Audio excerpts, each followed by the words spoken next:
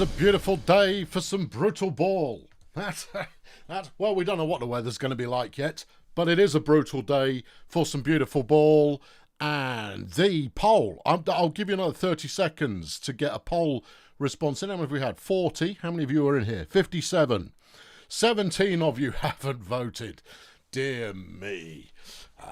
Right, now, unusually, I'm running today's stream at 1080p instead of 4K, so that the latency is lower. And we're going to do a small test.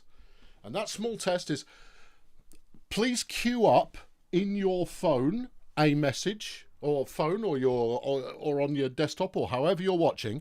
Queue up a message. I'm going to count down from 3. I want to see how quickly those messages come in, and where's my stopwatch? I'm going to put a stopwatch, because later on we do a lot of stuff in real time, and it really helps if the delay is not significant. Stopwatch. Right, ready?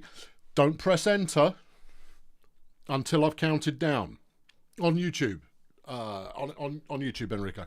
I just want to see what the stream delay is. Okay, ready? Ready? 3, 2, 1, hit it.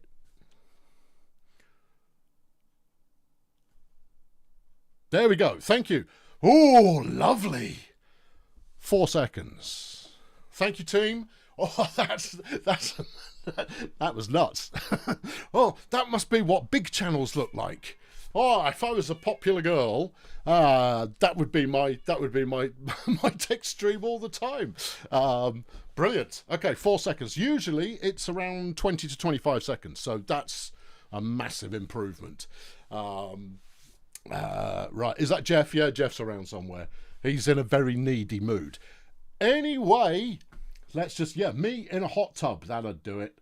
Yeah. Maybe with an outdoor grill, doing some hot dogs, doing some bratwurst. That could be good. Yeah, making cocktails over on this side. Right, there you go. Okay, let's rock. First game up, the Toy Masters up against the Voo Voo Boys. Whoo, yeah. Right, well, what can you say about both teams? Toy Masters have managed to cling on to a decent record this season, despite losing their best player. And well, actually, more than that, it was last season's league MVP in tag. The Evil Couch went out early doors. Let's close the poll and see what you people think. Settle in. I'm busy. Settle in. You can go in your box, or you can come up here on the blankie, but shut up. He's not listening. Yeah, Toy Masters. They are a decent team. They're a decent team. Have they got what it takes to beat the Voo Voo Boys? Voo Voo Boys last season struggled because they lost Evan Doublehair midway through the season, but he came back from the dead. Will Tag Evil Couch come back from the dead? That is the question that, well, Wolfgang wants to know the answer to. Everybody else is a little bit afraid of the answer. If you haven't seen it, first game of the season, Tag goes out having played arguably the best game of Brutal Ball ever played by any defensive player. Yeah, offense, nothing special. Defense, amazing. Absolutely amazing. Is the voice a bit low? Is the voice a bit low? For crying out loud, it could be. Hang on, let me just check that Windows isn't mucking with my system again. Because if it is, it auto-adjusts no matter how close or far away I am. I need to find a way to turn this off permanently. I'll check. Hold on, please hold. Jeff, now's the time. Amuse the crowd. Amuse the crowd. I'm going to check anyway. Input devices. No. I don't need to detect problems. I just need to tell me if you are a problem. Input devices. No. Yes. And it had adjusted the volume again. I can move back to my flipping normal position because I shout. You see, I can move back to my normal position, and then we're on. Rusty slung a fiver in the bucket to praise Jeff. Let's get the game going because we're going to be here a while. Toy Masters, Justin Underworld, Pip Strobe Light, Scrag Vitamins. Solid lineup. None of them broke 2,000 yards this season in one discipline alone, but a couple of them have at least done a bit. Yeah, in the line, Dave Caustic is pretty good. Defensively, very good. Claw Scratchboard, however, rookie last season, this season, monster. Yeah, absolutely monstrous from Claw Scratchboard. 682 pancakes. And then CDC, who doesn't contribute as much, but to be honest, if you've got a team that can manifest 3 offensive linemen, or 3 defensive linemen for that matter, you're in good shape. Benny Sausages is having a good rookie year. Dr. Good Surgery is okay. Over on the Voodoo Boys side of things, Brandon Peril, flipping heck, he's slippery. Slippery old Brandon Peril, alongside Evan Doublehair, who had a great return from the dead, making over 3,000 yards this year. And Ocean Tanklat, who's been mostly in the lineup this season, having had solid performance as a runner 3. In the line, Stabby Pete. He doesn't block. He's not a blocker, but he can make defensive plays. Tony Benchwarmer, though, he blocks like there's no tomorrow. And Horston Saltblock is pretty good, but only so-so. But he makes a difference on both sides of the ball. Bertha Raccoon has been a rookie discovery and plays very well. Shambly Jugglebead, though, not been in very often. The Jugglebead Gambit is one we don't know how exactly that's going to play out yet. But let's get the game going, and then I don't need to interact with my keyboard anymore. It's a beautiful day for some Brutal Ball. Let's move that over there. Let's put my buttons here. Jeff, don't press the buttons, okay? It's important that you don't press them. All right, it's going to be the Voodoo Boys who get things going first. Remember, this is the playoffs. If you lose, you're out. And Doublehair makes a run for it on the first play of the game. The captain there chalking up the yardage. Breaking a ton of tackles, 21 yards, not bad at all. Brandon Peril, one of the league's best runners, is getting the carry next. Oh my goodness. And he chalks up another 32. Well, there aren't many ground-based teams that can actually sort it. But here's one. Jugglebead makes a good catch, dodges a tackle from Good Surgery, and that's the first touchdown of the game. Let's see if the Toy Masters can respond, and Vitamins certainly fancies it. He has a quick catch and go on first down. He gets the ball on the following play. He evades people, gets 20 yards. All right, Strobe Light is looking to pass. That one's out by the sideline. Good Surgery has the catch. It evades enough to snag a first down. Underworld throws to the flat. Good Surgery gets it but loses some. Nice tackle from Raccoon. It's 3rd and 12. Strobe Light's going to run this one. Only gets 6. And the Voodoo Boys take back over. One stop at this level can make all the difference. One stop, one turnover, and it can make it can sign you into the next round. Tanklat there, nice running for the Voodoo Boys, who've got a heck of a running team by the looks of it. Yeah, it looks that way.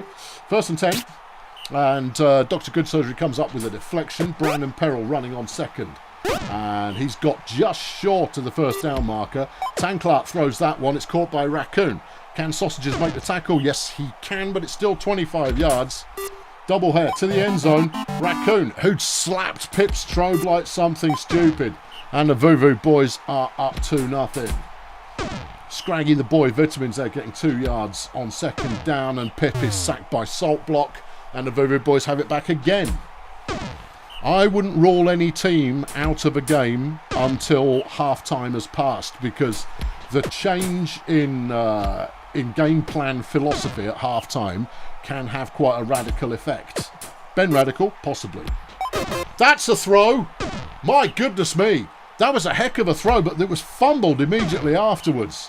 What a disappointment. Great pass. Almost a good catch, but ultimately not a good catch. Toy Masters on 3rd and 1. That one's caught and they're moving the ball. They're still in their own half at the moment. Justine Underworld throws that. Stabby Pete's gone down. Claw Scratchboard has injured him. And Chaz Crank Fonz has come in as a replacement. Pete, not much of a blocker, remember, but he does contribute defensively. Toy Masters now have the ball. Peril there with a 4-yard run. And nope, nothing on 3rd down. Both teams stalling out here. Good Surgery with the catch. Gets short of the first down. 2 yards to go. Scraggy. Scrag throws. Sausages on the catch. Sausages down to about the 32-yard line. Ooh.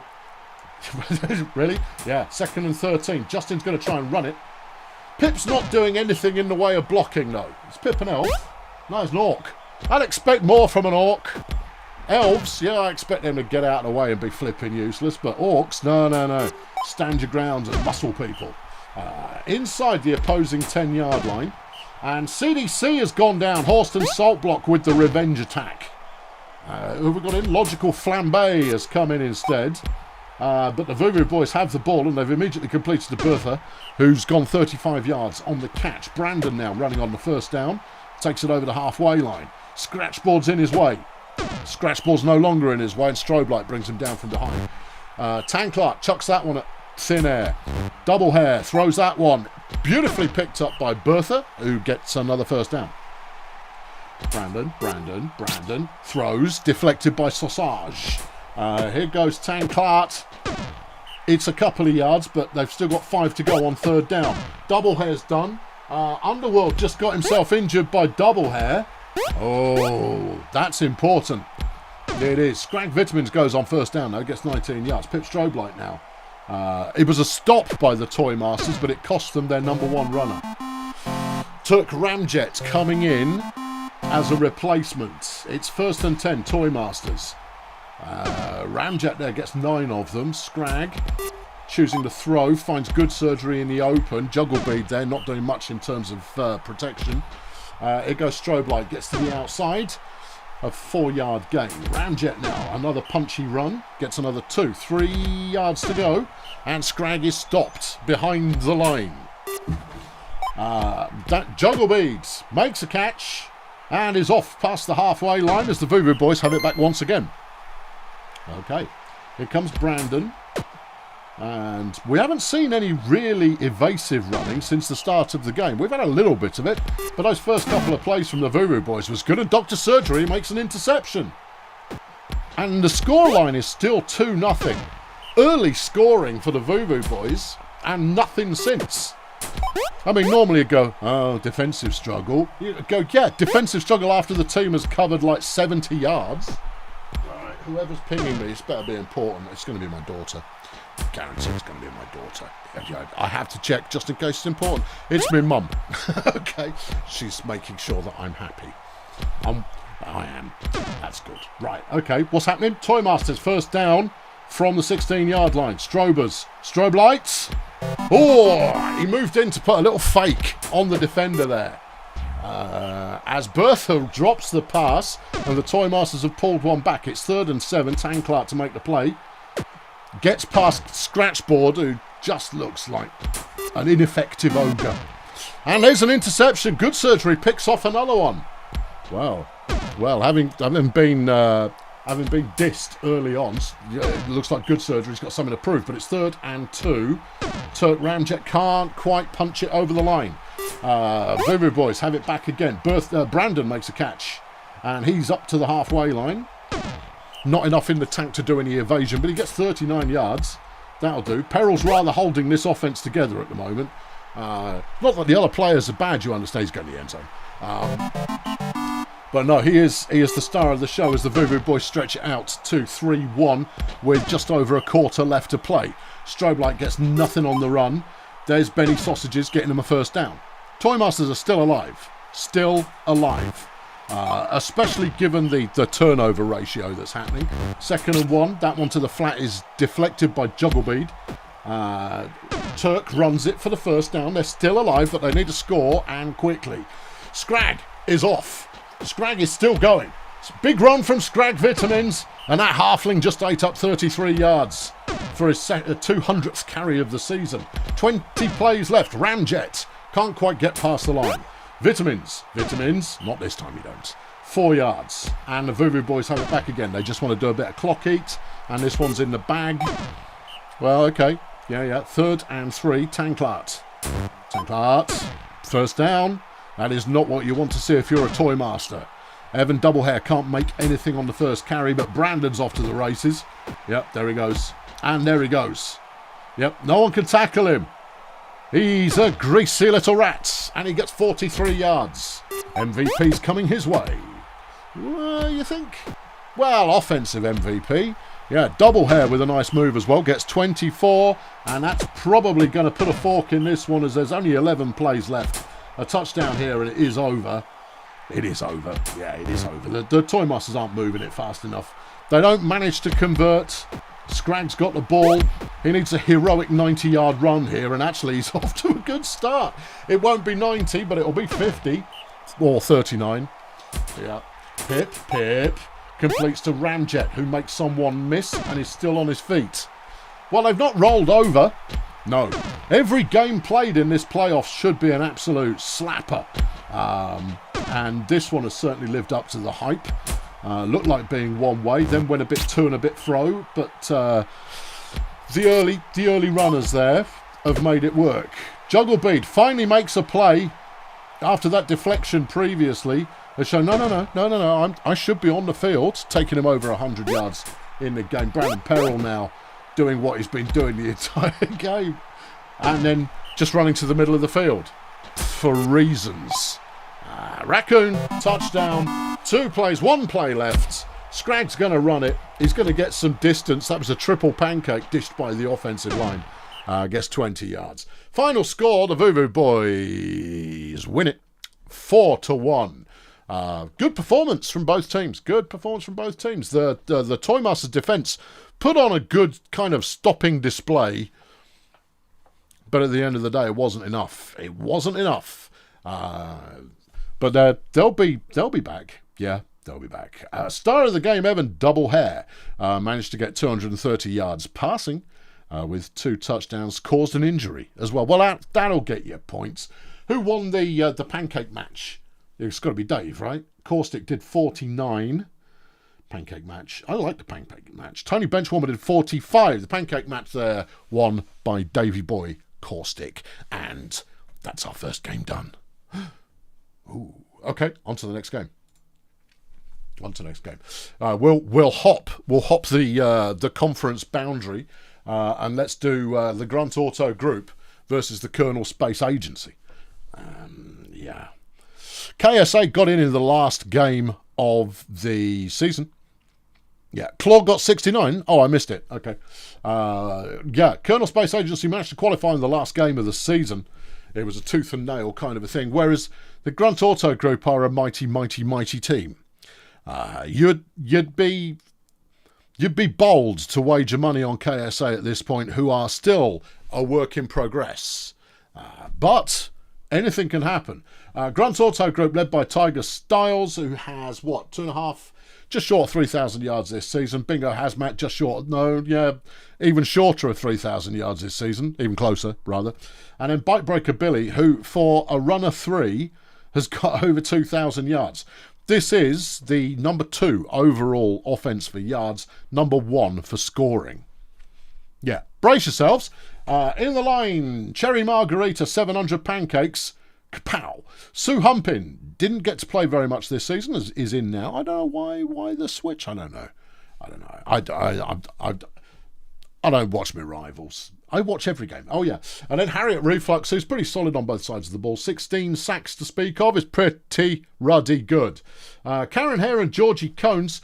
Karen Hare, we don't talk enough about Karen Hare, you know. She's put up 2,200 yards receiving, and she's really difficult to bring down. She's made a couple of interceptions, but not so much that it's been insane. Brother Kane's just chucked $50 in the bucket. Thanks, Bro Kane. I appreciate that. That's jolly decent of you. Thanks go to Joe for a great game. Thanks go to Joe for a great game. Without Joe, there is no game. Without a game, there is no Joe. Or something. I don't know. KSA. They're being led by Ethan Hogwash, Bill Saturno, Bubbly Merchandise. They are not listed in the order that they will be playing. Bubbly is runner 1, Ethan is number 2, Saturno's number 3. At least I'm pretty sure that's the way I put it in. I paid a lot of attention to making sure I got everyone's lineup right. If you spot something that looks off, say it. I will pay attention. I'll go in the spoilers channel. Spoilers channel. Yeah, say it. If it looks off, I will check it. Okay? Yeah, because I'm decent like that. Or I don't want to get it wrong. Not in the flipping playoffs, anyway. Bucky Dungeons, Olga Delirium, Flimsy Cotton Socks, the 3 blockers. Dungeons is solid. 400 pancakes this season. Delirium is less solid, but not bad. And Flimsy Cotton Socks is less solid still and adequate. Rock Hands, star of the show, 2,300 yards receiving this year, 8 interceptions as well. And then Tongo Coriander, who's a pretty decent Dark Elf player, you know, pretty decent. Right, I see no objections in the chat. Let's punch that thing. Yeah, I mean, Tiger Styles being alive is a problem, but Hazmat, got to keep an eye on him. He's rubbish defensively. It's a blessed game. Of course it is. Of course it is. Yeah. Which means if you score, you're going to score more. Oh, this is not going to be a 3-1 victory. No. Bubbly Merchandise on first down. Tosses it. Hands has got the catch. Styles is immediately stuffed. Lovely piece of blocking there from Tongo Coriander as Hands gets all the way down on a 60-yard throw to the 15-yard line. Hogwash now runs. Gets about 8 on that one. 2nd and 1. Here's Saturno. Tries to find a path outside. Can't find one. 3rd and 2. Merchandise. And that one's deflected by Tiger. Good defending there from Grunt Auto Group as they immediately complete to Karen Hare, who's going to get up to about the 45. I was going to say 40, but no, that was a 37-yard reception. Billy getting himself sacked, and Bingo Hazmat now has a pop. Throws for 2. 3rd and 10. Tiger tries to run it, and there's nothing there either. Merchandise throws. Coriander on the catch, gets 7. Ethan Hogwash stuffed at the line. Bill Saturno is sacked by Bingo Hazmat. He's an elf. Oh, that's dirty. Styles throws. Hare on the catch. Fox is the defender. There's no one to be seen for a million miles. But my goodness me, she's slowing down fast. Gets down to about a 1-yard line. Unfortunate, because that the stamina boost for making a touchdown would make her unstoppable. Oh, instead they give it to Georgie Cones. And the Minotaur gets the first score of the game. Merchandise throws for 3. Coriander with another nice catch. Being covered by Hare at the moment. Yeah. Covered in hair. Yep. Hare there pulling a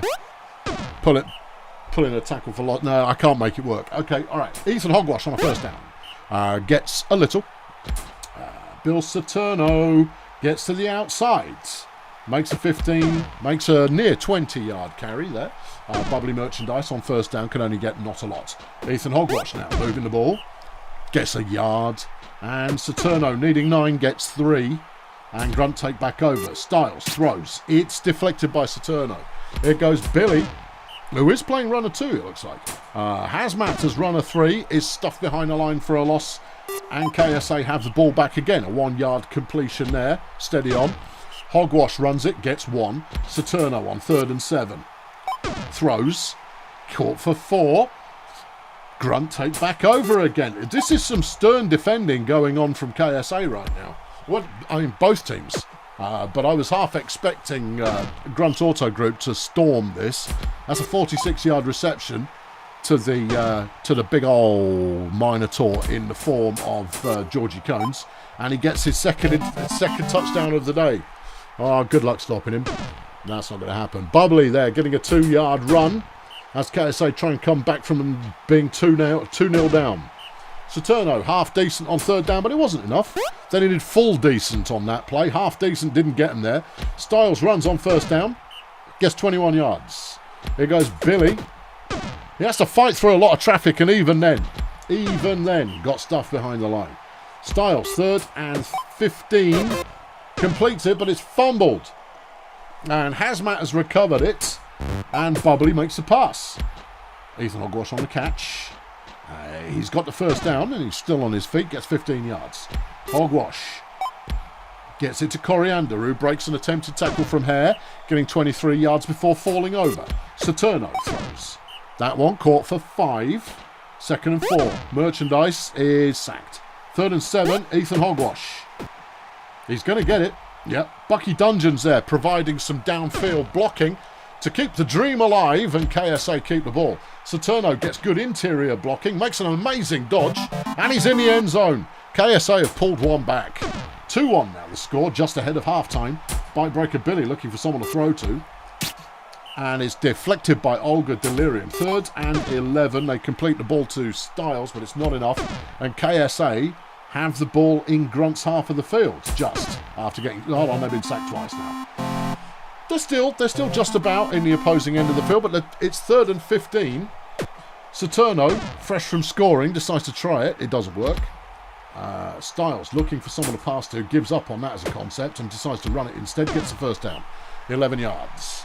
Here goes Billy. Target is open and it's Styles. Saturno tries to make the tackle and fails. Merchandise getting in there. Tonga Coriander has been injured and Bob Natuno has come in. Well, is that the catalyst for change we were looking for? Coriander have been playing all right. Yeah, Karen Hare there with a good catch and a bit of a run. Gets the first down. Hazmat finds Cones, who'd slapped Saturno upside the head, and Cones will take it in. 33 yards and a stretchy touchdown there. If you need to know what a stretchy touchdown is, just look it up. It's probably a thing. 2nd and 7, KSA with bubbly merchandise. Sacked by Harriet Reflux. Hogwash completes to Saturno, who gets the first down. That's some good determined running there by the Celestial. Saturno now has the ball. And that's a decent pass. Got it out to Rock. Rock hasn't seen... He's got five catches. He needs splashier catches. Well, the coverage is good. Hands on the catch again. First down at the 1 yard line. And Saturno works his way to the outside, but is snuffed back inside and it doesn't work. Merchandise throws and it's back down to the line. 3rd and goal. Hogwash out the back of the end zone. Steady. Styles almost caught in the end zone, but manages to get it away, and that's a first down beyond the 15-yard line. Hazmat. He's running. He's got some pace as well. I think of all of the... oh no, he's coughed the ball up. Where's the cough? Yeah, he's not interested. No. Merchandise throws into the flat, but Karen Hare knocks it down before Hands can get hold of it. And on 2nd down, they throw it out of bounds. Saturno's going to try and notice it. No, I mean, you get away with it sometimes there, Bill, but not most of the time. A run on 1st down for Tiger Styles gets 4. Billy gets that one no yards. And on 3rd down, it's deflected by Hands. Merchandise to Hogwash. Hogwash, first down. That's 15 yards. Okay, Hogwash now running the ball. He's going to get 7 or 8. Or 11 or 12. 13, in fact. That's his 1,000th yard rushing this season. That's nice for him. But they've only got 20 plays left to even things up. It's 3rd and 13. Hoggy again. Hoggo. The Hogster. He completes the pass, but it was only 6 yards, and they've given the ball back to Grunt, who immediately throw it to Karen Hare, who gets 28 yards. Bybreaker Billy with the throw. Gets it to Hare again for another 6. This is a reliable combo. Hare with another catch. Delirium bringing her down after 22 yards. 16 plays left. And Grunt looking as good as they have all game. By which I mean, you know, they've looked no more or less competent than this as Cones goes in for his 4th touchdown. And that makes it 4-1 with 13 plays left. And that'll wrap the season up for Colonel Space Agency. Be nice to see him make a big flashy play though. Maybe a big 40-yard lob to Rock Hands. That'll do. Yeah. Thank you. 37 yards. That's close. It was a good lob, though. Yeah, I mean, well, that's the play. Flipping, haul that thing downtown. And that way, if you catch it, you've already got a bunch of yards. Yeah, sure. Hands, touchdown. All right, pick 6. Not on that play. All right, 6 plays left. Pick 6. No, Cones had demolished his guard again. And Delirium brings him down after 34 yards, but that'll surely do it. 5 plays left. Hazmat completes for 4. And, yeah, no, that's it. 3rd and 2. Styles with the first down. 3 plays, including this one to go. As Styles evades a couple more. Oh, we want 5, do we? All right. I think that's just rubbing it in. Cones, touchdown. Okay. All right, there you go. And that'll wrap it up. A good game from Colonel Space Agency, who, on paper, were massively outgunned in this one.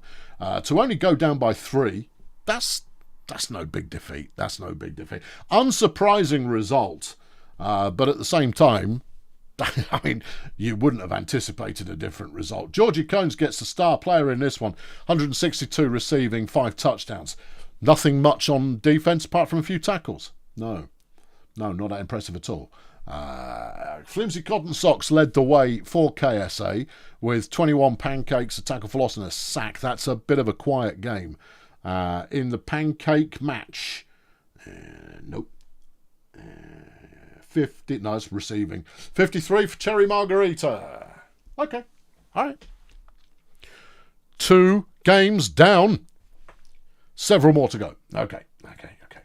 You can't, don't blow all your excitement at once. Let's do Erg Melon Flex versus the Medics as we head back into bad company. Both these teams finishing with a 9-5-0 record this season. The Erg Melon Flex really coming strong once they'd settled on a lineup. Settled. They have Flapjack Nope, who is, on paper, the best runner in the league. He will tear up rushing yards like no tomorrow. If it's foggy, that benefits the ground game, hurts the passing game, and Erg Melonflex are a running team. Yeah.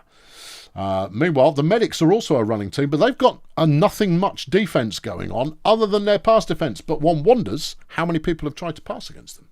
Let's have a look. Flapjack Nope, Omar Pellegrino and Wilf Jerk, the starting 3 for Erg Melonflex. It's all dependent on Flapjack, frankly. If Flappy has a big game, he could break a record, but it's going to come down to the disparity in the line. If he gets good blocking, he's gone. If he doesn't, he's there where he started. Splattered a little bit. He'll get one good run at least. Okay, blocking for Erg Melonflex, Charles Monkey Cage, Chicken Druid and Gale Scarlet Royd. Monkey Cage has been in and out of the lineup a couple of times, but has been relatively solid of late. 270 pancakes, 8 sacks, 4 tackles for loss. Chicken Druid has been in there all season, 446 pancakes. All right. And then Gale Scarlet Royd has been in and out a little bit as well, but mostly there. 200 pancakes, 10 sacks. Not bad. Bit of pressure. Okay then. Flashy Bandit. Well, Flashy is not so flashy when it comes to receiving. Sure, he can do it, but he doesn't get the ball that often. But 16 interceptions. Led the league in interceptions this season. And in the fog, I don't know. Is it foggy? I'm not sure it is, you know. I think that the ground is just washed out. It doesn't look foggy. I could be wrong. We'll see. And then Scrungy Gubbins, who's a big nothing. Over on the medic side of things, Tension Soda, Martian Jackhammer and Scooter Bwam are your go-tos. They do like to throw it. They do, but they don't get an awful lot from it. This is a team who have done well defensively. Yes. Scooter could be a good player in the future, but he's not quite there yet. Not quite. In the line, Chaz Contraband is a beast. Blocks like there's no tomorrow and then picks bark out of his nose or some such. Tiffany Hooverbag, the rookie, has been a solid blocker but delivers also on defence, whereas the Anger Panda can't block so well but will put a quarterback under pressure as often as you like. Receiving, Sabutio Bongos and Cindy Vapid, both of whom play well but haven't been given a huge amount of yards. So let's see how we get on as both teams are in the playoffs for the first time in their history. This is what we like to see. Still, 2 men enter, 1 man leave. Or some such. It is foggy. It is foggy. Oh, okay, it's going to be the medics who start with the ball, playing in their home colours, and we'll see how we get on. Because if it's foggy, you can't see where you're throwing it. But who's to say for sure? I think it favours Bandit, who does have high vision. There's a throw on first down, and Druid gets a deflection. Tension Soda's going to run it. Still on his feet, but he's not going to get very far. 5 yards. Scooter on 3rd and 5. An evasive, swervy run for no yards. Here goes Flapjack on first down. He's still going. Okay. He's still going. 22 yards after evading 3 clear tackles there, but they get sacked on first down. Pellegrino gets nothing, a 1-yard run. It's Flapjack on 3rd and 11. It would really suck if he were to get killed in this game. He only made 8 there. And the medics have the ball back. Soda looking to pass. And it's intercepted. Bandit has picked it off. And Nope is immediately running on first down. A little bit too much side to side there, but it's still a 7-yard carry. Wilfie Jerk there with a run. Gets one. It's 3rd and 1. Pellegrino sneaks over for the first down. Nope. Running again. Evade. Evade. Touchdown. Flapjack Nope in for a 15-yarder. Okay. Jackhammer throws. Finds Bongos, who is off. Gets over the 45-yard line. And medics come out with a good pass to get things moving. A 3-yard run on first down isn't that great. Boam can only make one. Here goes Jackhammer. And that's complete to Bongos again. And that's a 24-yarder. It's a 24-yarder. Soda is stuffed behind the line. 2nd and 11. Here comes Boam. And Gubbins tries to make a play. Can't make it. Several other people tried it as well. Couldn't really make much of that neither. As Boam then finds himself wide open on the following pass attempt and gets an 18-yard touchdown. It's 1-1. And this is the first of the 3 games we've watched today that have been tied. Other than 0-0 to start with. Pellegrino with a nice run there for a Melon flex. Gets past the halfway line. He's got a turn of speed. Presumably he got good blocks going on there. Flapjack on the move again. Just breaking tackles like there's no tomorrow, and he still can't decide which way to go.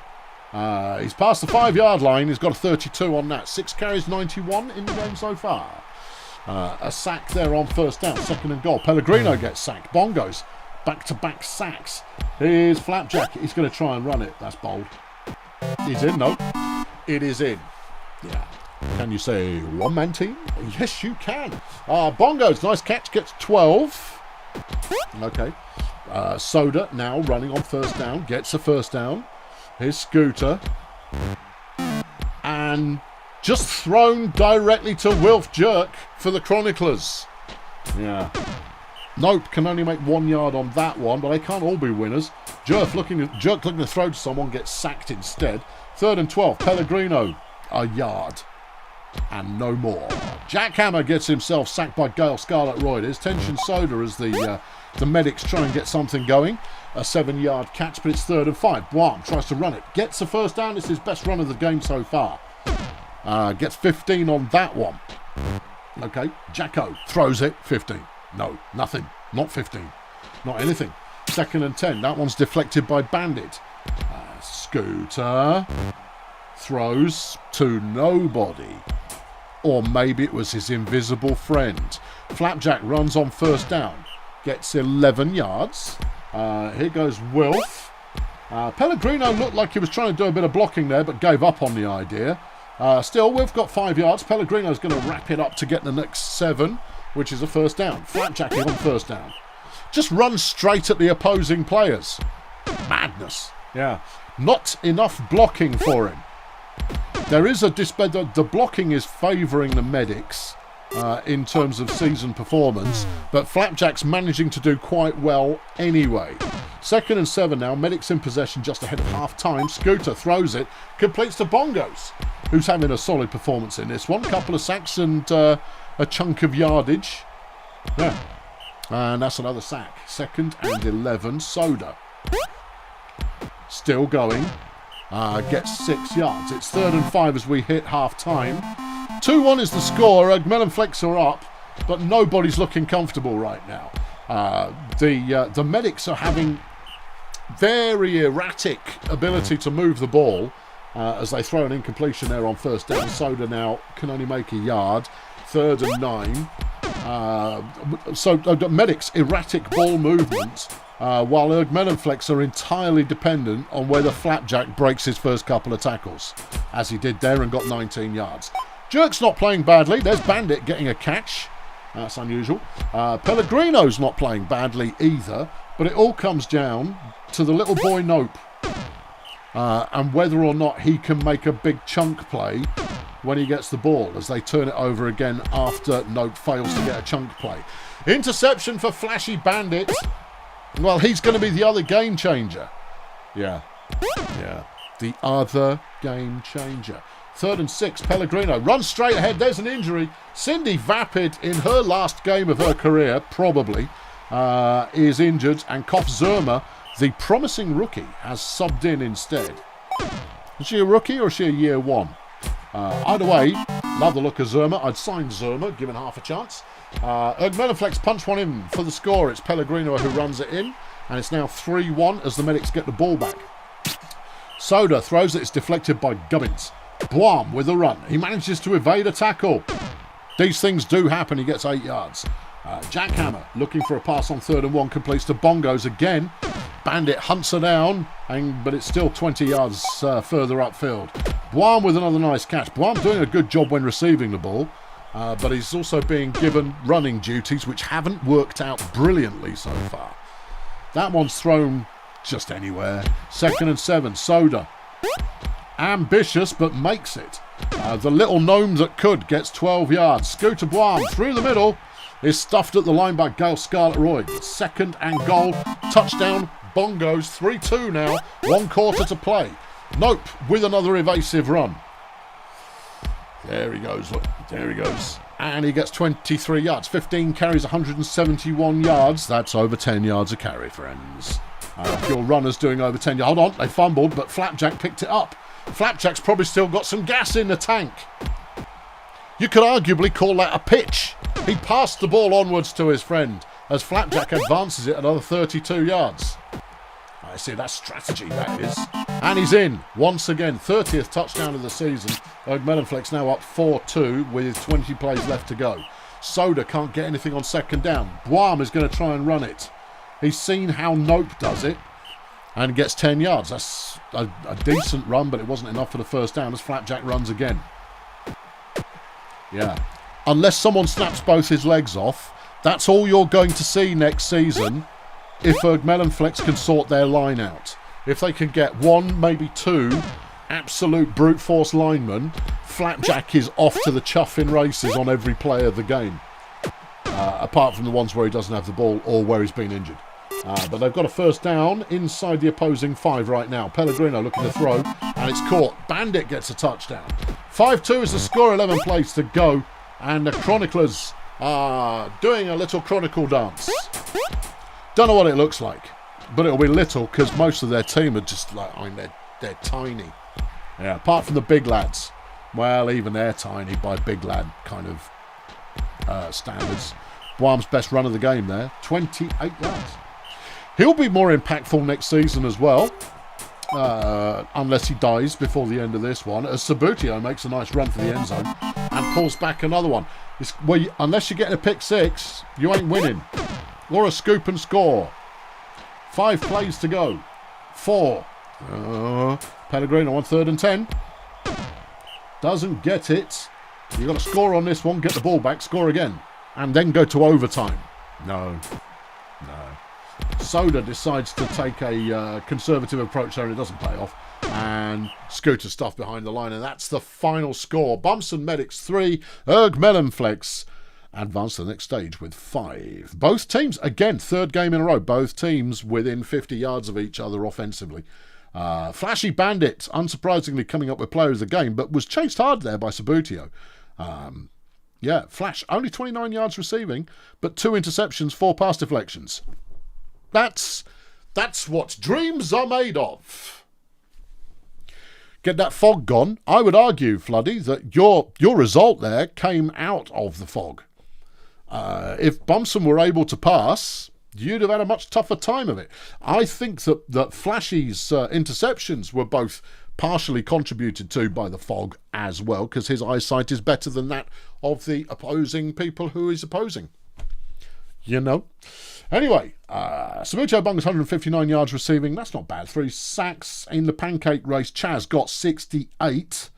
Any advance on 68? No. Chaz Contraband led the way, and that's the only thing that stopped Nope getting 5,000 yards rushing. He got 256, which is the best we've seen from any player so far. Hopping the divide once more. Let's go Nomads. Right, okay, yeah. Why am I backing the Nomads? Because I think I play the winner of this in the next round. I can probably take the Nomads. I definitely can't take Lingo Blend. So, you know, that's the only reason. Nomads had an absolutely storming season, and it took until the last game of the year for them to fall to second place with the Minstrels ahead of them. They're an absolutely brute force kind of a team. The All-Stars, on the other hand, they are less of a brute force kind of a team, but they have the best 1-2 receiver combo, including Barry Science and his best mate. Yep, the best 1-2 receiver combo in the league. Hands down, if you can't stop them, they are going to get all over you. Yeah, and it's the last time they'll play together in this season during the playoffs, because Frag, I think, is retiring. Oh, unfortunate. Right, the Nomads. Flat-nosed McQuirk hasn't done very much this year. No. Ilma Shelf Space, though, passes pretty strongly, as does Olivia Chaka Khan. It looks like it's going to be a beautiful day for some Brutalball. So an airborne game is going to work. Both of these teams favour the pass. Fungi is not a gunner. I don't know what we're talking about. I don't know what we're talking about. Meanwhile, in the line, Exponential Tyrone, Bird, Dog, and Hair Bear. A good blocking combo, although Hair Bear doesn't play in the line very often. He plays all over the place. Who are we missing at the Nomads? Feels like we've made a late switch.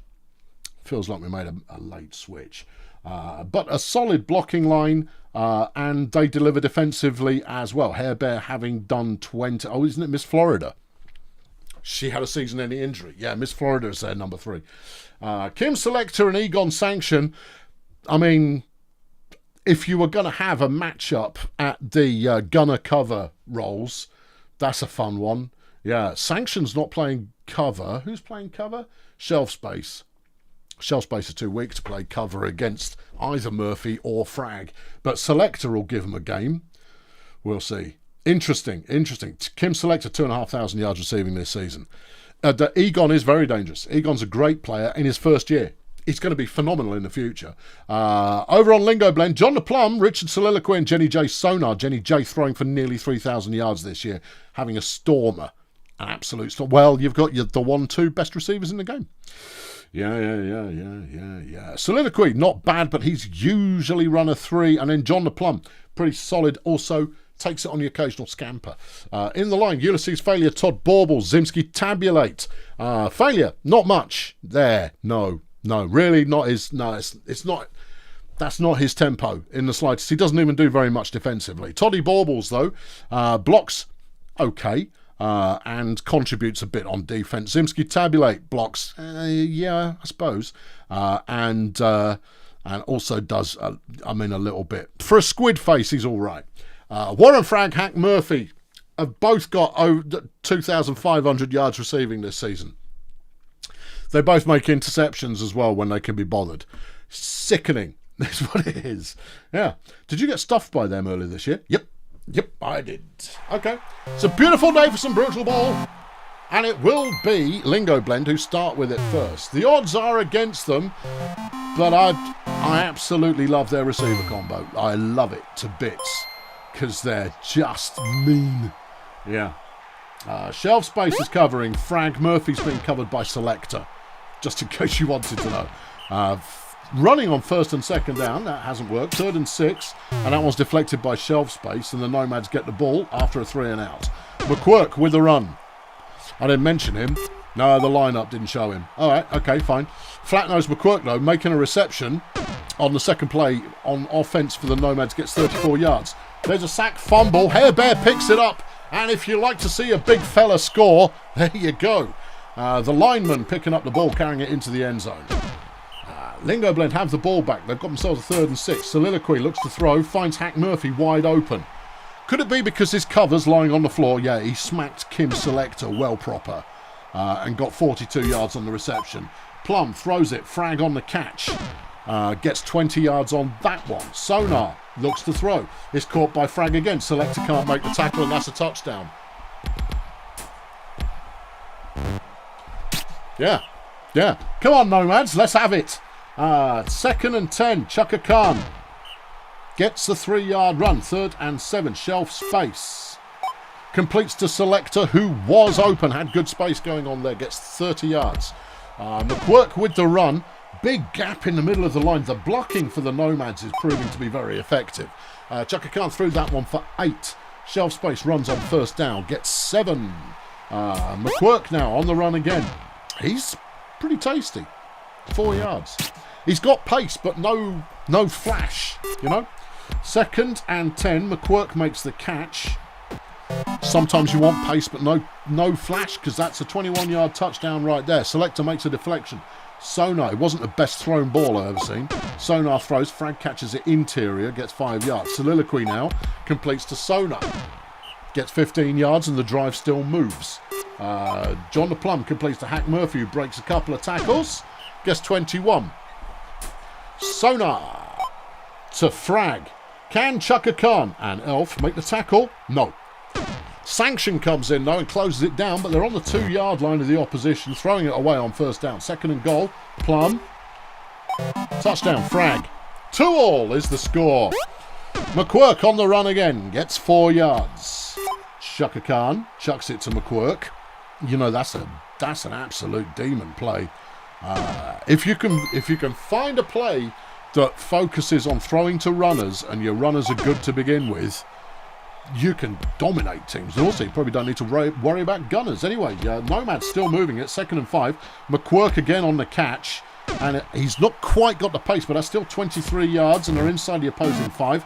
And they throw an absolute clunker of a pass. Richard Soliloquy picking it off. The entire Lingo Blend team coming in to make blocks as it goes the other way. As Murphy makes a catch, gets the first down.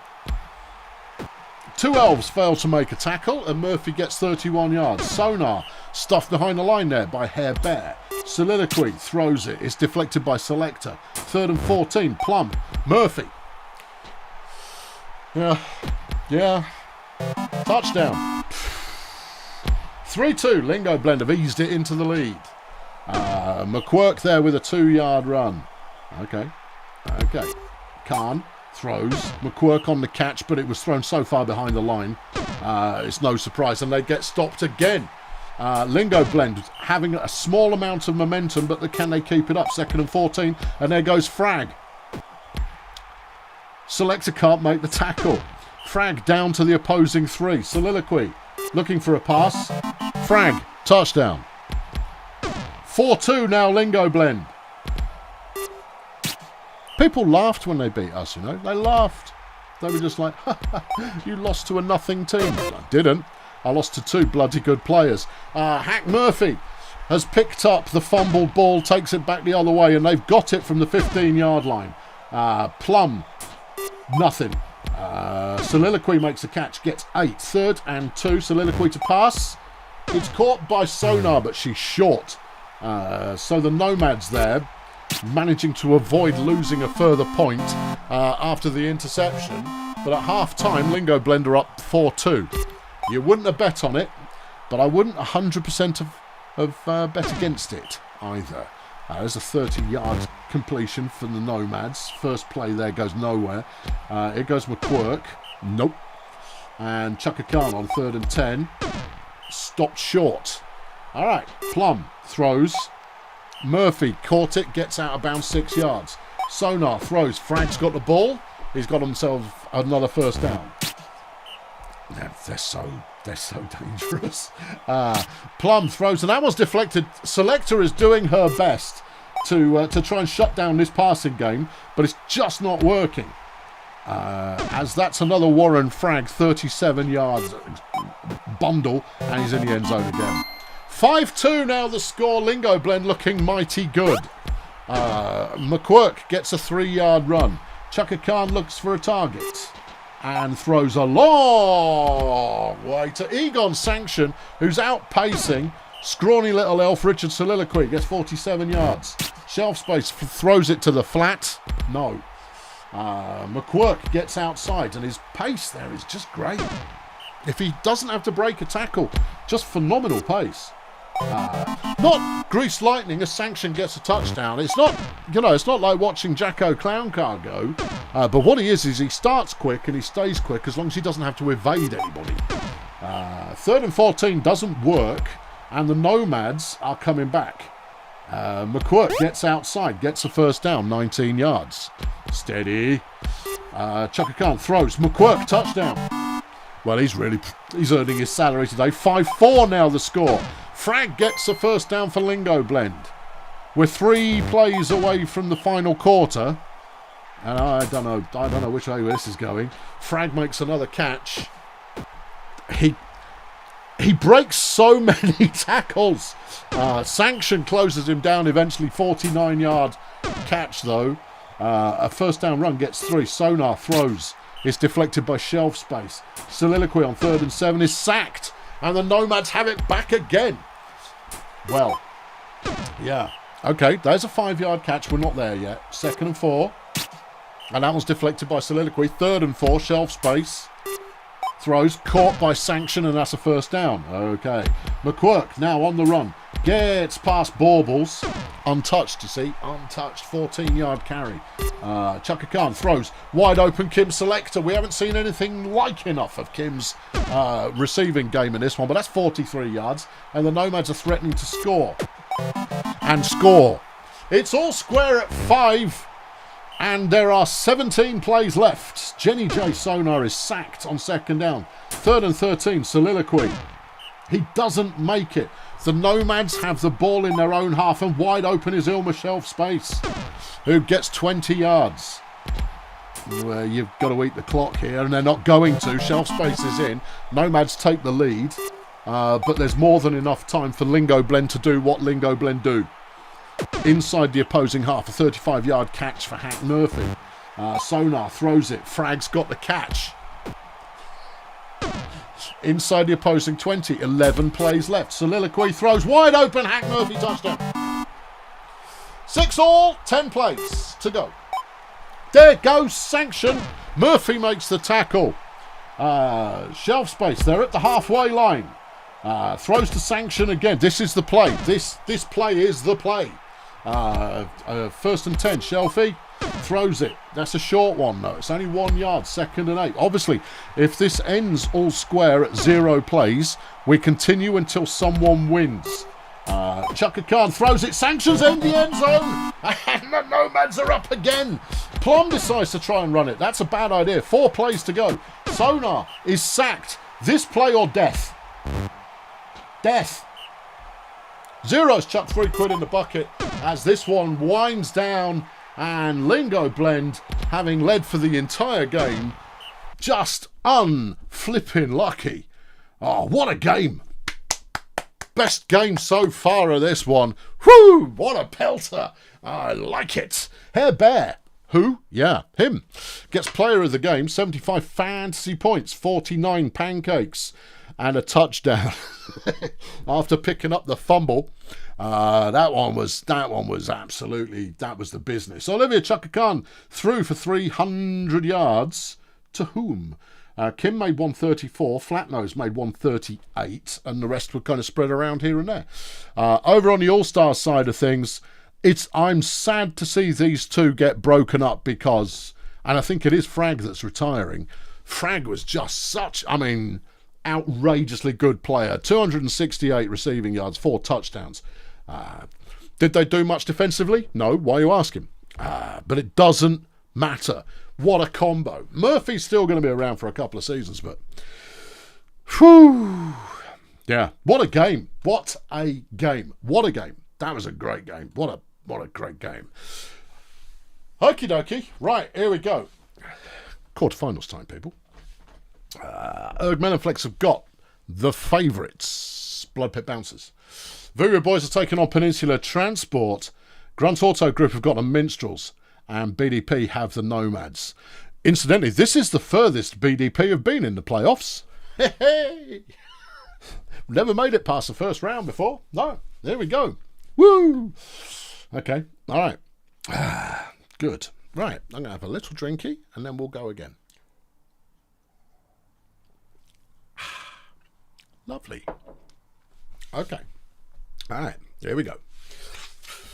Oh, and it's a brutal field. Obviously, we're playing at the Blood Pit home stadium. Melon Flex we met in the previous game. We won't need to talk about them. Blood Pit, meanwhile, Clacton Express, 2,500 yards passing, another 666 rushing. That's not an omen. No, not even slightly. Glenda Bastard has been here and there and all over the place. Played in the line for a bit, has been in the lineup a bit. Don't really know what's happening there. A good player, but a bit of an all-rounder right now. And then Kojak, Mr. Ron. Dark Dragon would like a huge cup of tea. Yes, by all means. I'm going to take a time out before the final, and it will either be after this round or after the next one. I'm going to take a breather to get myself, you know, re-vocalised, because I'm going to get excited in every game. I know, especially if I'm in the semis. Goodness me, who knows? Kojak Mr. Ron, a heck of a thrower, and contributes a bit on the. Actually, Kojak's nothing like as good as Clacton, so don't even worry about it. In the line, Fred Singularity, Veronica Hammock, and Peter Brickwall. The best offensive line in the league. Behind this line, you can do whatever you like. Yeah, the Melon Flex line is pretty good, but they're going to get snuffed here. They're going to get absolutely whomped by this offensive line. Doesn't necessarily mean that Blood Pit are going to win it, because Ramiro, Pleasure Dome, and Frank Trombone. Pleasure Dome's good. Pleasure Dome's very good. Pleasure Dome is very good. Yeah. Trombone is pretty good. Yeah. Huh. Both these teams first time in the playoffs. Both these teams first time in the playoffs. It's going to be a brutal game, but this line is the reason that Blood Pit are here. That and maybe a slightly generous schedule, but other than that, even with a tougher schedule, this line allows them to do a lot. Okay. All right. There we go. Oh, dear. Yeah, it's going to be Blood Pit who get the ball first. Let's see what advantage they can make out of the line disparity. It's not that Melonflex's line is bad. They're just not as good. Kojak will throw that one. Pleasure Dome on the catch gets 13. This is going to be a slightly slower game than the previous one, because it's lacking that superstar effect. Trombone, though, nice run. A 45-yard catch off a pass from Glenda, and Pleasure Dome's in for the touchdown after 4 plays. Okay. Flapjack tries his running, gets a yard. Yeah, okay, doesn't mean anything. He's got plenty of time to make that work. Pellegrino on 3rd and 8. He's still going, but he doesn't make it. Only 5 on that one. Blood Pit have the ball back. Clacton throws. It's deflected by Nope. Kojak now looking for someone. Doesn't find anyone. Here's Glenda on 3rd and 9 and has stopped at the line. And Flapjack is off on the run again, and he's got through this time. And he's now evading people who really can't tackle anyone. And he gets 20 yards. Wilfie throws an interception to a tree man. You would think it would be easy. Tree woman, beg your pardon. You'd think it'd be obvious to see a tree woman, because they're enormous. Threw it straight. Ramiro's just standing down halfway down the field, apparently being covered by Flash Bandit, but I didn't see it. No. Who's covering who? You've got Flapjack is covering Trombone, which means that Flash is covering Pleasure Dome, and that's going to be a disparity as Blood Pit go up 2-0. Scrungy Gubbins making a play now for the flex. Yeah. Okay. Wilf throws. That's a 7-yard catch from Flash. Pellegrino on the run on 2nd down gets a whole yard. Flapjack 3rd and 2. Stuffed at the line. Yep. Pellegrino makes a deflection. 2nd and 10. Kojak completes to Clacton, who squirts through a whole bunch of tackles and gets 30 yards on the reception. Glenda throws, and that one's caught by Ramiro. Flash so far not being able to prevent these scores going through. Clacton runs on and is stopped at the 1. 2nd and goal. Kojak out the end of the end zone. Glenda 3rd and goal out the end of the end zone. All right, backed all the way up. It's Melon Flex with the carry, and Flapjack gets nothing. Wilf now with the carry gets 2 if he's lucky. 3rd and 9. Pellegrino. First down. Good running from Omar there to actually keep Melon Flex moving. Flapjack on the... No, he's thrown it out of bounds. It's a strategy. 2nd and 10. Wilf throws that one inbounds, but away from everybody. Omar tries another heroic run, and it doesn't work. Clacton with the pass, deflected by Flapjack. Okay, yeah. Kojak passes. Pleasure Dome on the catch is brought down by Wilf Jerk after 8 yards. Glenda runs it for the first. Sturdy old Glenda gets 17 yards. Clacton throws caught by Pleasure Dome for a first down at the 5.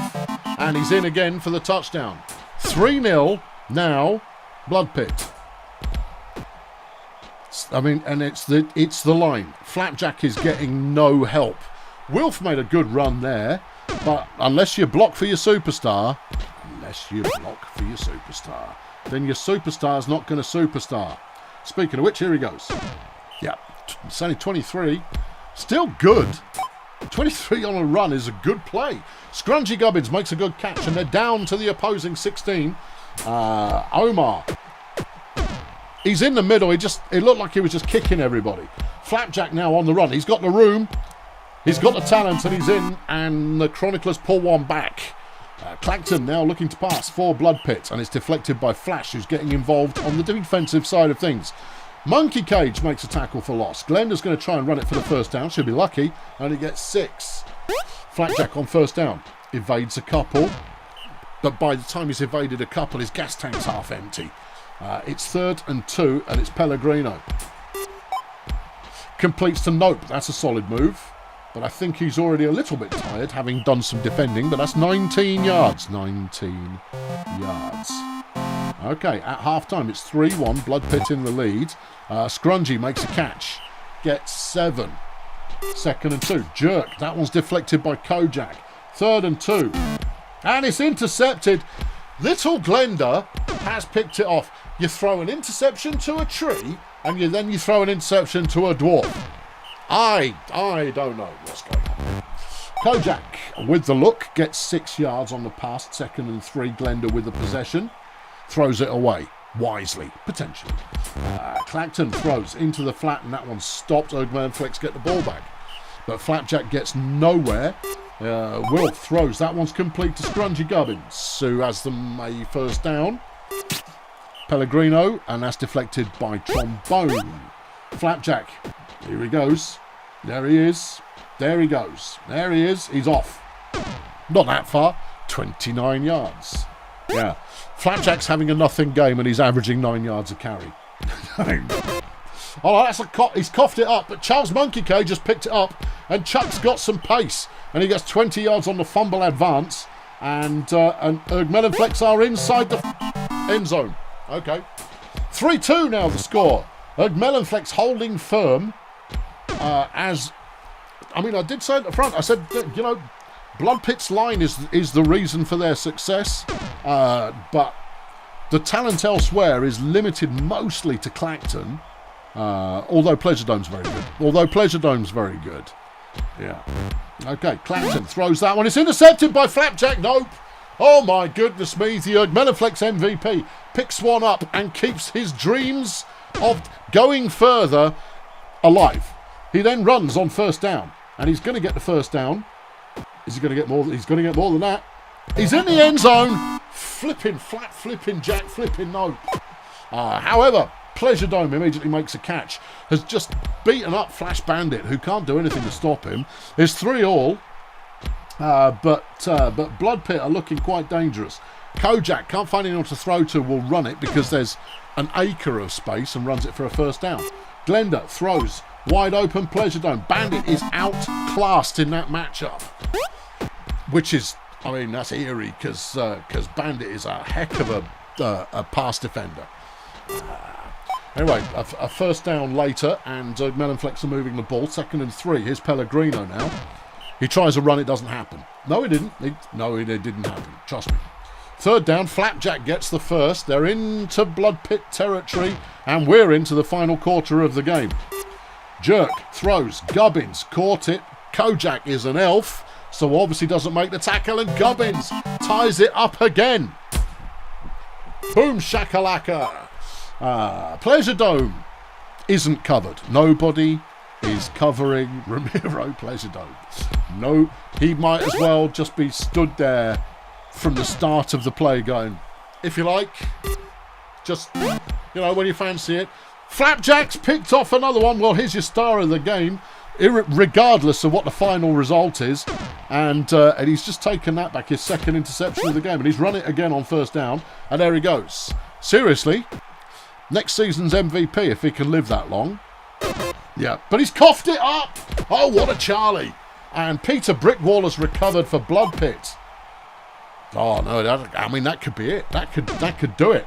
There's 18 plays left. Blood Pit have the ball. Kojak with the throw. Pleasure Dome makes the catch. And for once, Flash was actually covering him. Glenda tries to run on first down. It doesn't work. 2nd and 9. That one's deflected. Flash makes a play. Well done, Flash. Kojak throws. It's picked off by Pellegrino. What is going on with these erratic throws? Flash makes a block. Pellegrino gets a good return. They're on the 45-yard line. They've got time for this. There's 14 plays left in the game. If not, it goes to extra time, and Flapjack's done what Flapjack does. He's over 200 yards carrying. Scrunchy Gubbins makes a good catch. Down to the 5 into the end zone. And Melon Flex have taken the lead, and the Bad Company favourites are on the ropes. They've got 11 plays. They're at their own 35. Kojak throws to Pleasure Dome, because you would. And Pleasure Dome gets 20 yards. Glenda throws to Pleasure Dome, because you would. He gets another 13. 9 plays left. Clacton throws to Pleasure Dome. He gets 10 yards. Kojak decides to run it. Bold move. Gets only 5. Glenda on 2nd and 5. Throws out of bounds. Uh-oh. 3rd and 5. Clacton, no. Clacton's good. Clacton is good. Completes to Pleasure Dome. There's 5 plays left. Kojak has the ball. Has thrown it inside. And it's deflected. Glenda's going to try a run. Could get there. And is in. And we're all square with 3 plays left. Flapjack's on the run. And this one's going to overtime. Almost certainly. Although Flapjack's still hustling. Kojak Mistron's been injured by Scrunchy Gubbins. Is that going to affect much? Yeah, maybe a little. Last play of regular time. Omar throws it. Nope with the catch. But he's evaded a key tackle there. Gubbins makes an absolute belter of a block. But it's not quite enough. We're into overtime. Flapjack has the ball. He's only ruddy in. What a great game. What a fantastic game. What a fantastic game. And all of those who said that Blood Pit were going to make it to the final, you were wrong.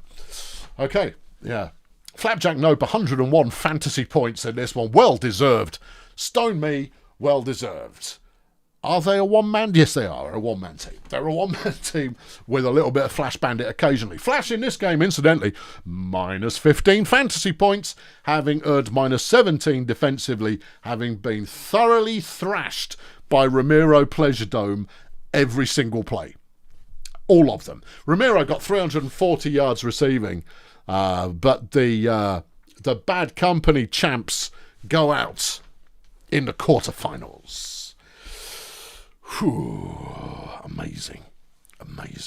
Fluddy, you might be able to keep up with the stream if you go into the little cog icon and drop the frame rate maybe to 60 to 30, or drop the resolution by 1 notch. That might keep you moving. Bad Words chucked a fiver in a bucket in response to an absolute belter of a game as Erg Melon Flex move to the next round.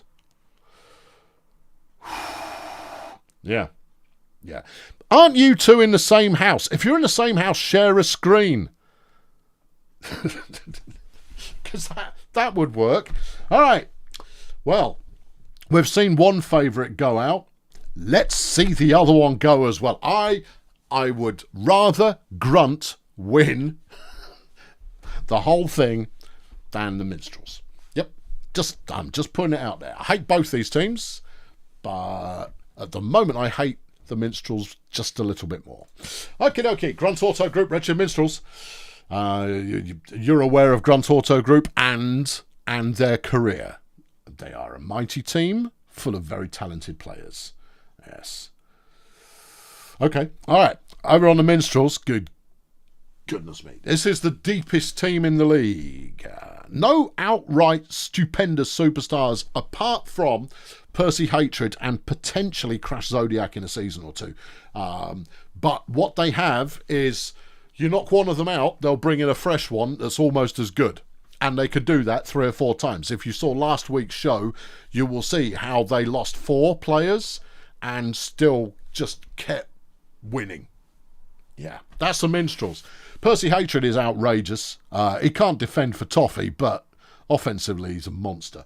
Meanwhile, Oscar Cattle Prod, he's good with everything. He catches, he throws, he runs. He also gets sacks on defense, and I don't know how, because he's a flaming elf. Then you've got another elf, Fingers Vectrix. I don't care what you say he is, he's an elf. This is an all-elf team. That's why I dislike them so much. Fingers Vectrix, very solid player. Doesn't get the ball as often as he could. And if he did, his numbers would be higher because he's that good.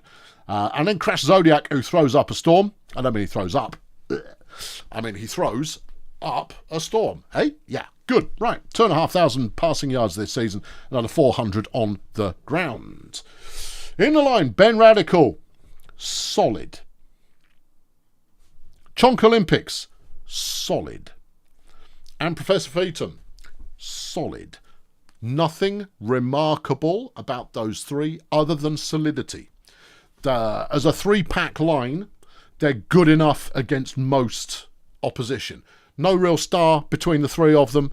They're just a solid lump of line. They're not as good as Blood Pit's line, no, but they're a solid line right there. Percival Hatred, 2,500 yards, receiving 3 interceptions this year. Gillian Void Monkey, the rookie, has been in and out a bit, but the Minstrels have been struck by, I think, 2 season-ending injuries. 1, 2 of receivers. So that position's been in flux too. 2 season-ending injuries. That position has been fluctuating throughout the year. Who's going to win? Okay, well, look at the receiver matchups, right? The Minstrels have got the pace. Grunt have got the power.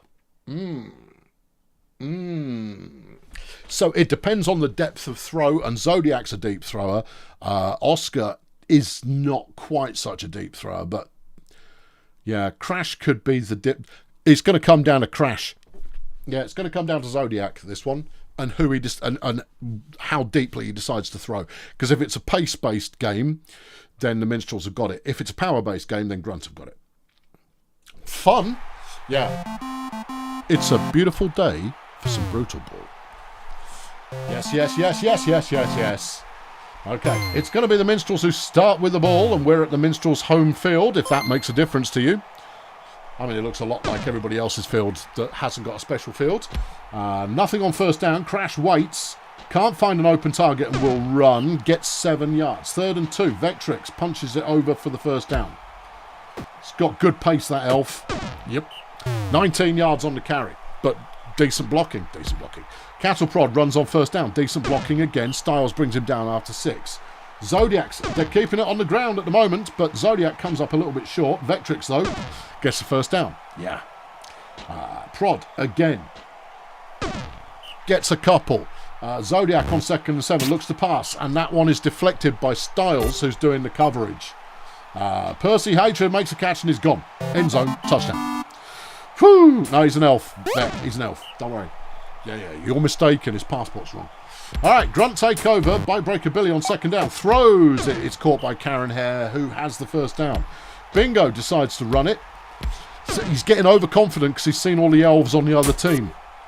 And he thinks that he can be that kind of elf too. Meanwhile, Karen Hare breaks a tackle and gets 19 yards.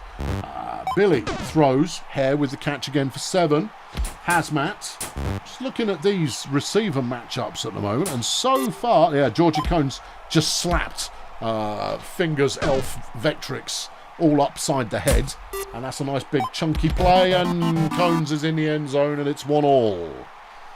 Okay, Prod through the middle. 4 yards for the elf. Zodiac, good elven throwing there, but it's deflected.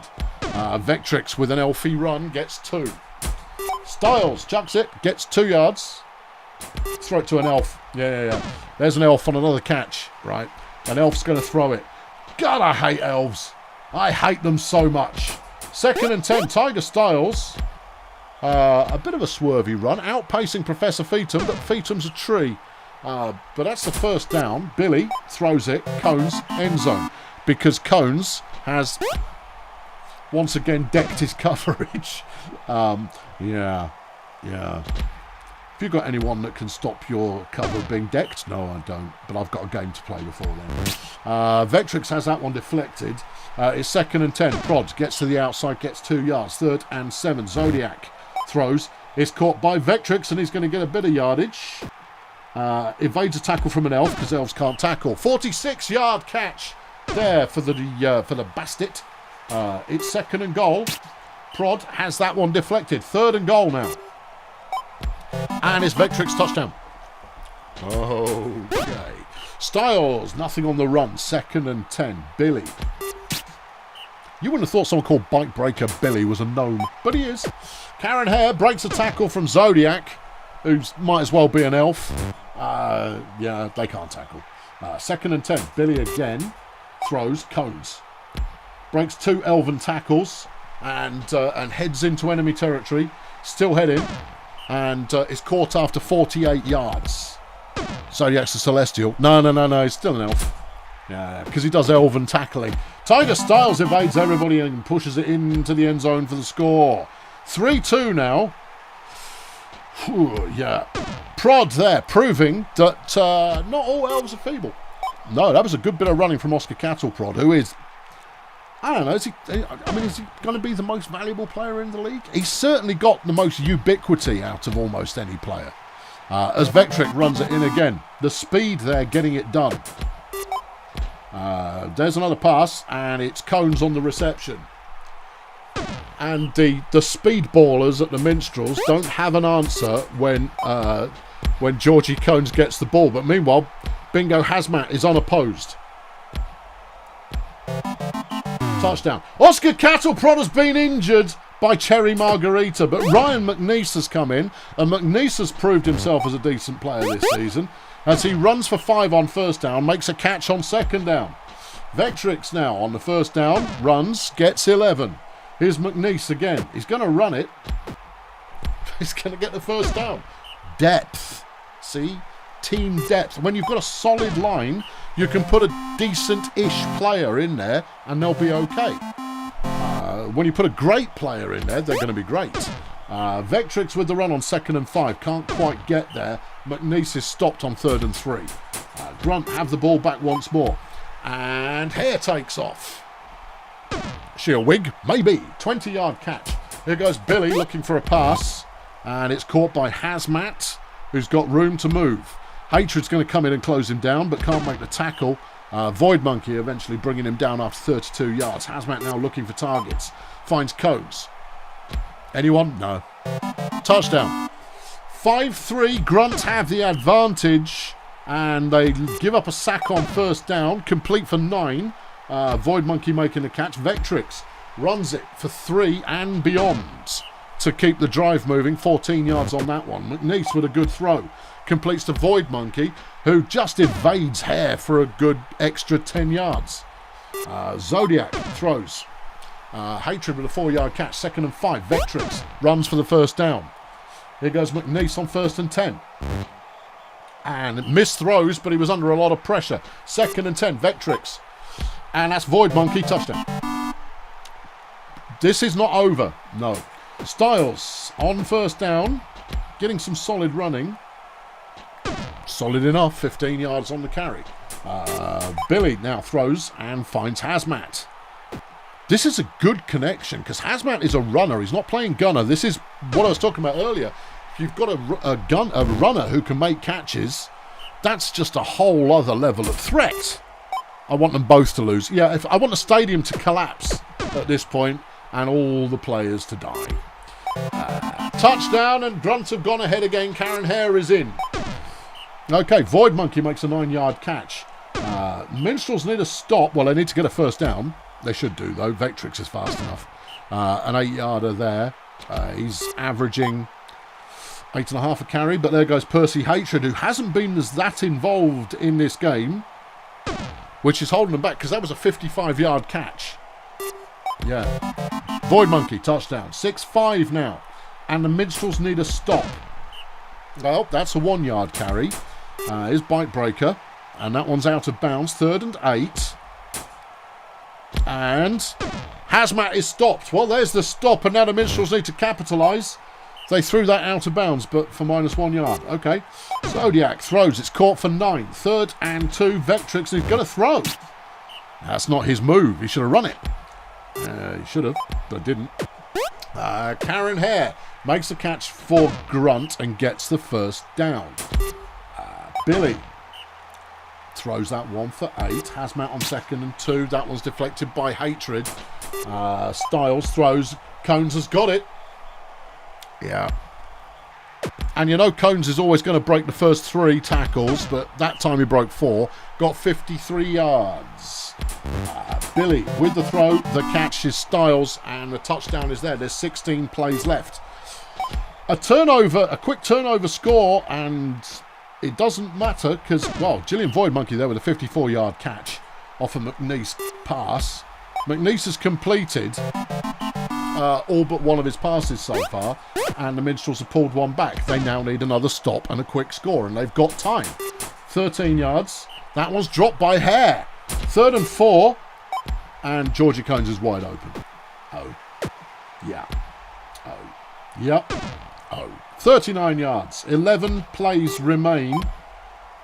Can anyone stop Georgie Cones? Tricky. Billy throws that one. It's caught. It's a 2nd and goal. 9 plays left. Hazmat. No one there. 3rd and goal. Styles. If this fails, there's still enough time, but Styles has put it in, and that's got it. That must surely wrap it up. McNeese throws internal, gets 3 yards, 2nd and 7. Zodiac throws, and Styles gets a deflection. Vectrix throws deep downfield to Percy Hatred, who's going to get a chunk of yardage here. 54 yards on that one. McNeese looking, finds Hatred again, who's going to get the touchdown. There's still theoretically time. Hazmat gets the first down, but he could cough the ball up. He hasn't coughed the ball up. Billy, there's an injury on the field. Billy to Styles. And Ben Radical got himself injured by Cherry Margarita. Last play of the game to Georgie Cones. Who baby? Who indeed baby? Final score, Grunt Auto Group 8. Wretched Minstrels 7. Grunt Auto Group are really good. Wretched Minstrels are really good. That was that's a tough game no matter which way you look at it. The star of the game, Georgie Cones, 286 yards receiving, 12 pancakes, all of which were on whoever it was, which poor fool was trying to cover him. 1 pass deflection, 1 tackle for loss. Percy Hatred got player of the game for the Minstrels, 46 fantasy points, 244 receiving, 3 touchdowns and a deflection. Let's have a look at the pancake batter. Cherry Margarita 61. Okay. Going up the other side. Yeah, solid line did not deliver sufficient solidity. Well, those of you who said that the Minstrels were going to make it in for Fail Brigade were wrong. What this means is we're going to have a new bowl champion. 3 seasons, 3 different bowl champions. Well, that's how we like it. Shall I let the Minstrels off yet? Not until Percy Hatred's dead. That is all. Okay, next up, Voo Boys, Peninsula Transport. I honestly don't know how this is going to go. I really like the look of Peninsula Transport. Voo Boys we've already seen in action. What is it that we like about Peninsula Transport? We like Klep Bossman, we like Cordelia Benzedrine, but they're weaker versions of Hack and Frag. Benzedrine's got pace, though. Does have pace. Yeah. In the line, Julio Lobster. Offensively, no. Defensively, yeah. Like Julio Lobster on defense. Ben Turncoat. Offensively, yeah. Defensively, yeah. Okay, this is a defensive line to argue with. And Diego ASMR is mid. Okay, but they're starting 3. Hank Fungible, Gabe Transistor, and MC Kaiser Extreme. Kaiser's okay. Gabe's all right. Hank's pretty good. None of them are superstar material. The Voo Boys, on the other hand, have superstar material from both Peril and double hair, but see, this is why I can't call it, because Tony Benchwarmer is a hell of a blocker, and Peninsula don't have a good blocker, but they've got great defensive linemen. Yeah. Voodoo Boys have got one good blocker. It should be good. Yeah, it should be good. What's it going to come down to? Can you stop Brandon Perrell with this line? Yeah, probably. And if you can stop Brandon Perrell, can you stop Evan Doublehair? Yeah, you see there. I don't know. Voodoo Boys. I'm going with the Voodoo Boys, but I honestly think Peninsula could do it. Yeah. Yeah. It's a hot day. Everyone's stamina drains a bit faster. Well, then I don't know. I mean, that's all bets are off, because that's going to that's going to hassle Brandon. Anyway, Hank Fungible with the run on first down, and the team captain gets 14 yards for Peninsula Transport. Kaiser Extreme tries to run it. It doesn't work. Gabe. Good run. Yep, 8 yards. 3rd and 2. Fungi. Sacked by Salt Block, and Voodoo Boys take over. Here goes Doublehair. He's going to run it.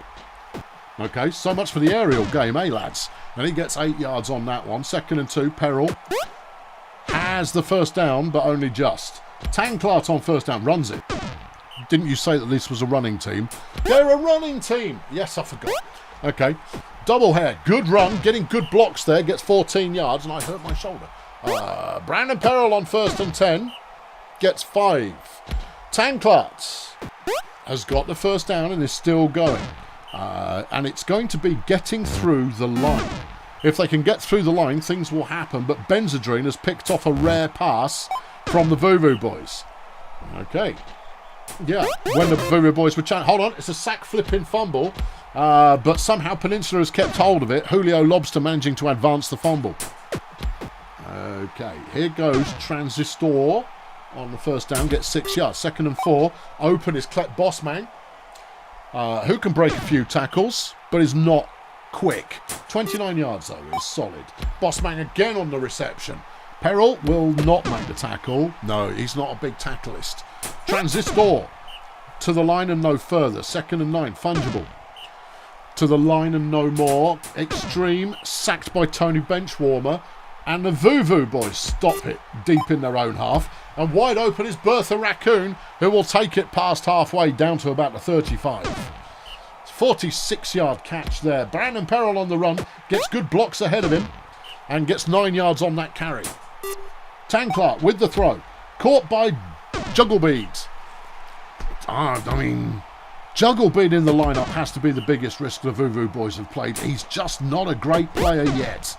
He might be further in his career. 3rd and 10, 3rd and some, 3rd and goal, and they get down to the 1 yard line. Fungible has to get them out of the end zone and does so. Peninsula Transport there. Not quite a goal line stop, but an and goal stop as Bossman makes another catch. And at the moment, Bossman and Raccoon, I would say, are the game changers for these two teams. Hello, Jeff. Not now. There's a good game on, mate. You can watch the game if you want. It's all good. Hank Fungible on 2nd and 5. Gets nothing. MC Kaiser Extreme throws, completes to Transistor. And he gets 17 yards and keeps things going. Salt Block makes a tackle for loss. Fungible is stopped at the line. 3rd and 12. Extreme is caught by Bossman, who does just enough to keep it moving. He might get all the way. He does. It's a touchdown. And after 33 plays, we've got our first score of the game.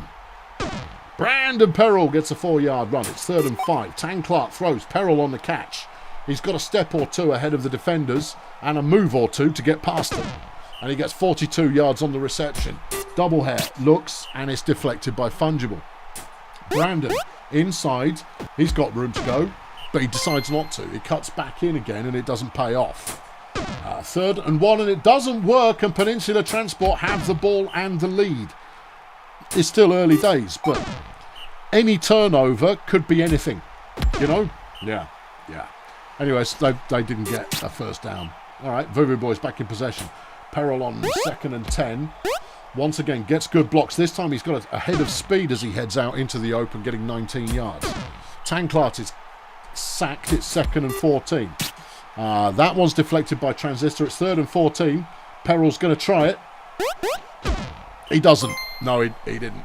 No. Only 9 yards, and Peninsula have got the ball once more. Fungible with a good run. Gets 17. Kaiser Extreme, who I would say out of this starting 3, Kaiser Extreme is so far proving to be the weakest link. But both teams they're faltering a little. Both a little faltering. And I mean, yes, totally, you could be right. It could be the heat that's getting involved. Meanwhile, Cordelia Benzedrine is taken off. She gets a 39-yard catch, and we're inside the Voodoo Boys 15 as Bossman is going to punch it in. And Peninsula Transport now up 2-0. Steady on. Steady on. Evan Doublehair with a 4-yard carry. Brandon's going to get the first. No, he's not. It's 3rd and inches. Tanklart throws it away. Oh, dear. Fungi throws Benzedrine on the catch again. Who's being covered by Juggle Bead. Weak link now. Weak link. Yep. Kaiser throws Benzedrine. Touchdown. 3-0 now. And the Voodoo Boys being denied deep in enemy territory is really hurting. I mean, Peninsula had been denied in enemy territory, but they hadn't quite got as far as the Voodoo Boys had done. But there's still 40 plays to go. 40 of them. That's a lot. Bertha Raccoon there with an 8-yard catch. It's 2nd and 1. Evan Doublehair punches it through the middle. Punches people in the head. He keeps going. This dead goblin wants it. He gets 27 yards. Peril drops. Tanklart drops the ball. It's 3rd and 11. Here's Doublehair again. What's he going to do? He's going for the pass. Throws to Raccoon who gets the touchdown. And the Voodoo Boys can score after all. And they then make an interception. It's Doublehair who, as I pointed out a moment ago, wants it. Overshoots Raccoon on the follow-up pass. Peril on the run. Gets 8 yards. It's 3rd and 2. Tanklart is letting the side down and is going to be killed in the parking lot by angry wizards. Why wizards? Why not wizards? Bossman with another big catch is going to go for a bit. Gets 48. Here's Transistor. Yeah, gets 2 yards. Fungi on 2nd and 7 completes to Bossman again. The one receiver that you can't cover is going to make your life miserable. Transistor almost. It's 3rd and goal. A stop here is crucial. It didn't happen. Bossman gets it. It's 4-1 with 1 quarter to play. Doublehair gets a 1-yard run. Here goes Brandon. He gets another 7. Here goes Tanklart. And it's deflected by Benzedrine. Yeah. Clet Bossman makes a catch. And he breaks a tackle. And breaks another tackle and he gets a touchdown. It's 5-1. And it's almost party flags at Peninsula Transport, but is that too soon? 20 plays to go. Scoring 4 in 20 plays is doable. When you've got this level of talent, you make a couple of interceptions, maybe one as a pick 6. But Tanklart has had a stinker of a game. He's averaging just over 3 yards a carry. He's got a lot of interceptions. He's got a lot of incompletions. Brandon's been stopped. That's it. Put a fork in it. It's done. Fungi throws. Bossman on the catch. And yeah, no, that's just not happening. No. And Peninsula Transport have made it work. Clet Bossman, the differentiator in this one. Yeah, no, there you go. 13 plays to go.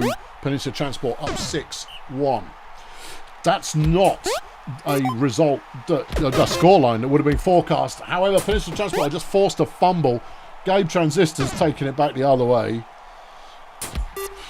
It's mean. Yeah, Bossman's going in again. Whoa, boy. Yeah. Bertha makes a good catch. Bertha is going to have an absolute killer season next year. Absolute killer season. Bertha Raccoon, heck of a player. I'd buy her if I was given the opportunity. Tanklart throws Raccoon on the catch again. If Bertha manages to tune up tackling or hands or vision, she becomes a two-way player very quickly. Yeah. Could be the next Tag Evil couch with the right level of development. I'm just saying. Just putting that out there. Brandon Peril with a nice run for the Voodoo Boys. There's 2 plays left in the game. Tanklart throws. Benzedrine with the deflection. Cordelia Benzedrine's going to be great. but one side of the ball only. There was an injury on the last play of the game, but it was only an injury. It wasn't any more significant than that. It wasn't an SEI, was it? Oh, we'll look it up. We'll look it up. Just in case it was an SEI. Last game. No, it was an injury to Evan Doublehair. Oh, no, it wasn't. MC Kaiser Extreme was injured by Evan Doublehair. There you go. There you go. All right. One more game to go. Yeah. I don't know. Did we play each other this season? I think we did, and I think I lost. Does Jackson Clowncar still live? He certainly does. Yeah, no, Clowncar's still in, but the Sports Ball aren't. Yeah, right. This is the game in which Steve Morrie's going to die. Here it is. Here it comes.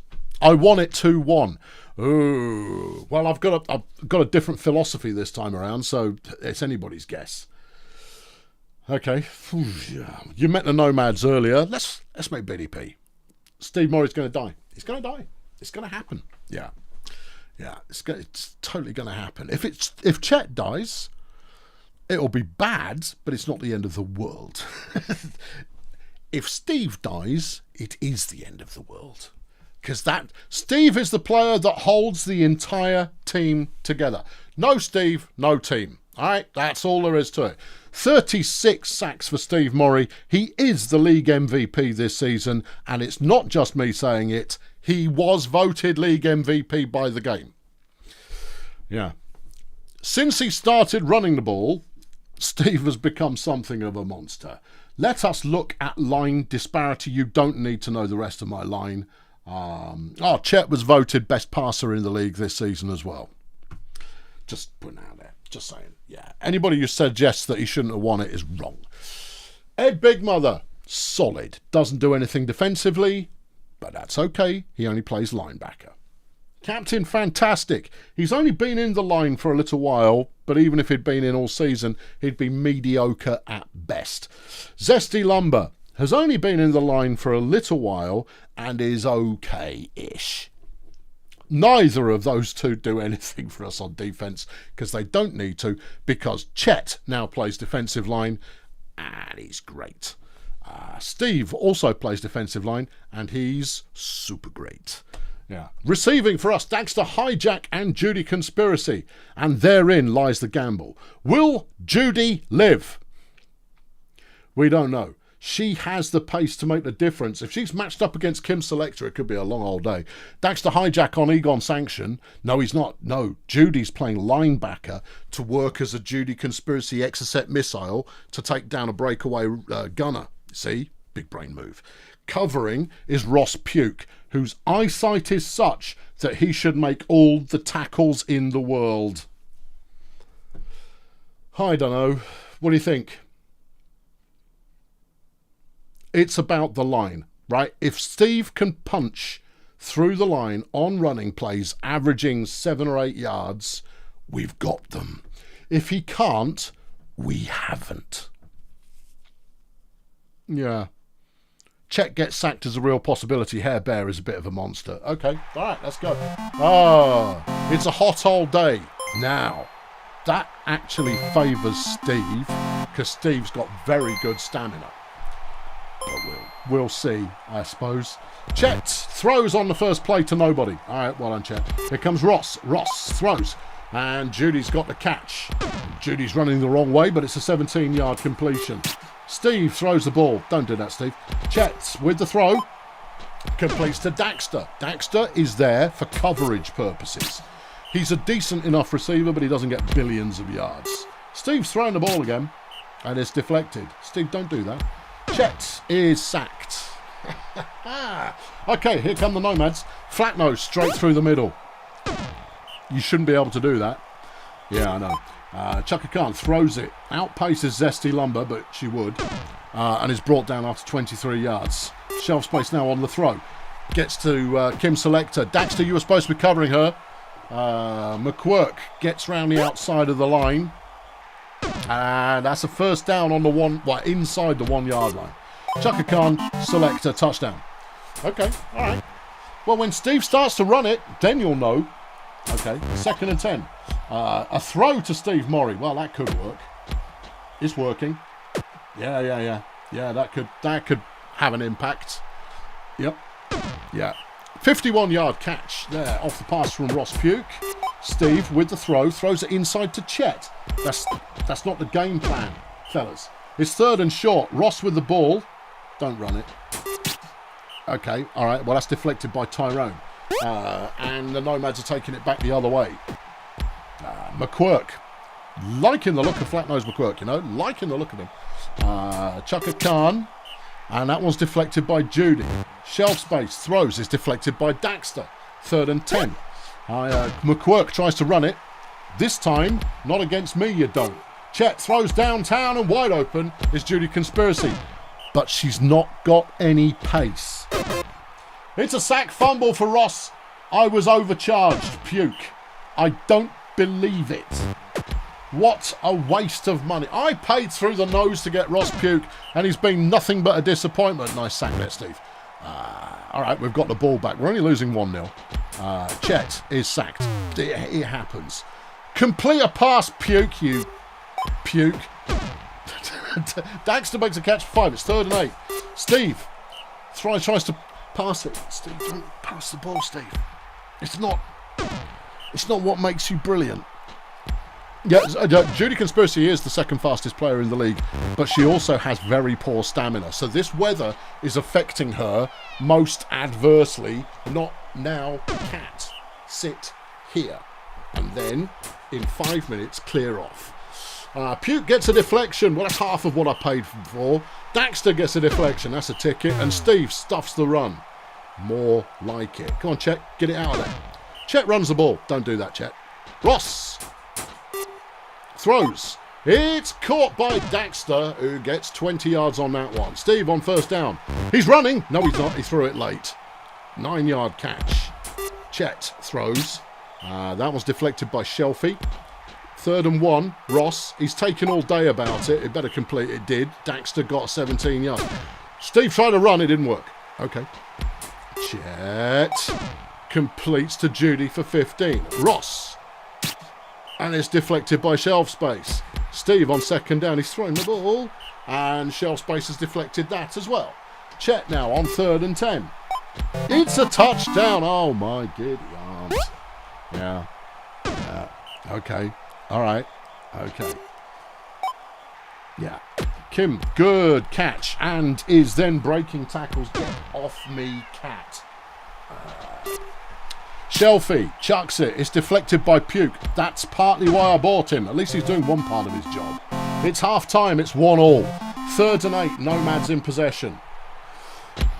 Chaka Khan is stopped at the line and BDP have the ball back once more and Chet is sacked. Ross. Judy. Nice one. Okay, there you go. A 37-yard catch by Judy. Steve's running it. Just do this all game, Steve. You see that 35-yard run there? You broke every tackle they threw at you.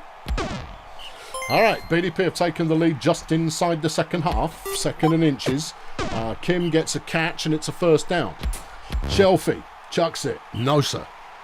2nd and 10. McQuirk. Good run. He's got past the line. He's going to go some distance. And there's a Judy Conspiracy Exocet missile that didn't make the tackle. Oh, well, it was a noble thought. Chaka Khan throws, gets nothing. There's a sack from Steve. And there's a stop from Steve. And we've got the ball back. Chet gets sacked. Here goes Ross. And that one's deflected by Shelfie. 3rd and 13. Steve completes to Chet. What is that? Okay. McQuirk is going to have the ball first. He gets good blocking and gets 3 yards. Okay. That one's a good deflection. Daxter is stepping up. That's what I paid for him. Kim makes a catch. 17 yards. The Nomads still hustling. McQuirk. Good running still. Yeah. He's good. He's got 12 carries for 109 yards. Steve coming up with 4th sack of the game. 2nd and 14. Nothing. 3rd and 14. Thank you very much. We'll have the ball back. Chet, get us another score, Chet, and we win. Okay? That easy. Ross has his pass deflected. 3rd and 1. Steve, run the ball. Thank you, Steve. 10-yard carry from Steve Morrie. Chet throws. It's caught by Judy, who manages to get a step on shelf space. If shelf space does a good block early on, she's got that advantage. But if she doesn't, Judy's got a step or two. And we're down inside the 3-yard line, and Steve's running the ball. He broke 9 tackles there and got no yards. Chet to the end zone. Puke touchdown. 3-1 BDP. Conspiracy tackles McQuirk after he makes a good 22-yard run. Conspiracy completes to Sanction, who we've not seen much of. Who's covering Sanction? Puke. Yeah, he's providing tight coverage, which is why Sanction's not being thrown to. And it's an interception. Zesty Ruddy Lumber intercepts the ball. He came in out of desperation and has somehow stepped up and been good. Bad throw there on 2nd down. Steve on 3rd and 5. Doesn't get much off that one, only 1 yard. McQuirk there can only get 1 yard. 2nd and 9. Chaka Khan is sacked by Steve.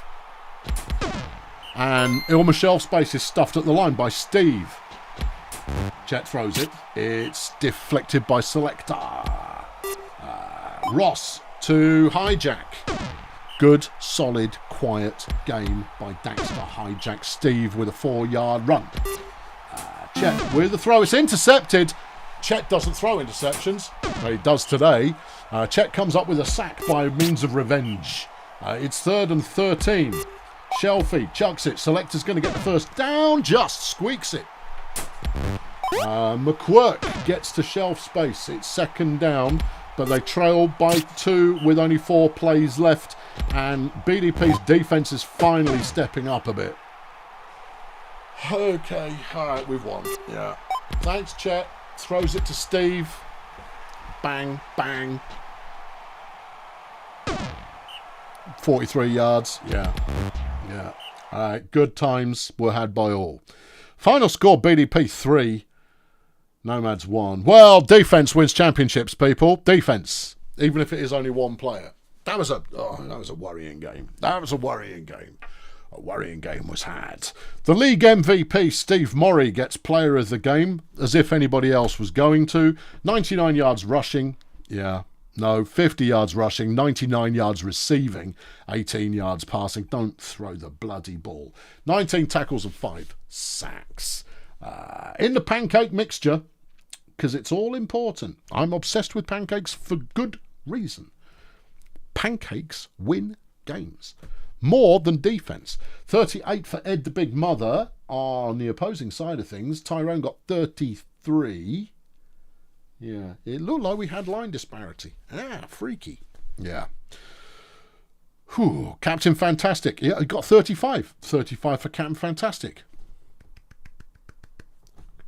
He's quietly okay, is Captain Fantastic. If he were to actually play better, you know, do some splashy old plays, then that'd be fun. All right, we're through to the final round, and if anybody was wondering which the most powerful division is in Fail Brigade, there's your answer. Melon Flex versus Peninsula Transport. It's a family affair. Head to head. I need a break. I'm going to feed the cat. I'm going to be back in a moment. Meanwhile, I've got a button here. I don't know what it's going to do. It's going to do that. Just says get back to work. Yeah, but I could put this up. I could leave you on another screen if you like. I don't know which other screen to get involved in. Yeah, there you go. Yeah, right. Okay, I'll be back in about 2 minutes. Now is the time for you to go and get a drink. I should resize this. There you go. And park it about there. Park it about here. Ah, yeah, that's nice. Yeah, all right, super. Get a drink.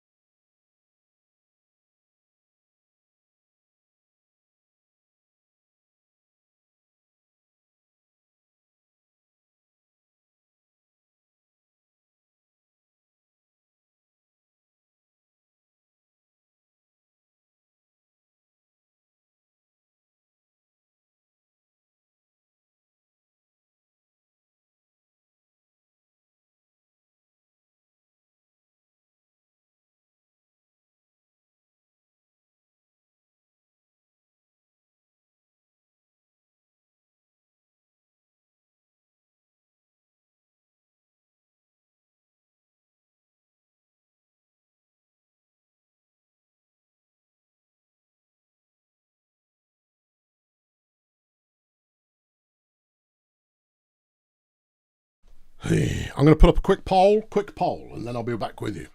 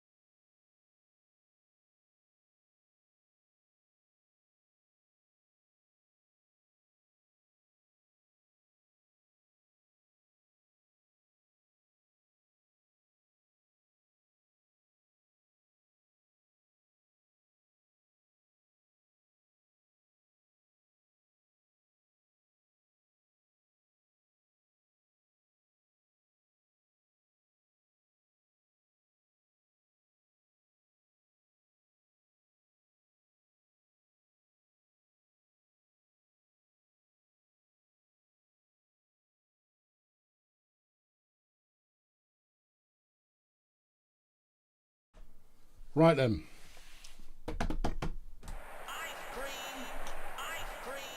Press that button. Let's get some magic happening. Okay, Erg, Melon, Flex are taking on Peninsula Transport. What do we think? Flash Bandit against Klep Bossmang is a Bossmang win.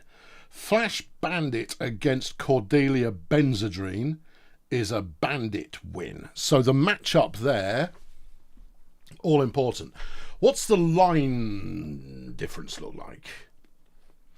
Chicken Druid, yeah. Monkey Cage, yeah. Versus, oh yeah, the Sackmasters.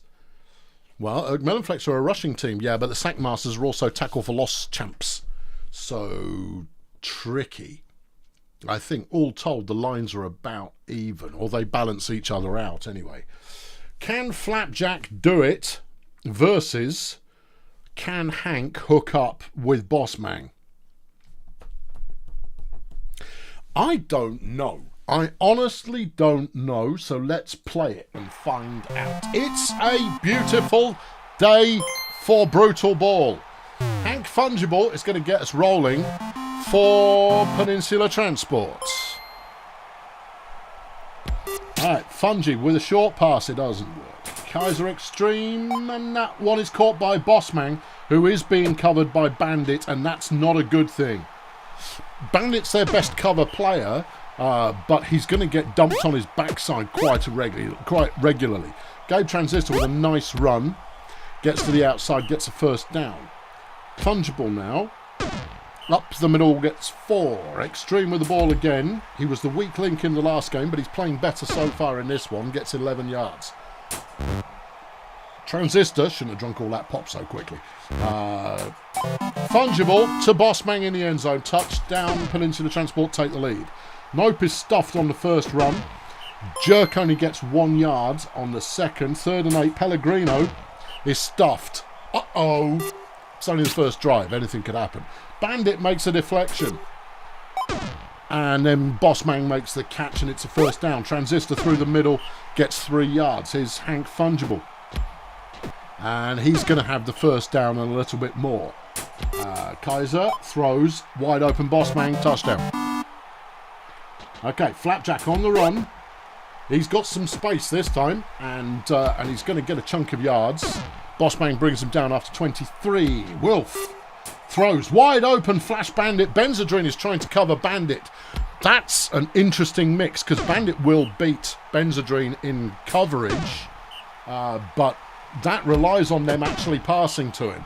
It's 3rd and goal. Jerk looks for the pass, and that one's deflected. Fungible makes the stop inside his own 10-yard line. Fungi tries to run, it doesn't work. Kaiser Extreme tries to run, it doesn't work. Transistor tries to run, it doesn't work. And at the 30-yard line, Melon Flex have got the ball back. Nothing on first down. Jerk throws. Gubbins is open and gets down into the 1-yard line. Pellegrino pushes it the last half a yard, and they pull a score back. Okay, Bossman with the catch, and he's going to get his usual 20 or so. Yep. Kaiser throws, Transistor, good catch. First down. Here goes Transistor again. Had to back up to go forward, coughs the ball up, but Bossman picked it up and advanced it 3 yards. 2nd and 7. Fungible. Yep, Fungible gets 4. Here's Kaiser, 3rd and 2, and has the first down. 5-yard carry there. This does not feel like it's going to be a high-scoring game. Transistor can only get nothing. 2nd and 10. Bossman, open again. Don't think he's been covered by Pellegrino's touchdown. No, I don't think he is. Anyway, there's a sack. Julio Lobster coming up with the numbers. Wilfie Jerk managing a good run there against in a tricky situation. Pellegrino completes to Bandit, who has been covered by both Transistor and Benzedrine. And that's a 28-yarder. Flapjack straight up the middle. Marvellous bit of swerving, gets 13 yards. Jerk throws. It's deflected by Benzedrine. Pellegrino straight up the middle. Flapjack said, if you can get away with it, it'll work. He's trying the same thing again, and it's working again. 9 yards, 2nd and inches. Jerk gets the first down. And he's still on his feet at the 5. It's 1st and 10 from the 4-yard line. Pellegrino is in. It's 3-2. There's a game happening here. Fungible throws a 2-yarder. Kaiser is sacked by Chicken Druid. It's 3rd and 12. And that one's caught when it needed to be by Benzedrine, who breaks a tackle from Bandit and takes off into the other half. 45 yards on the reception. Fungi. He's a fun guy, is he? Yeah. Okay, 18-yard carry there. Fungi gets a catch and he's going to get the first. No, he's not quite going to get the first down. Stop trying to predict it. Some things you can't predict, baby. And it's intercepted by Flash Bandit in the end zone. That's huge. Absolutely huge. Flapjack carries it for 6. Erg Melonflex pulling their derriere well and truly off the barbecue grill. And Erg Melonflex could stay alive. Right now, Peninsula Transport just about having the advantage, but it is so close. Flash gets a 38-yard catch. Flapjack on the run. Breaks through a tackle. Cuffs the ball up. MC Kaiser Extreme is taking it back the other way. And we get back-to-back turnovers. Back-to-back turnovers. Back-to-back. Kaiser throws it to Transistor, who has the first down. Gets past the halfway line. And is brought down after 23. Transistor now throwing. And that one's caught by, I don't know, someone. A player caught that one. Bandit tries to make a tackle and misses. You see, he's not a great tackler, but if he's covering you closely, he can make it happen. Benzedrine in for the touchdown. Oh, turnovers, baby. Flapjack can only get 1 yard. Wilf Jerk chucks it. Scrungy Gubbins on the catch. Gubbins looked like he was being covered by Fungible on that one, and it wasn't a good matchup. Yeah, Fungi's doing coverage. And Benzedrine's doing coverage. The coverage difference is all in Erg Melonflex's favour as Flash gets in for the touchdown, but they still trail by 1 score with 40 plays left right now. And they force a fumble. Gubbins has got it, and it's scooped. It's scored. Well. Yeah. Is anyone still in the chat? Because the chat hasn't moved in ages. Yeah, just say hello if you're still there. You might be drinking your refreshments. But there is a surprising lack of chatter going on in the chat. Oh, you're still there. Good. Bossman, nice catch for PT. That's right, no, carry on. No, it's all good. Yeah. Okay, Bossman, another touchdown, 46 yards. Bossman, solid play. Hank Fungible's picked off an interception. This could be absolutely critical. He's down to the 5-yard line. He's now got the ball. He throws it. It's deflected easily. Flapjack making the deflection. Kaiser throws. Benzedrine, end zone, touchdown. And PT are up by 2. Nope, can't get anywhere on the first down. Wilf throws. Flapjack's got the catch here. He'll go for a little bit. And he steps out of bounds. He thought he was about to get murdered. So he thought, no, I'll pass. 2nd and 7, Flapjack on the carry. He gets through the initial tacklers and he's got room to move. And he's going to get 20-ish. 15 off that one. Wilf, no. Okay. Pellegrino Gets it to Bandit, and Bandit's got room to hustle. So he does. A little bit of hustle there, 24 yards. Flapjack now completes to Pellegrino. They've started to open up the passing game a little more. Second and short. End zone, Bandit, touchdown. 6-5 now. Peninsula with the ball, but both teams had a little trouble keeping hold of it. Yeah. Kaiser throws that one away on first down. It's 2nd and 10. Transistor. Good run through the middle. Getting a good bunch of friendly blocks there. Transistor's got a good, enormous amount of yardage. A 41-yard run. Very impressive. Fungible throws. It's intercepted by Wilf Jerk, who's not going to take it back very far, but right when he needed it. Flapjack Nope on the run. He's not going to go miles this time. I'll hold everything. He's got blockers behind him, but he had to break through a lot of tackles there. 29-yard run.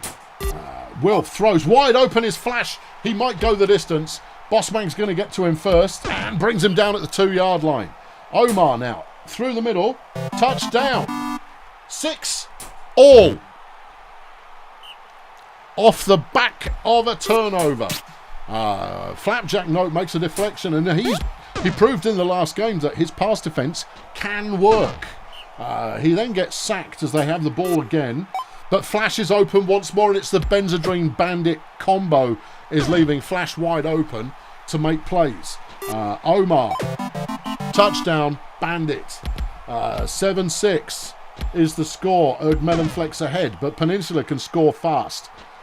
Kaiser Extreme throws. Fungible with the catch. He's only going to get 8 or 9 here. 8. Okay. 2nd and 1. Gabe. 8 plays left in the game as they approach halfway line, but it's 3rd and short. A stop here and it surely ends it, but it's not a stop. And Benzedrine breaks a tackle to get 22. 6 plays left. And that one's caught for nothing.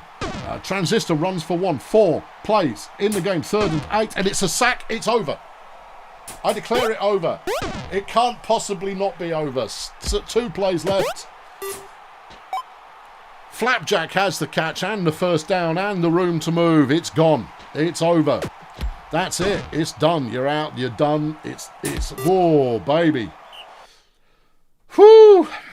7-6 the final score. Both teams 540 yards exactly.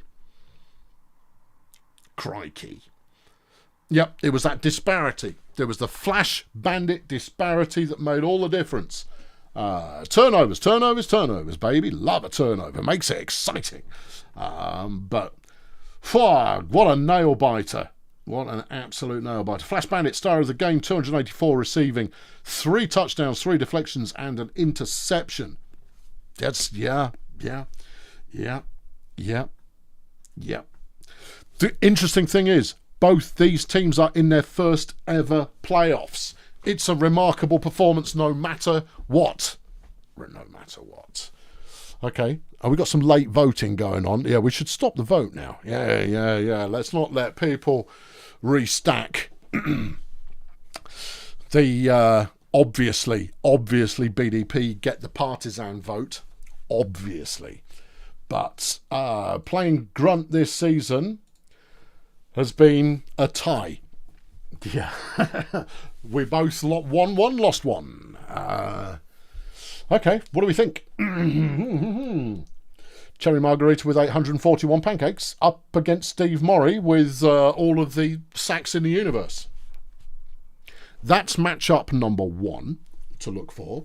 The rest of the line, pretty even, maybe a bit of an advantage. No, pretty even. Overall, pretty even.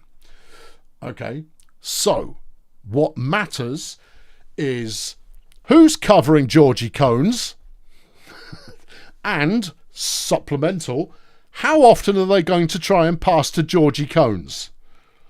That's the only thing that matters. If Daxter's covering Cones, he'll get a decent number of deflections, but Cones is going to run it all over us. Can Steve run in this game? No. I'm not confident. I am not confident, but I don't think our team's ready anyway. We lean way too much on Steve. We are so one-dimensional. But it's a blessed game. It's a blessed game. BDP, obviously, as the higher seed, get first possession. Whoever wins, we all win. And Judy breaks away from Karen Hare. She's going to fade quickly, obviously. But if I can get Judy into the end zone, that stamina boost will be incredible. Daxter makes a great catch. He's being covered by Styles. Steve's going to try a pass, which he shouldn't. Here's Chet on 2nd and 10. Chet. This deflected by Billy. 3rd and 10. Puke. Don't make me hate you, Puke. Touchdown, hijack. Nice. Styles throws on 1st down. Gets it to Billy, who was being covered by Ed Bigmother, which is not ideal. Billy now with the throw. Gets it to Cones, but it was short, so he only gets 4 yards. Hazmat throws. Cones is being covered by Hijack. It's the better of the two matchups. Yeah, but we've got to figure out a way of stopping Georgie Cones. Otherwise, we're just going to get murderated. 3rd and 13 after a sack by Big Steve. Bingo tries to run it and can't do it. Super. Chet with the throw. Completes to Hijack. Nice. Puke, 2nd and 2. Terrible throw. And wide open was Daxter. Here comes Steve on 3rd and 2. Steve runs the ball. And it's a 16-yard first down. Good. Chet deflected by Styles. Here's Ross. And that one's complete to Steve. Cones tries to make a tackle and gets told where to go. 23 yards on that one. Steve running the ball again. He gets through the line.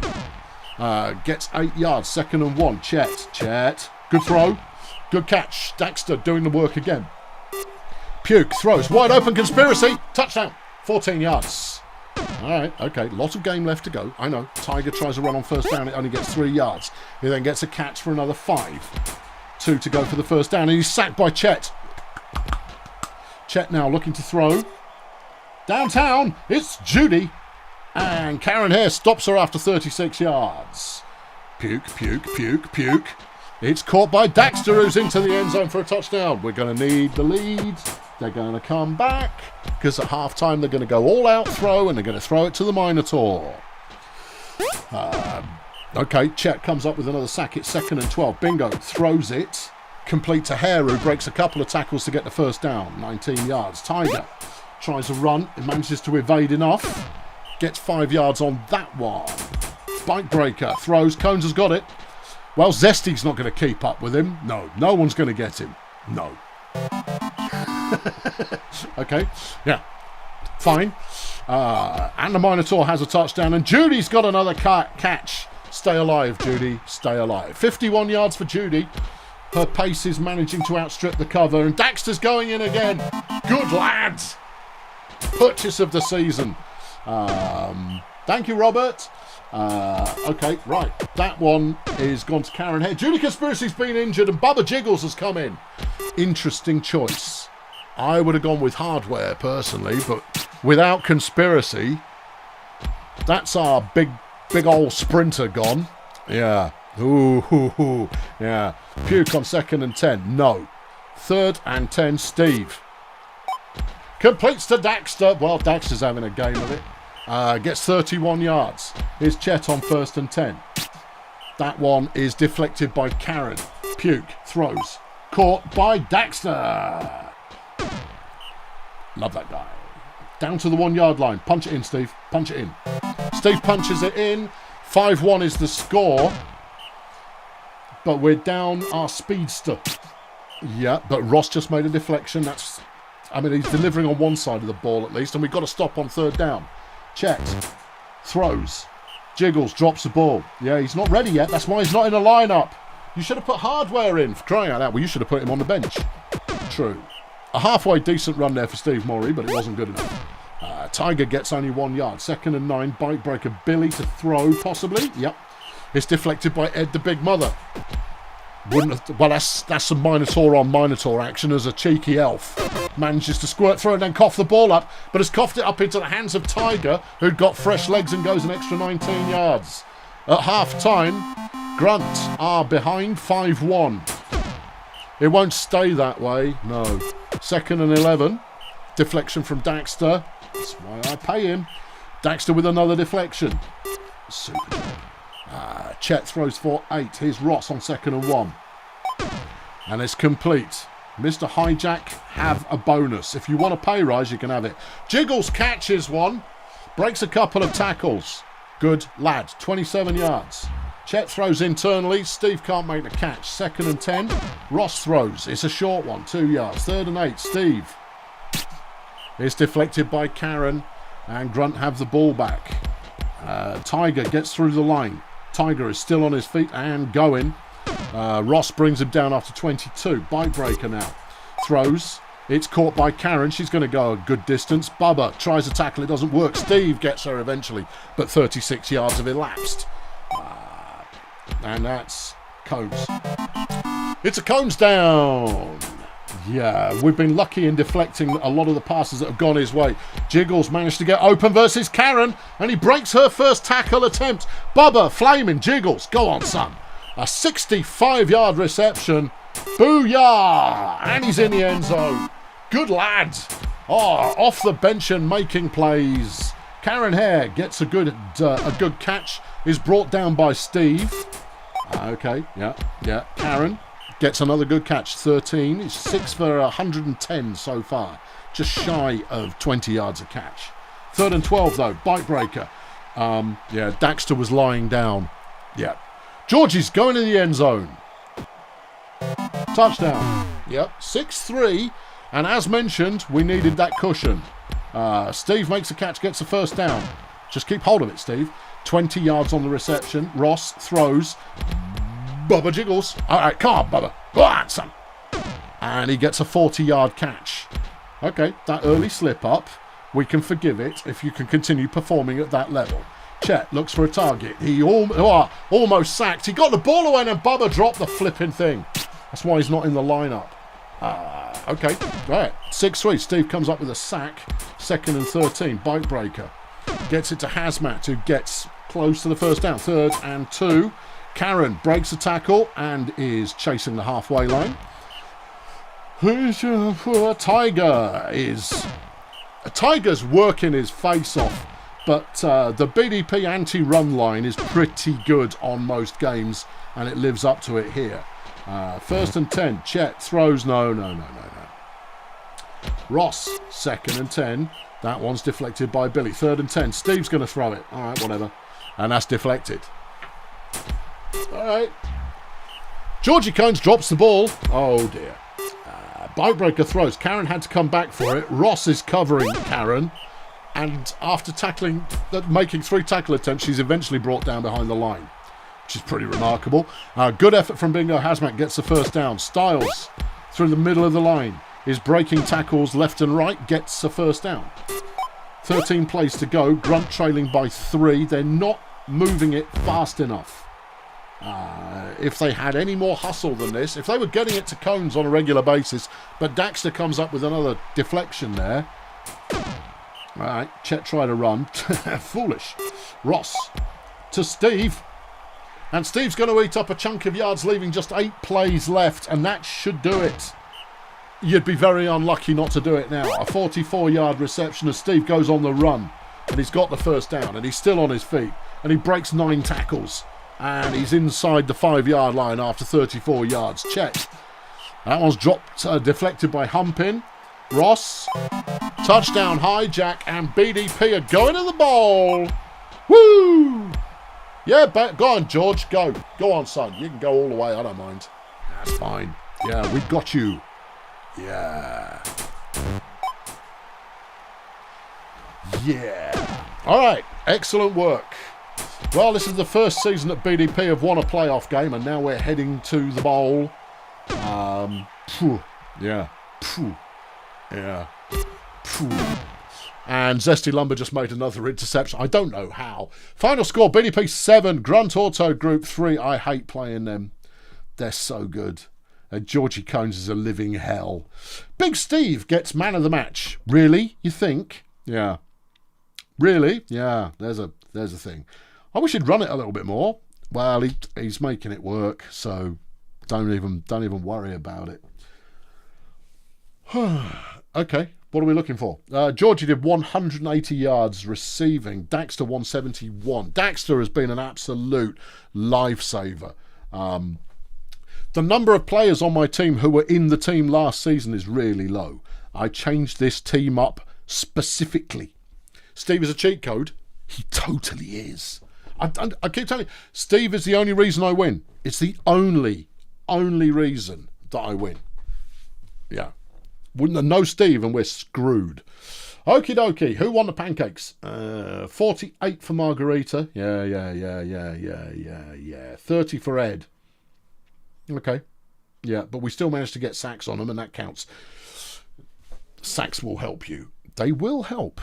Okay. No, it's more than that, Mobius. Tokyo won the bowl. The Eagles won the bowl. The 12-5 Erg Melon Flex versus the 12-3-1 BDP. Let's put a quick poll up and see just how partisan the whole thing is. Anyone want to bet against Fail Brigades? I don't need to change anything. All right, okay, yeah.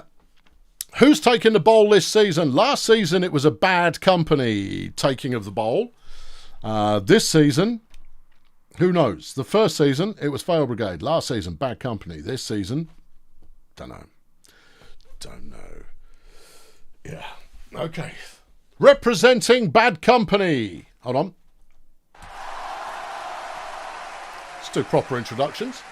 The Erg Melon Flex Chroniclers. Flapjack Nope. They are a running team. And the one thing I've said on a few occasions this season, you can't run against BDP. Now is the time to prove it. Number 3 rushing offense in the league up against the number 6 rushing... I said offense, didn't I? Number 3 rushing defense up against the number 6 rushing offense. Tricky. Yeah. Okay. Yeah. If you go by the numbers at the top of the screen, BDP. So it comes down to what's the matchups. Is Judy back? Judy is back. Yes. So we've got Flash and Scrungy against Daxter and Judy. Daxter is an unremarkable receiver. Solid. That's all. Judy, however, in the right matchup, she's history, and you are as well.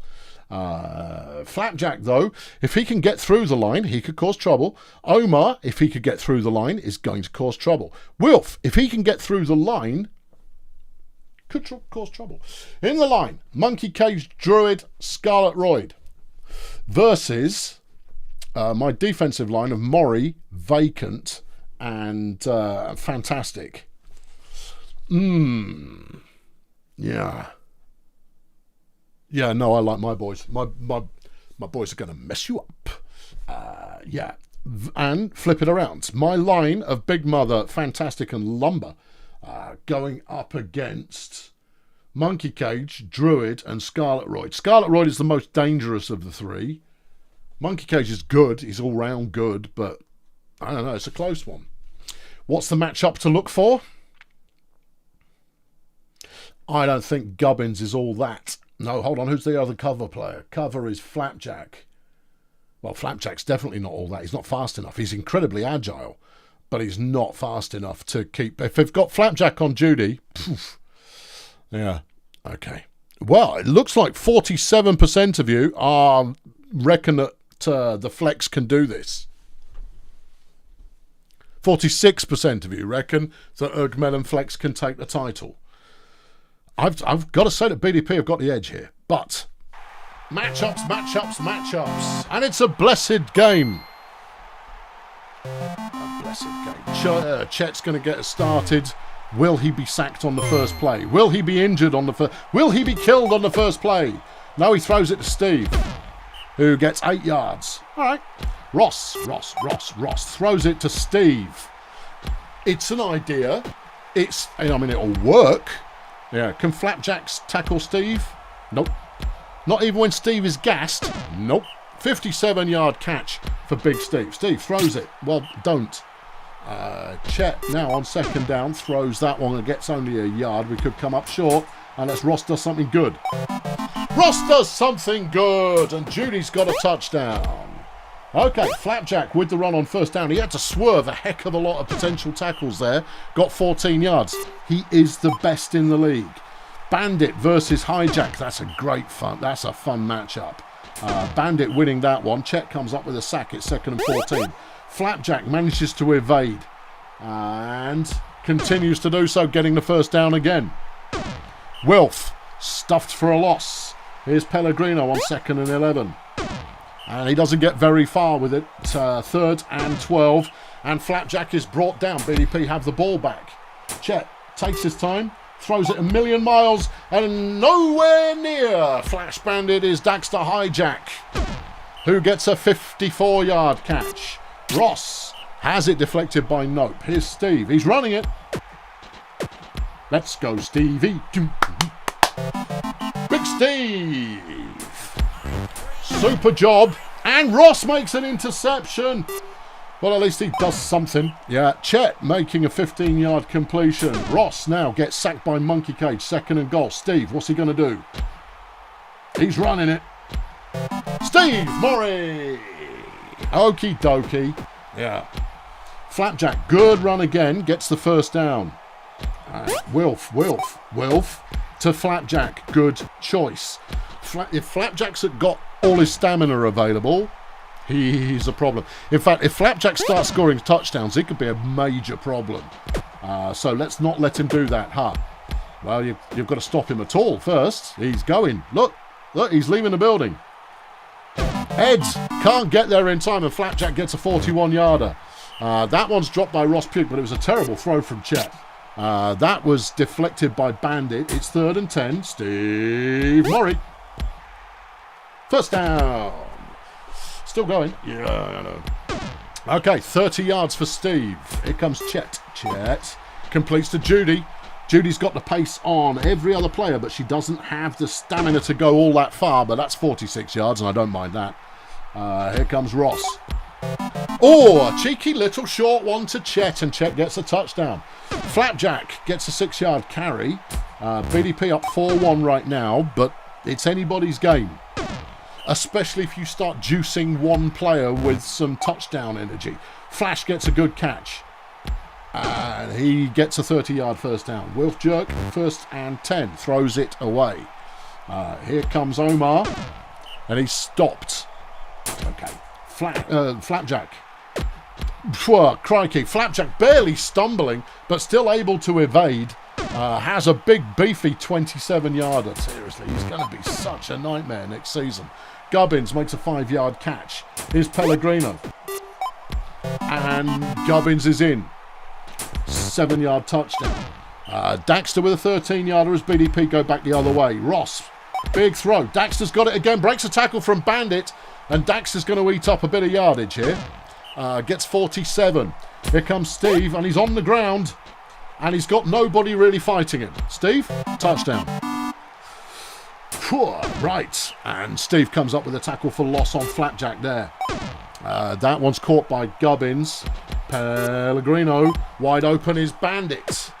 Breaks off that first tackle. Puke closes in, shuts him down, but it's 32 yards. This is the kind of high yardage excitement that you want out of a final. Not all one-way traffic. You want it going all the ways. Touchdown, Flashy Bandit. 5-3 now the score, just ahead of halftime. An overthrown pass there. Here's Puke on 2nd and 10. That one's caught by Daxter, who gets just past the 45 of BDP. Steve's going to get the ball, and he throws it short to Ross Puke. Puke gets a brilliant block there from Chet. Thank you, Chet. And Puke goes 30 yards. Chet now looking for a throw. It's a short one, and it's deflected by Pellegrino. Puke now throws. Chet drops the ball. Come on, Chet. He's thrown some absolute monsters, but this is not a game in which we can go, it's all right, he's doing well elsewhere. Steve, thank you. First down, Steve. 17 yards for that one. Chet, end zone, touchdown, Judy Conspiracy. Get some stamina in a Judy. Yep. Flapjack, heck of a run. Swerving through all of our insane levels of anti-run defence. And Flapjack Nope is a real threat. Nope, again on the run. And he gets 7 yards on that. 10 carries for 190 yards. 19 yards a carry. 19. Yeah. What's Steve doing? Well, Steve will be doing quite well. But he's usually getting a carry when we're already close as Daxter makes another catch. Takes us down to about the 18-yard line. Here comes Steve now. He's stopped behind the line. 6 for 100 yards. They're about even. Daxter, touchdown. Keep that gap at 4 and I'll be happy. Flapjack is running once more. Gets a first down. You don't even need a death. An injury, a season ender, and we're donezo. But I've got no retirements coming up. It mostly depends on how badly screwed I'm about to be in free agency. Ross Puke throws it short, gets it to Steve, gets the first down. Steve will run the thing. Steve running the thing. He gets good blocks as well, which is what opens him up to go further. A 30-yarder there. He's averaging over 20 yards a carry. No, he's not. All right, Daxter just got another touchdown. Oh, that'll do. Yeah, okay. Flappy Jacko gets 6. It's 2nd and 3. Jerk is sacked by Big Steve, who's coming up on his 100th career sack. Okay, yeah. Flapjack. Okay, yeah. Wilf's not playing badly either, you know, but the problem with both of them is Flapjack's decent in coverage, but Wilf does nothing on defense. He is a wet paper bag, and it's 3rd and 1. Wilf on offense is great. He just got sacked. But no. For the most part, Wilf is great. But he's just not bringing anything to the defensive party as Daxter makes another catch while man-marked by Flash Bandit, which means it was an incredibly dangerous throw. Steve, going for a run? Yeah, I think I might. Okay. Judy there didn't put much of a block on that guy, but he got in the way, and that works for me. Chet. Downtown, and Daxter again, just taking it away from Flash. Judy, touchdown. Okay. Yeah. Scrungy the Gubbins has a touchdown already in this one. Gets a first down there. 10 yards. Chet, tackle for loss. Yeah. Omar can't do anything with it. 3rd and 10. Here comes Flapjack. What a run! Flapjack pinballing his way for a first down. Chet comes up with another sack. It's 2nd and 12. Here's Pellegrino. He's stuffed at the line. Here comes Flapjack. Bing, bing, bing, bing, bing, bing. Bing, bing, bing, bing. He's coughed the ball up and Judy's recovered it. Well, I mean, he is carrying 7 other players on his back. Yeah. 3rd and 7. Steve looks to throw and he throws it badly. Overthrows Daxter there. Yeah. Flash gets a catch. Daxter tries to make a tackle, doesn't do it. Flash has got a good step or two. Ross comes in, closes him down, but it's 42 yards. And Melonflex are looking to score, but they have left it too late in the game to come back now. Even with all the turnovers in the world, Flapjack's in for a touchdown. Was that? No, it's his 2nd of the game. Chet makes a throw. It's caught by Dax again, who gets 9. 2nd and 1. Ross. Victory formation, Ross. Just think about it. 3 plays to go. Steve with the ball. Steve doesn't think he's a quarterback. He's running. Chet was lead blocking there. Steve's coughed the ball up. He's already throwing shapes. He's already celebrating it.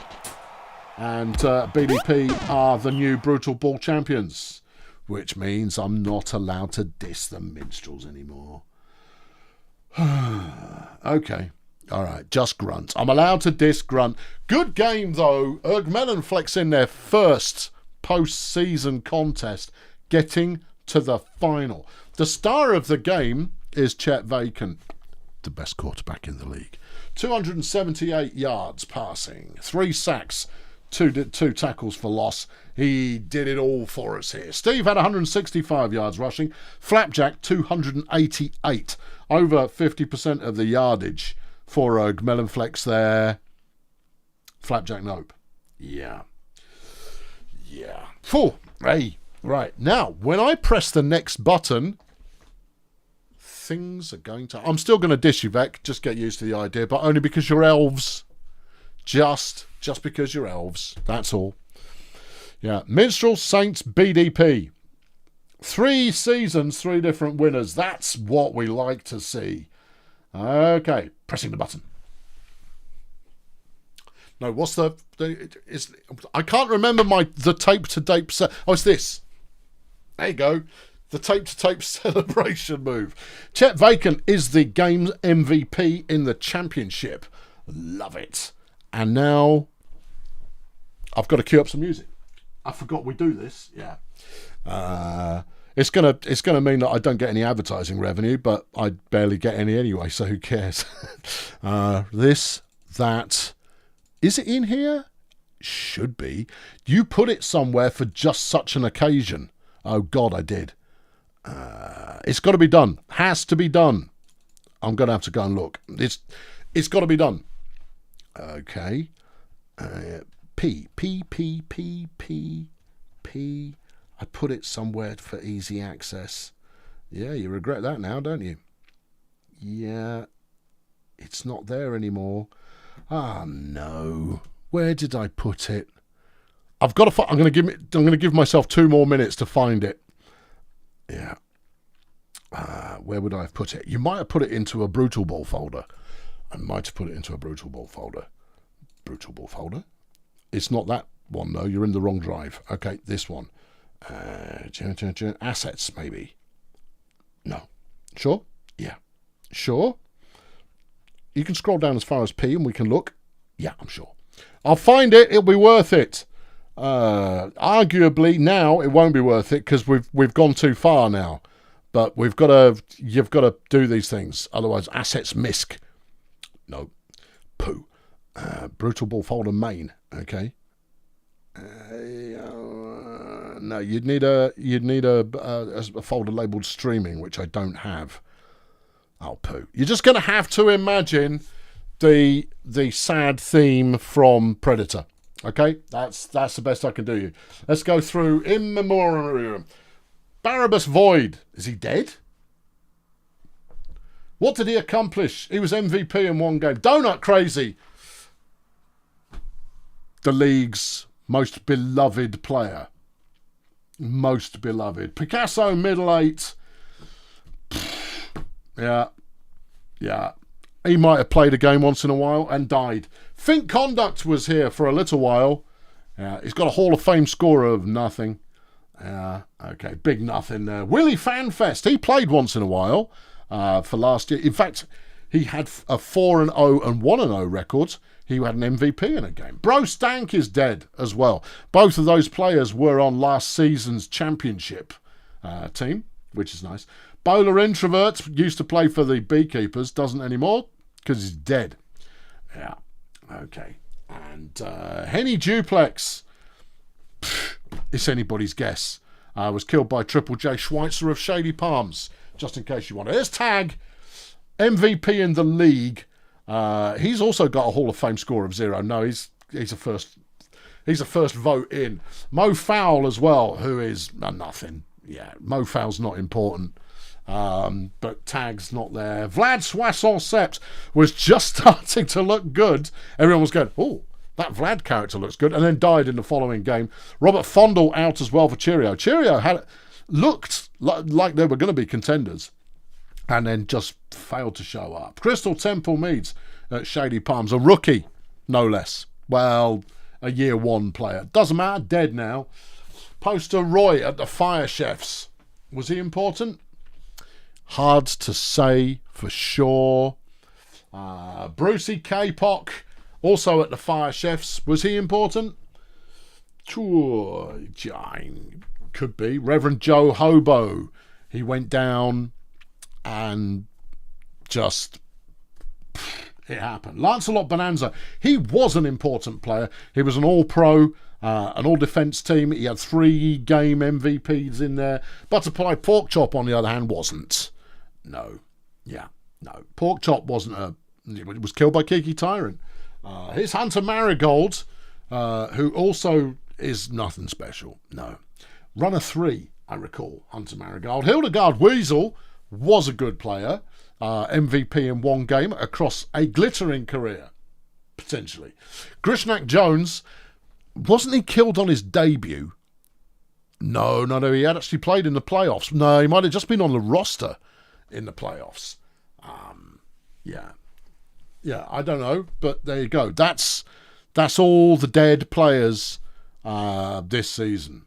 Right. Now then, if you do not own a team in the Brutal Ball League, this stream is about to get significantly less interesting. That was the fun bit. Arguably, people losing their players to free agency is going to be quite good fun.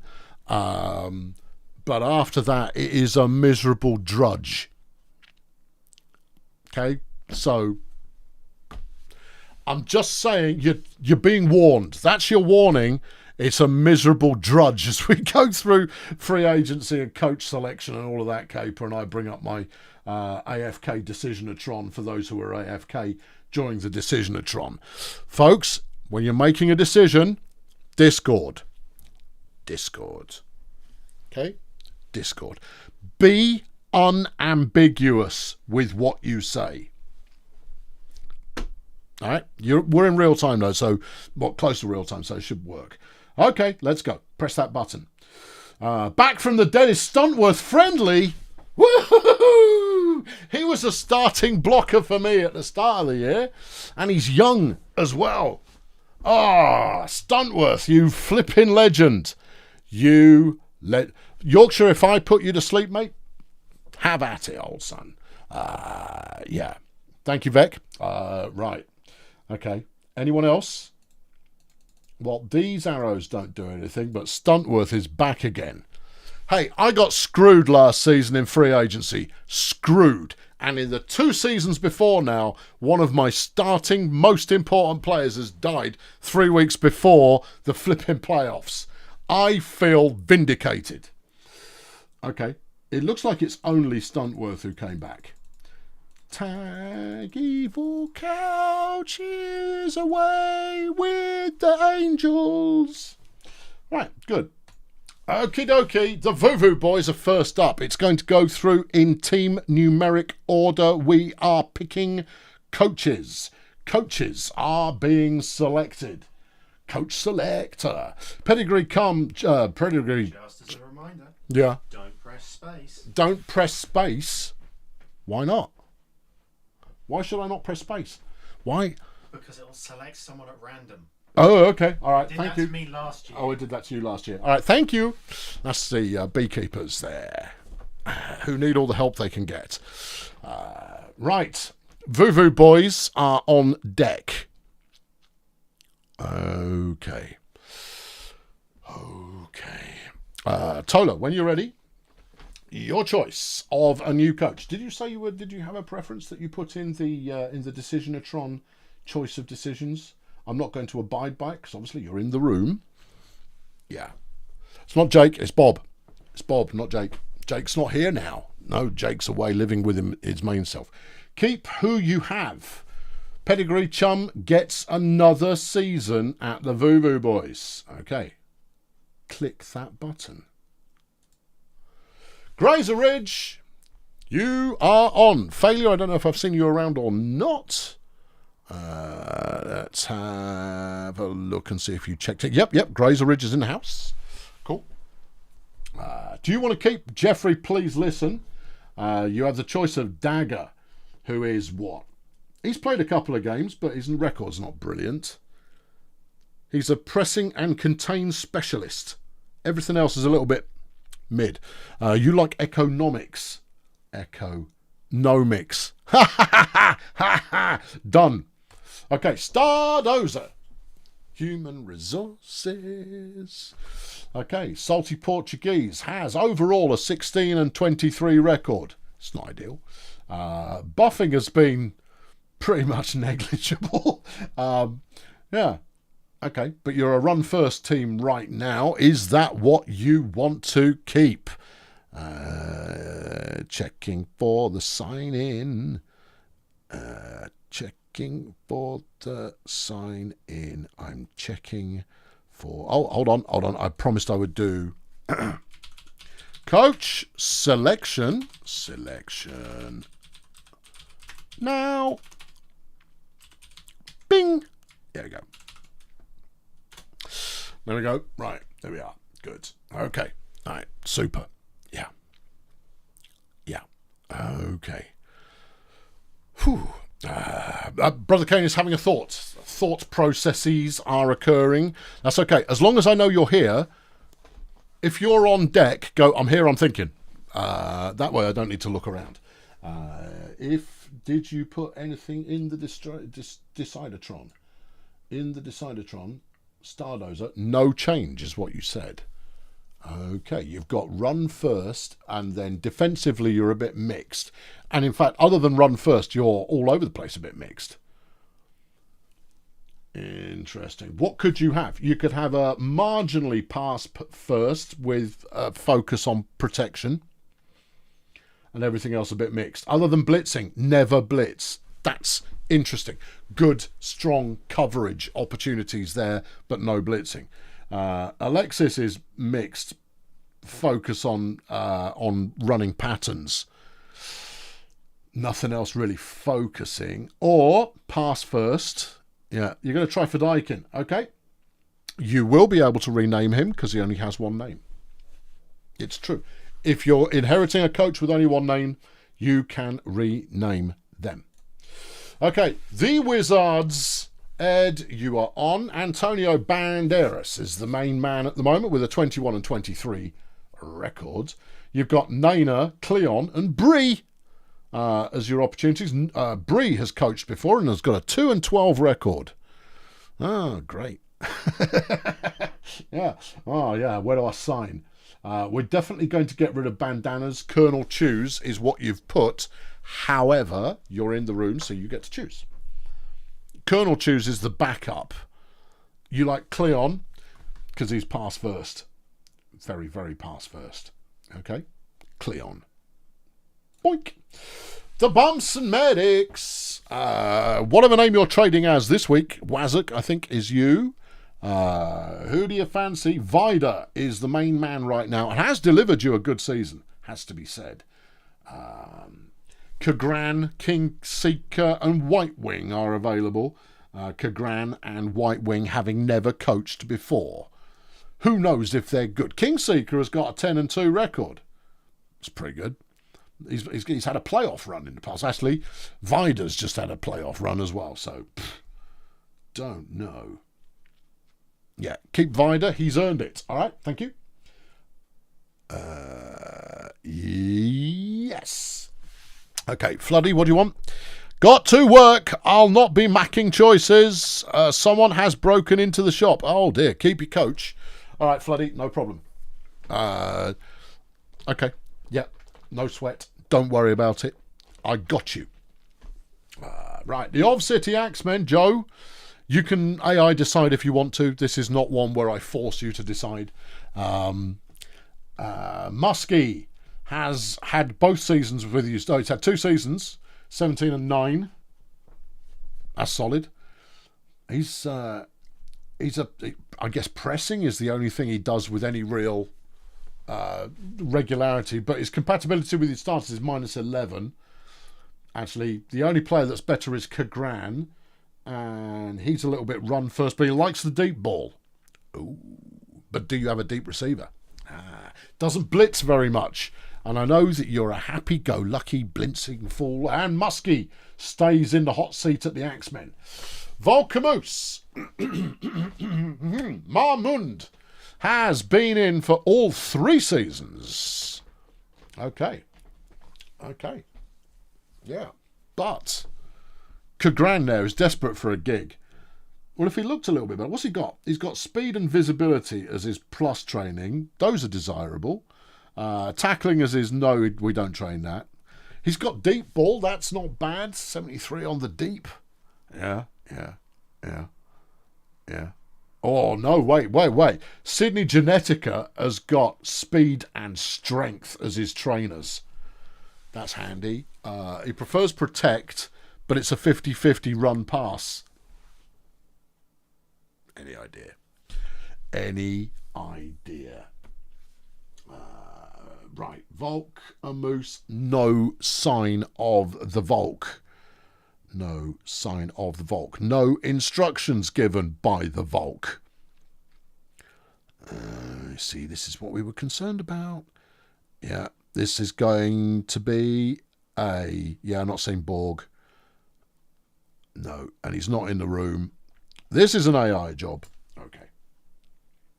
Let the computer decide. Sydney Genetica. Whew. Yeah. He put draft instructions in. Yeah, but he hasn't put any instructions in for coach decision. So that's an AI choice. Boing. All right, beekeepers. What do you want, Robert? Cordelia is currently in charge. A 15-26 record, 3 seasons at the helm. Very much run first. 76 on the run first. -15 starter compatibility. Is there a better one? Tiaz, 26. But it's a 50-50 across the board. Everything is 50-50. Passing and dodge as a training speciality. Ooh. Thanks, Coda. Yeah, I see it. Bandy Fire Camp, on the other hand, is pass first. You want Tiaz. Tiaz is in at the B. Well, to be fair, Milk Flimsy has not done it, so a change is all good. The miners are on.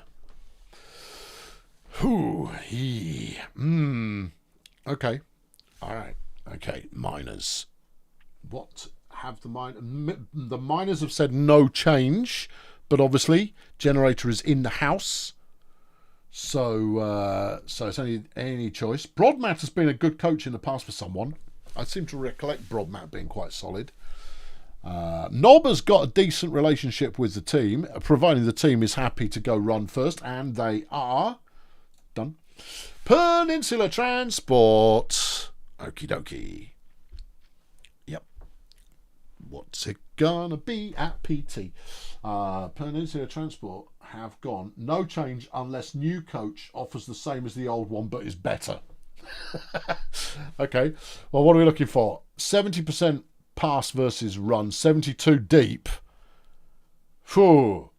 Okay. Flooder, you're masquerading as Peninsula. Okay. I'll allow it based on the fact that I have to be able to trust you two not to fake each other. It's not funny. All right? Okay? I'm placing trust. If that was a big gag line, then you can declare it now, no harm, no foul. But it's not funny if you're doing impersonation. If you're not, carry on. Keep. Gracie Graviton, to be fair, has got good compatibility. It's not a terrible decision to keep the same coach, especially after you made it to the flipping playoffs. Right, at budget, Zaphod Presidential is potentially up for the chop. Got good relationship with the starters, though. Yeah. Record is mid. Bit past first. Preference for pressing. I don't mind pressing preference, but again, it depends on the players you've got. You've got Xana, Maldonado, and White Wing are there as alternative hires who may keep things lively for you. Who do we like out of those? Well, Maldonado has got some interesting numbers, but sucks when it comes to compatibility. And we're keeping Zaphod. Gets a contract. Toy Masters, medium Jersey, is on the block. He loves his team. 35% compatibility. But is just mixed across the board, apart from Contain. Which, as Joe just pointed out, Contain is for your linebackers preferring to stay outside rather than inside. So Contain would be better probably against outside runs. So if you've got a great line, Contain's what you want to protect the outside line. Don't know. We've got Darrow, Xana and Kea who are there. None of whom are going to like the team particularly. But do they bring something better to the party? 77% deep ball. Well, if you've got a deep ball receiver, sure. It's a keep. Jersey gets another season. Helena, fresh from having the best season record. In fact, Coach of the Year, Helena, won Coach of the Year this year, is on the chopping block. Your new salary is going to be 204. Gets a pay rise. Well, I mean, arguably she's earned it, right? Pink, it's your call. Good compatibility. Yeah. What have you got? What's that? Visibility and strength as your training doodads. They're fine. They're good. Yeah, keep Helena. Helena is re-signed. Stegonauts. Svedra. We've got some names. Misty Blue Axe and Jeffrey, please listen, are available to be re-signed. Jeffrey particularly will get on like a house on fire with your team. But is he the guy? 90% deep pass for Svedra. Stegonauts are going to make the playoffs next season. I'll put money on it. Thank you, Fernando. Fernando's having a think. Yeah. Oh, tricky. Yeah, 90% deep ball, though. If you've got the throwers and the receivers for it, yeah, baby. All throw all day. Tricky. Yeah, Jeffrey's got great possible lineup with the players, but the deep ball disappears. Even Misty has got a decent match up there. Durability and brutality as the training combo. That's a fun combo. Yeah. I don't know. Fernando has a tough decision and is thinking about it seriously. Don't make me put a 30-second timer on you. Keep. Svedra stays in for another year. Melon Flex is keep the coach, Sergio Martinez. Let's just have a quick look at what Sergio actually does. 70% pass, 80% deep ball. A 10 relationship with starters is perfectly fine. What's the pay rise going to be? It's only a 16 quid pay rise. Yeah, it's fine. What would be the alternative? Take your hand off a mouse. Worst relationship. Yeah. And Floody did say he wanted to keep anyway. Yeah, I know. I'm just having a look at the alternatives so that people see the alternatives. I know he said keep. Right. Okay. Cheerio Incorporated. Whimsy Morgan at the helm with a 1-12 records. Whimsy fired, I suspect. Compatibility with starters is a 9. And only Brager has a good potential starting relationship, which gives you slightly more pass. Your runners are going to stay. You're hiring. Oh, okay, no decision required. Brager is in at Cheerio Incorporated. Thank you, Pablo. BDP. Listen, Poppy, right? I want to sack you. I do, right? But you did just win the bowl and you got Coach of the Year last season. Yeah. And you play the kind of game that I want to play. Yeah. What are the options? White wing. None of them are going to have a positive relationship with the starters, so don't bother about that. You don't want a pay rise. Oh, what am I even talking about this for? Okay. There you go. Right. Grunt. Toby Vandalism. Currently steering the good ship Auto Group. Will he continue to do so? Well, I mean, he's just been great so far. Yeah, he's being kept. Toby is staying. Shady Palms. Undercarriage Jansen has had 1 year's experience, a 4-8 record, good compatibility with the starters, no pay rise is requested. Desperate to keep his job. Desperate to keep his job. There's no outrageous. It looks like a keeper. Yeah, it is. Jansen stays in the house. At the chefs. Kamchatka pronounced. Yeah. Good compatibility. Yeah. No change in salary. What is it with these no change in salary people? Honestly. Yeah. Caldo says keep. Okie dokie. Failure Woods. Vernacular Toffee is in there right now. Likes the starters. Yeah. But what about the main course? Is there someone that is amazing out there? Nope, there's no one.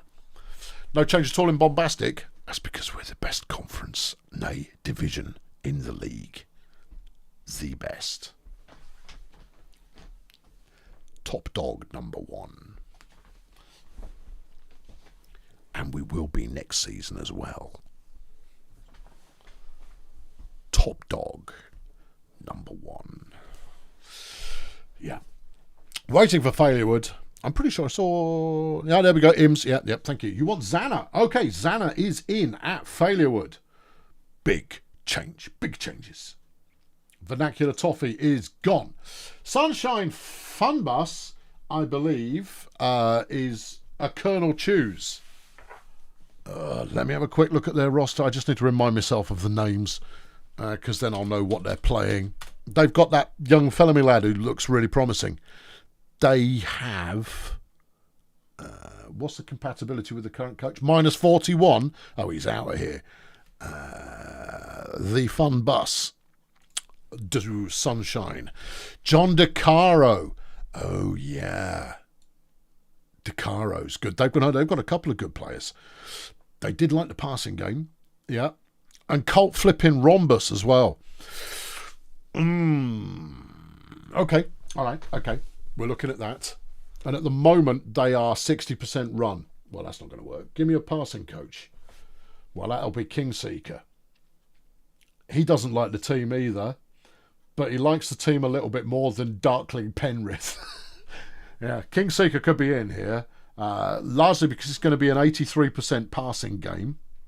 40% deep is a bit disappointing, but that's still not bad. Yeah. 50% protect, that's good. I can live with that. Tackling and brutality is the training speciality. I think you go Kingseeker. He's got a winning record as well. And just improving the compatibility with starters is worth the price of admission. No change in pay rise. Yeah. Yeah. Yeah. No, there's not a better choice out there. Not for the team that they're lining up anyway. Kingseeker is in. Okay, KSA. Pakkinen. What would you like? Dufter got you to the playoffs. He's got neither positive nor negative on the influence on the team. He does want a pay rise. Cheeky git. He's a short pass specialist, but runs the ball more. So if he's going to pass short. You have Hunkle Dork, who won't like the team at all. He's a pressing specialist, which is great. If you've got really, really strong coverage, guys, that could work well. Or Genetica, who, if you've got a weak line, will help you out. And he actually is the one of the new 3 who hates your players the least, but trains speed and strength. It's a nice combo. Mind you, your current coach trains tackling and stamina. That's not bad. I'd take tackling and stamina as a trading combo. I'd trade speed and strength as a training combo. And then Naina, of course, who hates your team. And doesn't bring anything special. Other than Blitz, maybe. Bringing Blitz to the party could be quite good fun. Don't know. All right. What's it going to be, Pack? Captain Lion is here. Oh, are you happy with the selection I gave you, Lion? I think you probably would have made the same call, but based on your lineup, I think he was the right choice. That's who I would have chosen in your shoes anyway. Yeah. Thanks, Lion. Thank you for letting me know. Sydney. You're going to hire Sydney. Okay. There's a choice. Okay, cool. I like it. Yeah, no, that's fun. I like it. All right, Sydney's in. See Raiders. See the Raiders get raided. Right now, not a good relationship with a coach, but it's not going to get much better. White Wing is the only one gives you an improvement there. Malcolm Cadence, it's not positive. Mad Cat, thank you. Gatlin, not good either. You're training agility and stamina right now. That's not a bad thing. Gatlin gets you speed and stamina. Ooh, that could be fun. But he hates the starters. and has a terrible record. Yeah, but they have a terrible record until they start winning. Once the winning starts happening, baby, it's all over. Malcolm Cadence, if you are a run-first team, Cadence is your homeboy. 91 blitz, 91 run. If you built around that, you could have a lot of laughs. A lot of them. Yeah.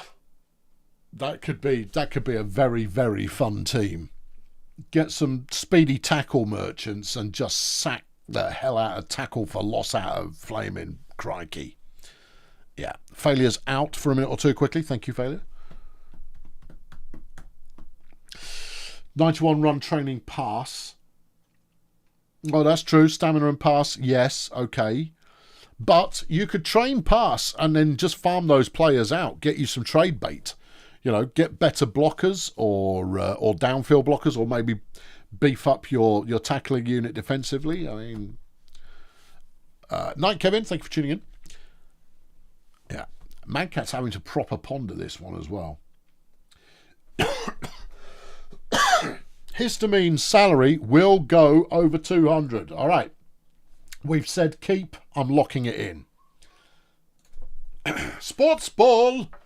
Right now, in charge is Dacon at Sports Ball. Yeah, he's a 76% chance of a pass. Okay. Doesn't particularly like the team. But you've got Worldglaive, who absolutely hates the team. It is impossible for Worldglaive to hate the team any more than he does. Maybe not Worldglaive. Maybe not, no. Haze Digger pretty much hates the team. Dagger doesn't rate the team much at all. Well, yeah. And none of them prefer the deep ball much anyway. These are not great choices for Sports Ball. Dacon's been okay, but it would be nice to be able to get an improvement. I don't know. I might have to go to the Decisionatron. I might have to override the Decisionatron and go, I'm keeping this guy. Because everything else I think is probably worse. They could try Dagger. Yeah. What, 61 deep ball, contain 81, press 80. Yeah, maybe. But right now, they're run 24, you see, which means they're going to throw a lot. And when you have Jackson Clown Car, you throw the ball. It's that simple. Clown Car, yes. Throw, yes. It's as easy as that. Yeah. I think it has to be. Did they leave instructions? SBU, no instructions left. I should hit AI, but frankly, I'm keeping their current coach. It makes the most sense given that Clown Car's on the team, especially with passing and vision as the two trainables. Totally. Keep the current coach. Right. Marsupials are on. Your coach, Coachise Bonehammer, absolutely flipping loves the team. Loves them. Absolutely. I heart my team. All right. The alternatives are Gatlin doesn't like the team. Mostly doesn't like the team. Hunkle Dog really doesn't like the team. Okay. Fine. And 86 on the deep pass as well. Oh, yeah. But that's only because I'm a deep pass boy. That's what we like. Red Star, you're in, you're on, you're up. You're over, you're under, you're all the ways it's possible to be. Berrien has a good relationship with the starters, 33, but he's a nothing. He's a 50-50 kind of player. 50-50 kind of player. Chris Jetson is the only other one that is positive. He has a 1-11 career record. Yep. Yeah, that's not perfect, is it? No, but does he do anything? No, he's a 50-50 flipping coach as well. Stamina and strength, that's a nice combo to have. You've got tackling and what's that, brutality? So that's not bad either. Red Star were around earlier. There you go, Royston. It's a keep. Thank you, Royston. Lingo blend. Sargon, you're on. Stan the Man Actual has been in for a while now. No change in salary, staying at 178, which is a little pricey, but it's not overboard. Who's pinging me this time? People keep pinging me. No, it's just telling me that Dungeon Tycoon's on sale. Oh, terrific. That's only one that's considered. Yeah, thank you, Sargon. Having a look. Relationship-wise, no improvement to be had, so it comes down to everything else. Vision and hands are what you do right now. Break, block and strength if you want to sack the hell out of people. No, vision and hands, that means, hello, I'm intercepting you all day long. Thank you. Yeah. I don't know. I'd probably stay put. I mean, he's a mixed bag kind of a player, but you're losing the world's greatest 1-2 punch receiving unit. Unless you can find a replacement for Hack. No. Frag. Yeah, keep him. Keep him is valid. All right, the Minstrels. Is Gustavo staying on? No change in salary. He loves the team. Obviously. Hacks.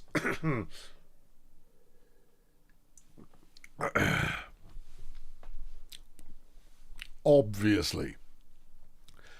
Come on, Vec. I know you're keeping him. Yeah, there you go. All right. The Pirates are on deck. Kit Zaggerty. Didn't the Pirates give me a I'm stepping away for a moment, please keep my coach, don't kill him? Pirates are back temporarily. Okay, Coda, if you're around, it's a keep, thank you. Nomads, Pedro, he likes the team as well. Yeah, Vec wanted to provide some suspense. I mean, pick your moments. Maybe on free agency, when you've got to choose two to lose out of Percy, Elf Boy and Elf Boy. Yeah, well, you got to lose two of them. I will not laugh, I promise. Yeah, I promise not to laugh much. Yeah, Nomads. What have they got in the instruction book? No change, apparently. Okay, no change in the instruction book. To be honest, it's the right answer anyway. He's got good relationship with the team, but we seem to be Nomads AFK or AFK entirely. Yeah. The nom-noms, as they're known colloquially. The nommers. Yeah. Just having a quick scroll through to see if there was a sign in earlier. It's a no, but in the decision maker, it was set as no change. So Pedro stays. And Edgy Slum. Percy Blitzen is up. He loves the team more than anyone else who's ever lived. No coach has a better relationship with their team. Not one. No, yeah, it's a keep. Okay, right. This is the last team in the league, so we're up to the next phase. Here are the retirements. Felonious Khan has gone from Grazer Ridge. He's got a good chance at some Hall of Fame action, I would say. Back to Bunty, also at Grazer Ridge. Trent Wrestles has gone from the Wizard Hole. Vapid has retired from Bumson. Dante Las Vegas has gone from Bumson as well.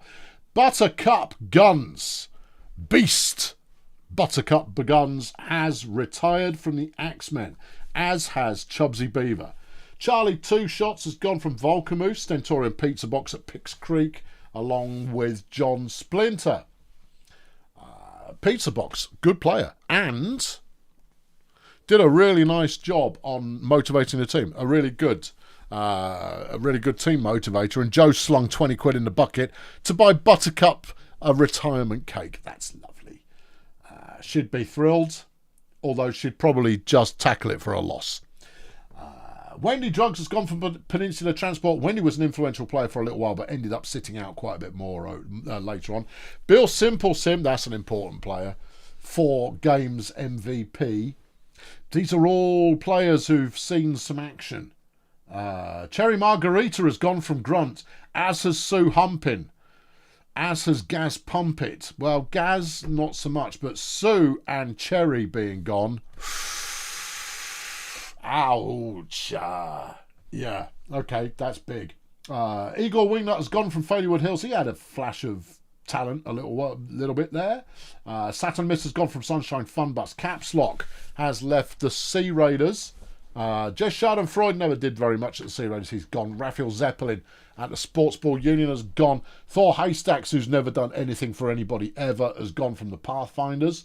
Horace Diamonds also left the Pathfinders. Warren Fragg, who's never been an MVP. That's a lie, is what that is. It's a lie. Warren Fragg is outstanding. Outstanding. And then the Minstrels have lost Bonky Rhino, but he died earlier on in the season anyway, so who cares? And then Gustav Schank, who had just started to look like he could be a monstrous game changer, has retired. Oh, well, yeah, these things happen. Here we go. Eyes down for a... Oh, God, what? No, it might be off-season training first. Yeah. Okay. Oh, thanks for the repost, Ims. Good job. Right, here we go. End of season training. I'll let you skim it. I'm not reading all of those. Who's done particularly well? 2 at Pix Creek, 2 at Shady Palms, 2 at Stardozer, 3 at the Axeman, 3 at Grazer Ridge, 3 at Volcamoose and the Pirates, 3 at Edgeslump, 4 at Failurewood, 4 at Budget, 4 at the Fire Chefs, 4 at the Stegonauts, 4 at the Pathfinders. I will give you a moment to digest while I get my big face out of the way. Right. And bing. There you go. Someone will screen grab it anyway so you can digest earlier. None of your good players improved. This is all about improving young players more than anyone else. No one at Bumpson because you were in the playoffs. If you make the playoffs, you don't get the bonus training. Yeah. These are awarded to players with below 70 SR, below 10 years of experience, less than 5 games played in the previous season. Younger players that have played less have a greater chance of improvement. There you go. I don't need auto-tune. I can do it myself. Yeah, good. And that has been posted into the chat. We'll move on. There we go.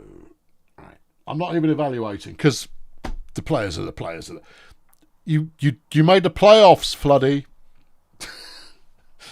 I realise you're joking. Right, onwards. Here we go. Grazer Ridge lose 1 player. Oh, including Josh Rubinho. Joshy Rubinho. Yeah. Star signing last season. He was an early signing. Yeah. All right. It's cuts time. Kyle Cohort, Vicky Flamboyant, or Josh Rubinho. Who's going? Josh is very expensive. Yeah. Kyle is in his penultimate season. Vicky. Vicky is out of here. Okay. At Bumson, you have to lose 1 player. You're losing a player. Name the player. Is this still following team IDs? I think it is rolling against each team. And then if the roll doesn't and things and what have you. Yeah. Okay. Good. Yeah. Good. Yeah. Okay. Right. Wazuk. Is it Tension Soda? Is it Mutant Lip Balm or is it Newton Esperon? Tricky. Yeah. Losing 1.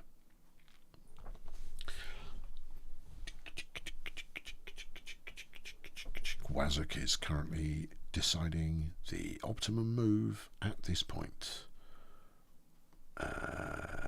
Yep. Newton, you only have 20. Yeah, you can lose players to free agency even if you're at 20.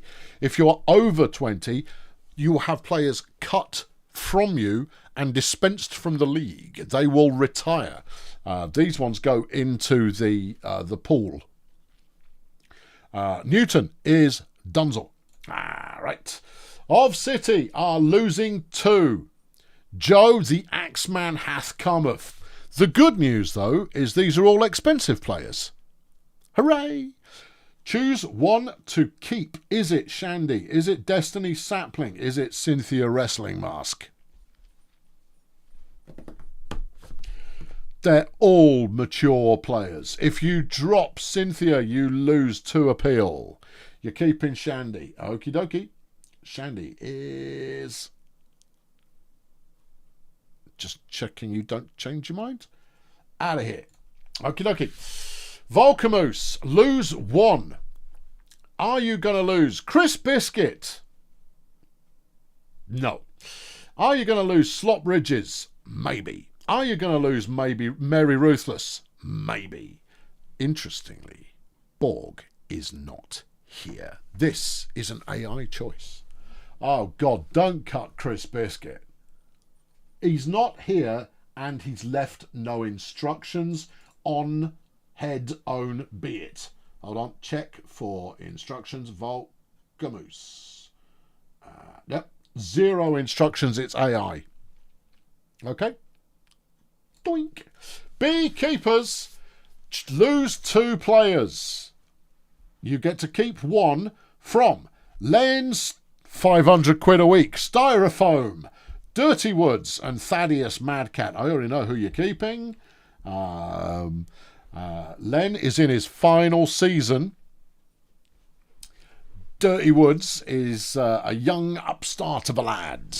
Thaddeus Madcat is never playing for this team. Keep Dirty Woods. There's a shocker. Right, thank you.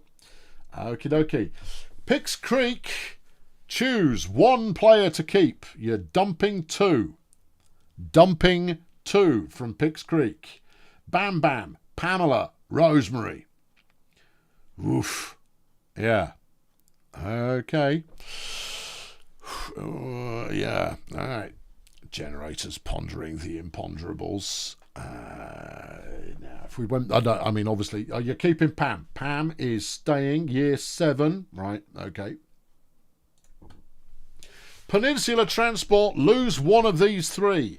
Is it Trace Attitude in the final season of her career? Is it Ben Turncoat in the final season of his career, but it will cost you 1 appeal? No, it will improve your appeal by 1 if you dump him. Is it Gabe Transistor? Very unlikely. You're only dropping 1?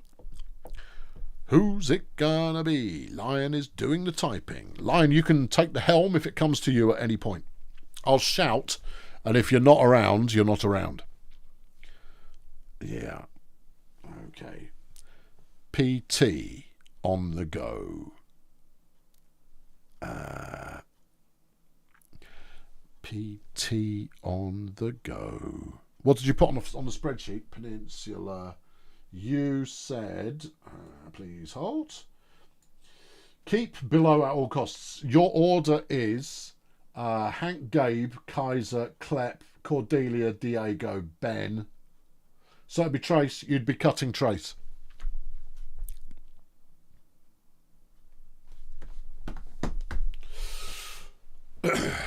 Yeah. You'd be cutting Trace Attitude if we went by the sheet, but you gain an appeal if you drop Benny Turncoat. But Trace is more expensive.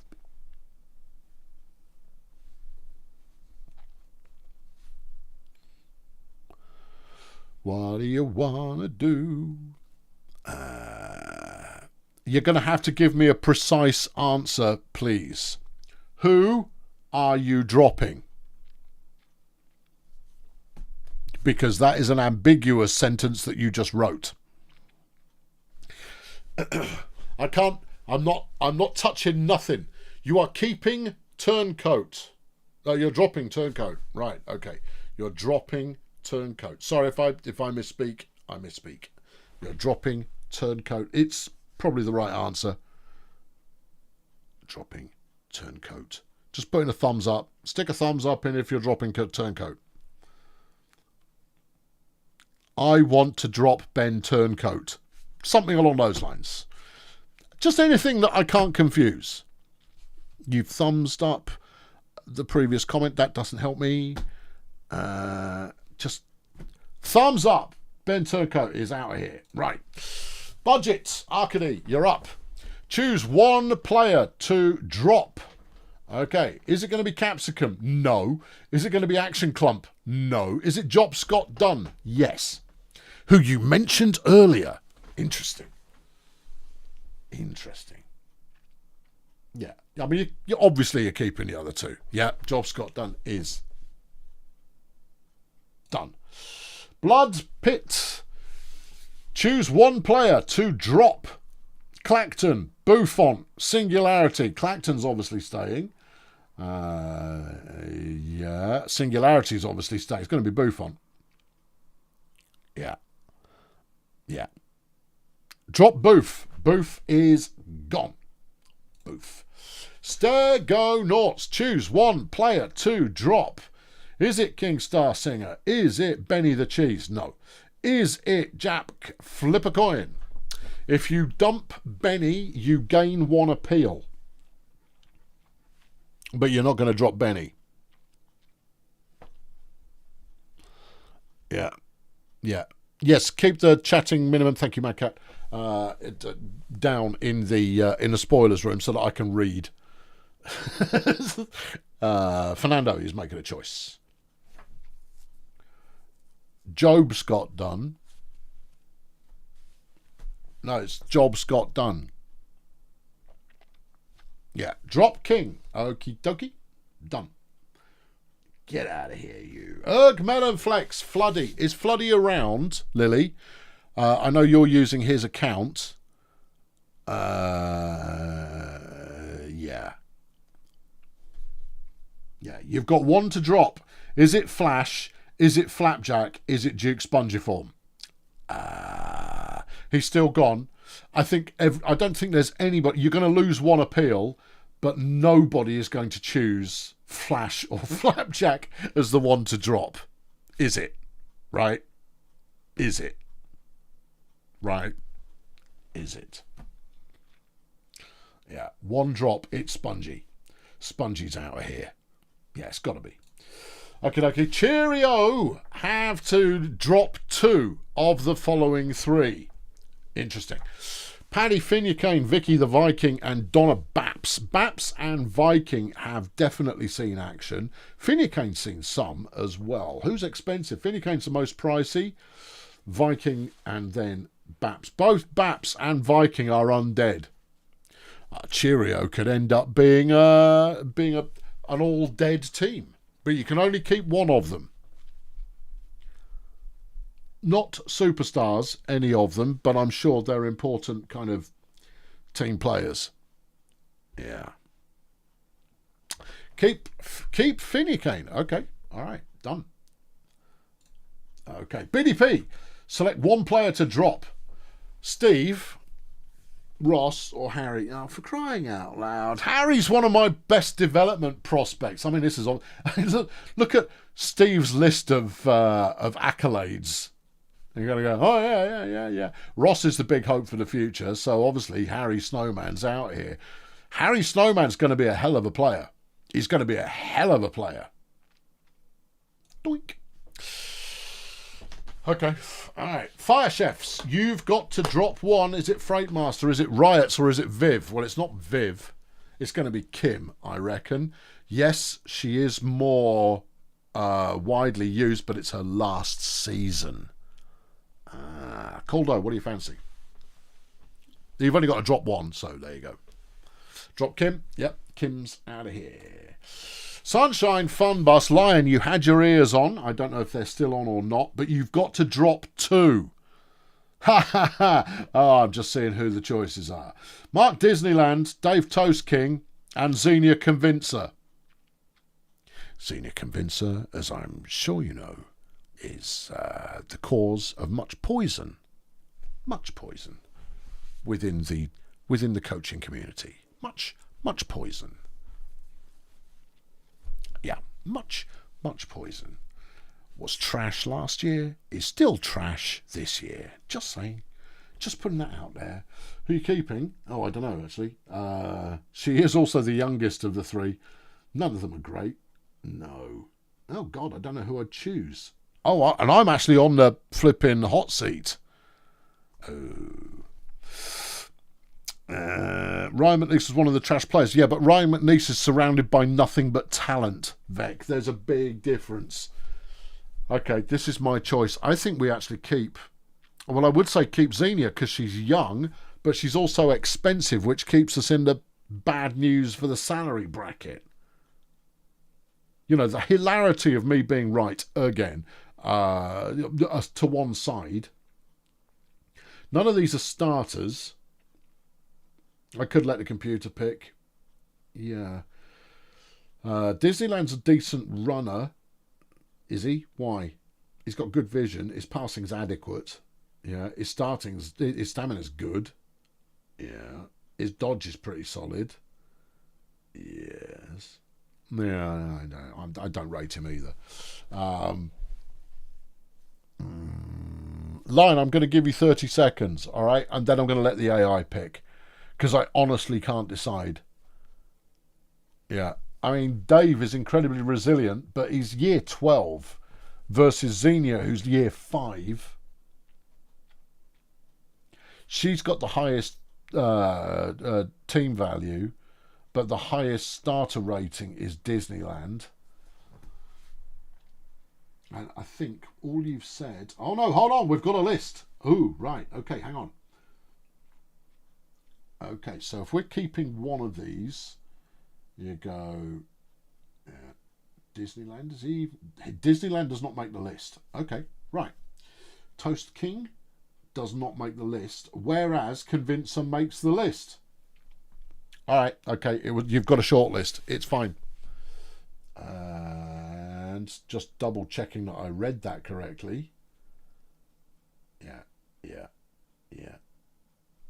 Done deal. Convincer stays on the team. KSA is up. You get to keep one, you're losing 2. Oh, ow, this is brutal.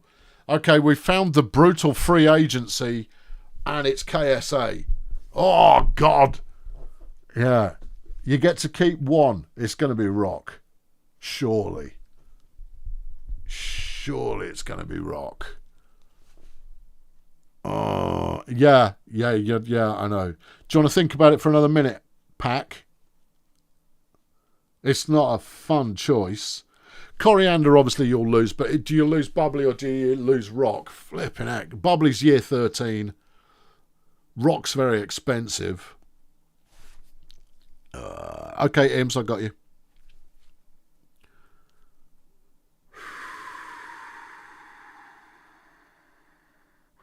Rock's younger and better, but he's very pricey. That's the only reason that I would keep hands. Yeah. Okay. All right. Sports Ball, who are absent. They are 100% absent at Sports Ball, so this is going to be a computer pick. We're dropping 1. Okay. Yeah. Sorry about that, Pack. That's a rough one. But you know what? Mixing the team up. Something. Glass half full. Yeah. I'm just double checking Sports Ball. Just double checking. No, it doesn't look like any double checking is required. Okay. Go do your work, computer. All right. Boink. Red Star Pathfinders. Royston. You've got Dirk. You've got Tandy. You've got Clive. You're keeping 1. Clive Goldmouth. Clive's year 12. Tandy's year 15. Tandy's also brute flipping force blocking. True. Dirk is year 13. Clive's year 12. Egad. Yeah.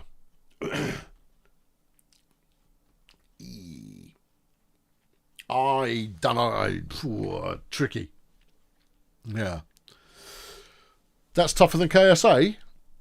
I don't know about that. Shaft is an easy loss. He's a good receiver, but he's not great. He's not a big hitter in that regard.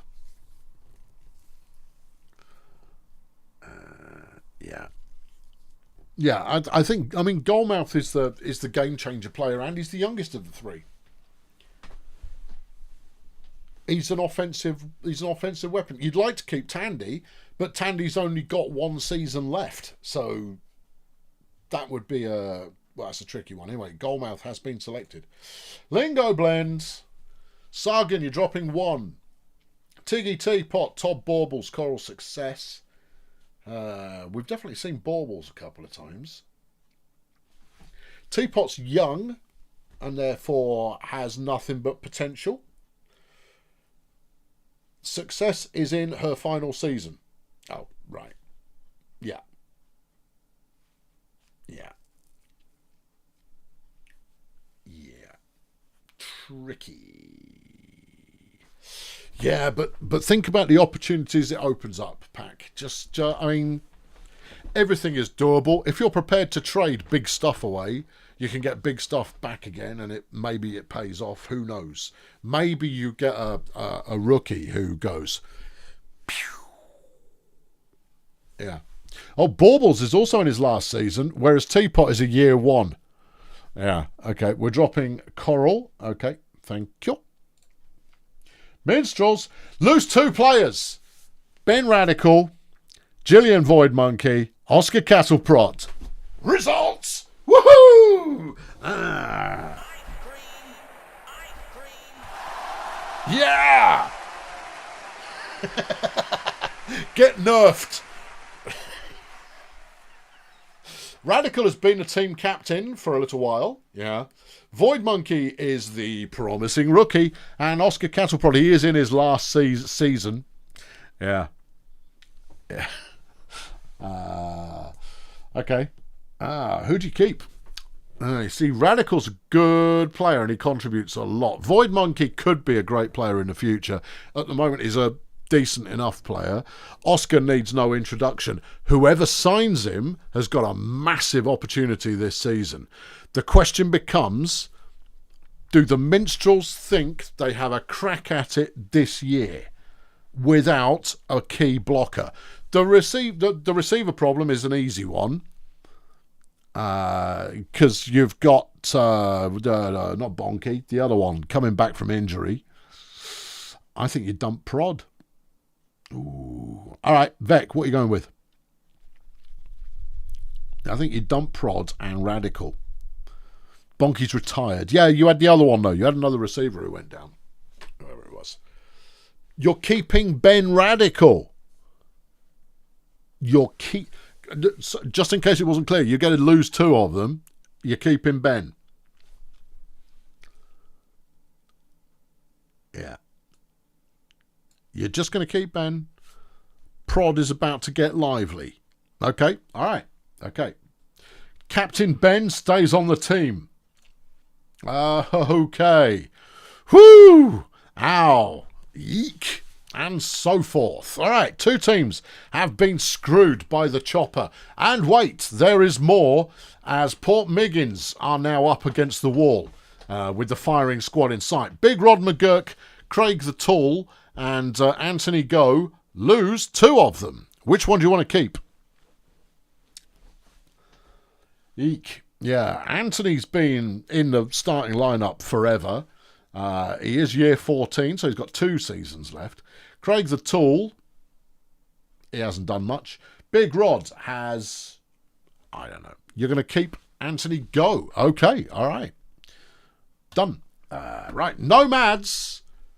You're losing 2. Oh my goodness me. Exponential Tyrone, Bird Dog, Flatnose McQuirk.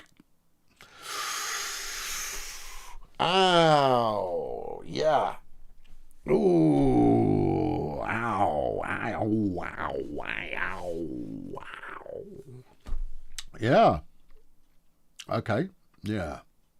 All right. You've got no retirees. Flatnose just started looking good. Bird Dog is good.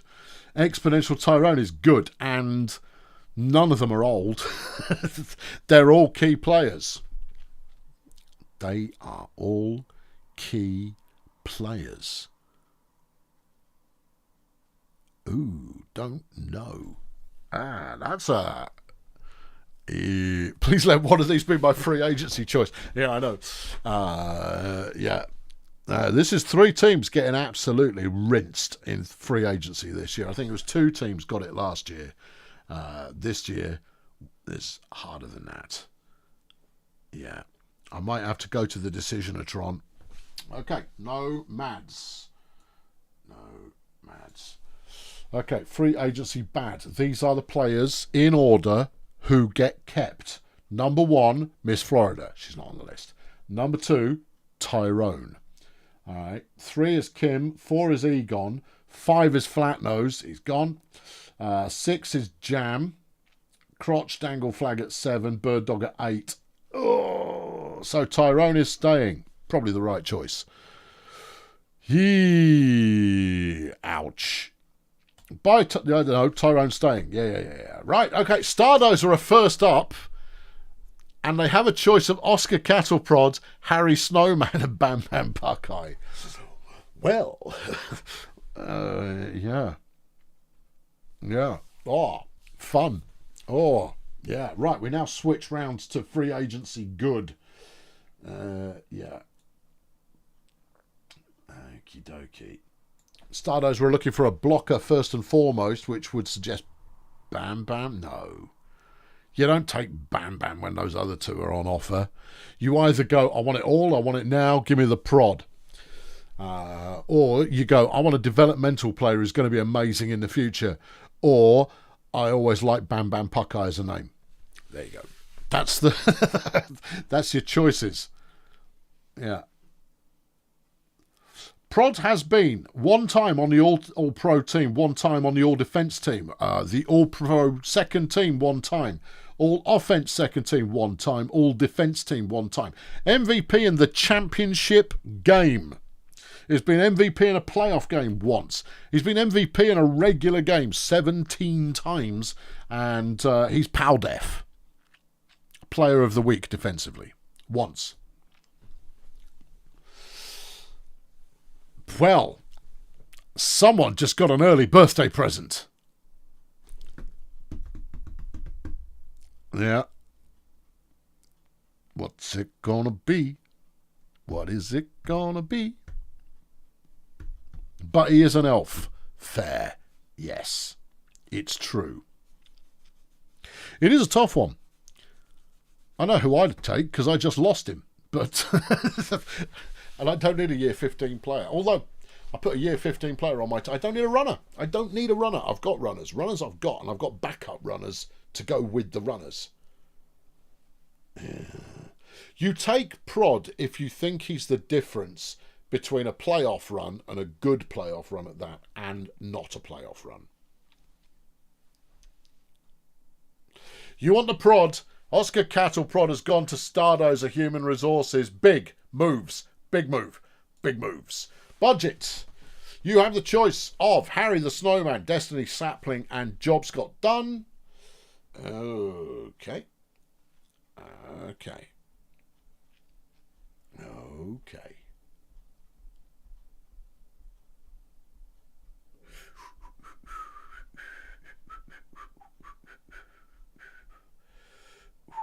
Your old team gets older. Yeah, ain't that the truth?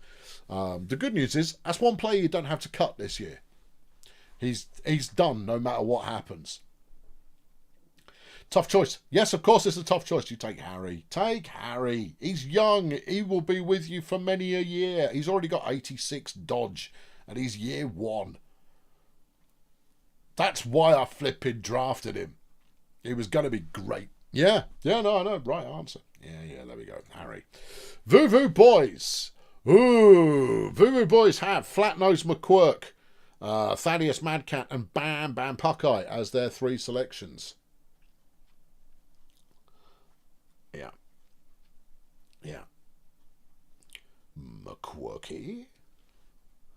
We just saw McQuirk in action, and he looked tasty. On your run first team, you pick a guy who can run? Come on.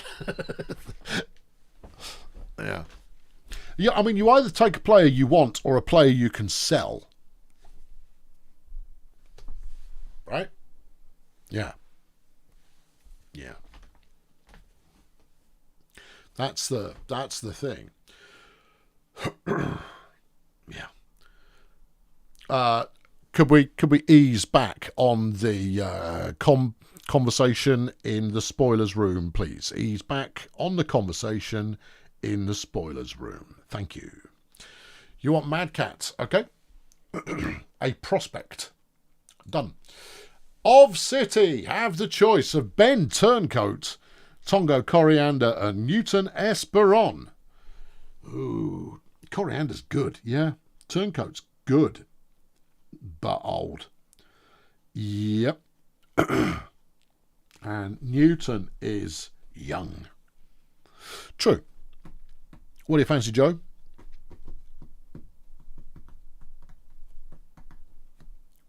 You're going to take Coriander? A good player still with a good few seasons left on the cards? Nice. Vec, you get a choice of Benny Turncoats, Jerp Cortex, or Jobs Got Done. I apologise for coughing down the microphone there. Sorry. I usually aim a little better than that. I'm usually over here or way over there or something. Sorry, it's because I've been at this for a little while and I ought to go to bed. But, you know, I've now got an hour of people taking half an hour to think about every minor decision over players who won't get played, including myself. Yeah. Yep. Yep. I should just free agency all of it. Or AI pick. Track and field that thing.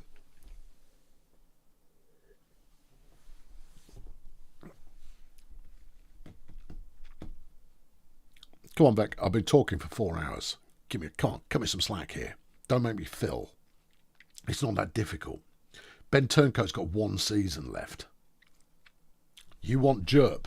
Okay, he's got 3 seasons left. All right, cool. Toy Masters, Wolfgang, if you're still up.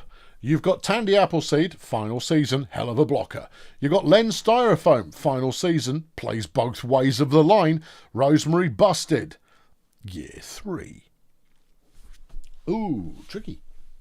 Yeah, it depends which one you think's going to make the biggest difference. Is Wolfgang still here? Wolfgang has a tendency to fall asleep. No. Wolfgang's still up. Okay. Len Styrofoam will cost you 510 quid out of your budget, but he is retiring this season. Tandy Appleseed will cost you 400 quid. Actually, Rosemary will cost you nearly 400 quid. It's expensive. You're thinking, right, okay. All right. I might on the next one, I might pull the trigger, and unless you decide immediately, I'm going to go and get a drink. So you can have some thinking time.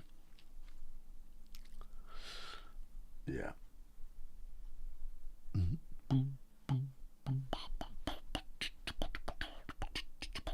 You want Tandy Appleseed? That's an interesting move. Okay, that might get you back in the playoffs again. The Fun Bus. Okay, this is me. Biggie the Viking, Cynthia Wrestling Mask, Flatnose McQuirk. These are not bad choices. The Fun Bus went with Colonel Chews. Terrific. What do they need? Probably a blocker. Flatnose is a nice one. No, they don't need runners. Oh, yeah. Okay. Any of you a blocker? No. All right then. Cynthia's a defensive lineman. +2 appeal. +2 appeal. Only 2 seasons, though. Cynthia's a hell of a player. Cynthia is a hell of a player. Yeah. Vicky is a great defensive player. I think you take Cynthia Wrestling Mask. Yeah. Done. Blood Pit, you're on. Mary Ruthless, hell of a player. Mighty Buffon, Bam Bam Puckeye. If you want thinking time, say the word. Say the word, and I'll go get a drink. I'll leave the screen up so you can look. You want Mary Ruthless? Good choice. Right, okay. Grunt Auto Group. Mike, you're on. Coral Success, Destiny, Sapling, Viggy the Viking. Coral's in a last year. Viggy's got plenty of time to play. Is already dead, if that counts as a bonus. And is solid as well. Sapling, all-rounder. Actually, a pretty good all-rounder. Thanks, Mike. Will do. I'm going to go get a drink. I will be back in a moment.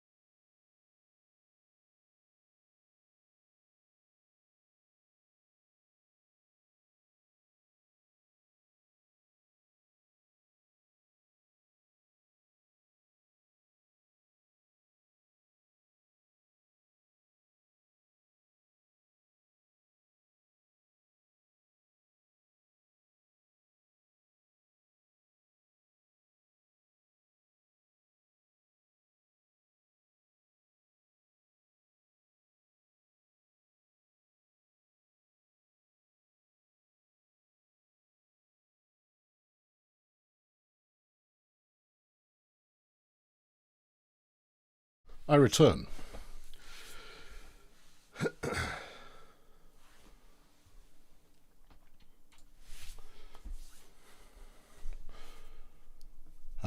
Destiny. You want Destiny. Thank you. Right. Next. Bulldozer Pat. Oh, that's me.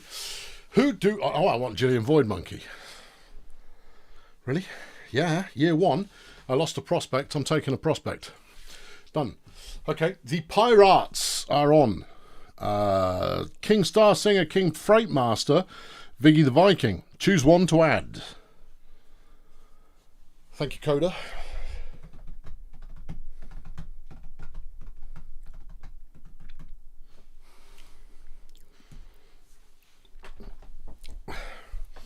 Yeah, I'll sell you a back as well, Vec, if you like. The price will be cheap, I'm sure. She's going to have to compete against Heidi Grunt, who is my other same age receiver cover prospect. You're going to take Kim, okie dokie. Bongolia, Madcat, Big Rod McGurk, Dirk Shafter, or Bird Dog. Ooh, that's Bird Dog. You take Bird Dog. Bongolia getting a blocker. Holy cow. Dog's a better lineman than a blocker. Oh, yeah. Defensive lineman. No, he's not. He's got good strength. What's his blocking like? Only 56. Why did I think... No, Hare Bear's a blocker. Bird Dog isn't. He's still a good player. Yeah. Tricky. Grunt will be good if she develops, but so far she hasn't been bothered to develop. But she's got multiple seasons with which to improve. She just needs to get a shake on, or I'll sell her. She played well in the couple of games I put her in last season, but she's there as a Flash Bandit style player, is what I'm aiming for, hopefully. Big Rod is on his way to Mongolia. He's a blocker. That's a blocker right there. Uh-oh. Yeah. Yeah. Okay. All right. Duke Spongiform, Len Styrofoam, Ben Turncoat for Sports Ball, who are absent, I believe. Sports Ball are absent. Can someone remember? I can't keep everything in my head. Are Sports Ball here or not? I don't think they are. No, I'm sure I've AI'd Sports Ball a couple of times. Yeah, I'm right, aren't I? I have. Sports Ball are MIA. Thank you. Let the computer choose. Okay, Bumson, Wazzock, who do you fancy? You've got Bubbly Merchandise is an option if you needed a runner. Vicky Flamboyant is a decent player and has played quite a bit. Rosemary Busted as well. Actually, these are all good choices. Good players all. Flamboyant has the highest team value. But what's the application? Tricky. You want Rosemary Busted? Okie dokie. Done. Marsupials, Ben Turncoat, Flatnose, or Dave the Toast King? Flatnose on paper is best, but it depends what you want. Ben Turncoat's in his final year, will cost you an appeal.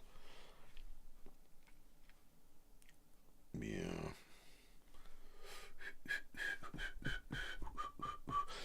And also, thank you everyone who's posting thinking as soon as you come up. That's helpful.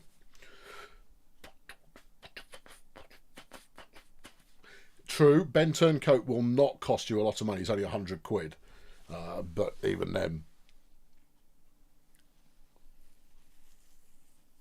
I wouldn't take him. No, I wouldn't take him. Yeah, Flatnose. All right, good. Yep. Grazer Ridge, failure if you're around. Ben Turncoat, King Star Singer, Bam Bam Puckeye. And some of these prices are starting to drop now as they get rejected repeatedly. Turncoat last season banned by year 11. Star Singer, crap. And year 14. No, he can tackle. Big whoop. What does he bring to you offensively? He could throw, but he can't see very well. If you've got a short passing game, maybe. He'll throw you a lot of interceptions anyway. Yeah.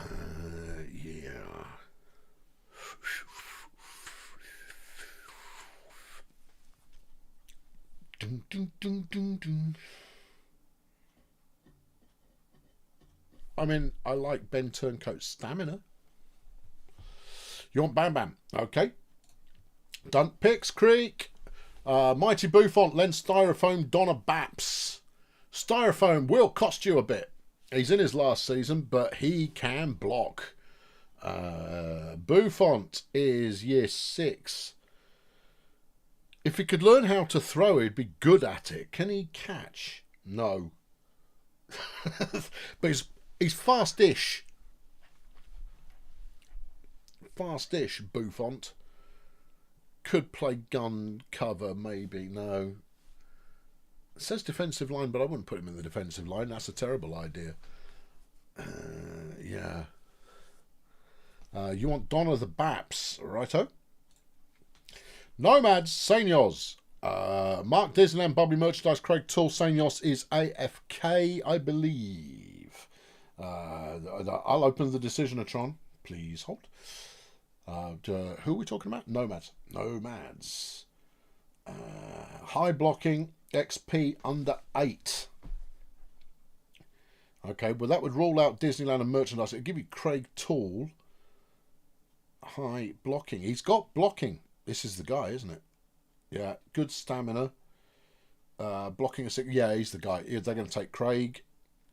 Yeah, what's the horse icon? Tactician? Strategist? Something like that. Journeyman. Oh, he's Bubbly switched teams a couple of times because I sold Bubbly in year 1. Because I've got good reasons. Anyway, Seniors gets Craig Tool. Fire Chefs, Caldo. You've got Bird Dog Coral and Dave the Toast King to choose from. Bird Dog's a 92 team value player. Holy mackerel. 88 cover, 85 linebacker. This should be an easy choice. Yeah, 79 strength. Ruddy Nora. Yeah, Bird Dog. Done. Okay. Volcamoose, also AFK, if I recall correctly. Totally AFK, no instructions proffered whatsoever. That's an AI selection. Oh, hold on. Borg has arrived. You get to choose one of these players to sign, Borg. That was close. Okay, yeah. Who would you go for? Viggy. Yeah. Yeah, go for the Viking. Great cover player. Oh, no. Would be a great cover player if they had any speed. And they don't. Yeah. Okay, you've gone Viggy anyway. The delay is dead short. I'm going to give you the chance to redecide. Change your mind. Mix it up. I'm pulling the trigger.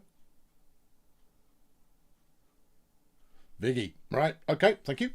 Red Star. Okay. What do we got? King Star Singer Coral and Durkee Shafter. Didn't you just lose Durkee Shafter?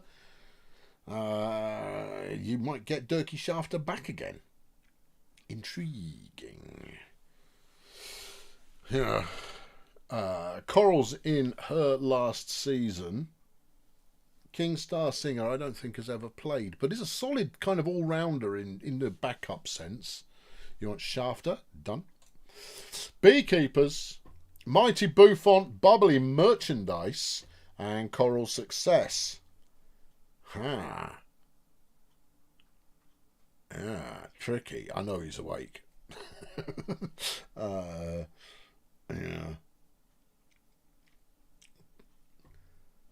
There's no blockers in there, but Bubbly is a heck of a runner. Can't tackle worth a damn, but is a very good passer.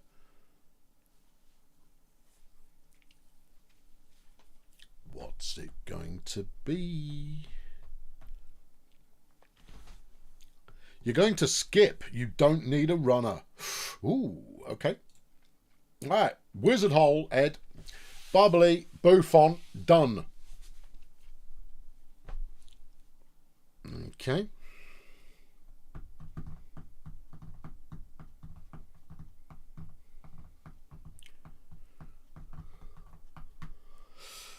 Yeah. I mean, Dunn looks all right. Just unspectacular. Yeah. Buffon is adequate. Yeah. Bubbly is old. Yes. Not as expensive as she was a couple of minutes ago. No, she has been taking a voluntary. You want bubbles? Okay. Done. Failure Woods. Vicky Flamboyant, Newton, Esperon, Mighty Buffon. Buffon getting passed around at the moment. Yeah. No, you go Vicky. Vicky's got the most opportunity. Is Esperon going to be any good? Depends if he develops. I'd still go Vicky. Vicky's year 5 with a team value of 85 already. Plays defensive lineman pretty well. Got break block. Got brutality. Got durability. Dwarf, perchance? Yeah, probably a dwarf. Can't block. No. Pity. No strength. Amazing stamina. Yep. Could pass in a pinch. Doesn't do you much offensively. Can tackle as well. Actually, speed 50 isn't awful. Agility 55 isn't awful. And at a punch could be a runner. Don't know. You're going to try Vicky? Yeah, I think it's the best of the 3 players. Lingo blends. Dave the Toast King. Mark Disneyland. Jobs got done.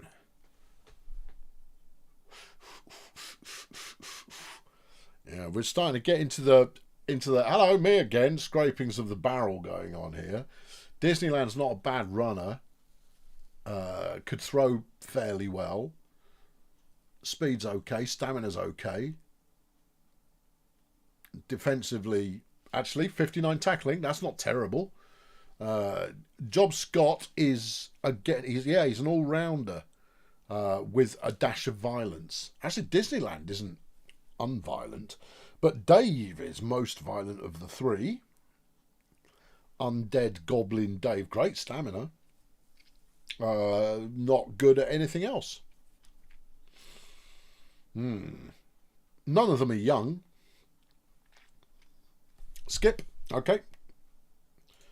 Done. Cheerio. Coral, Dave, Buffont.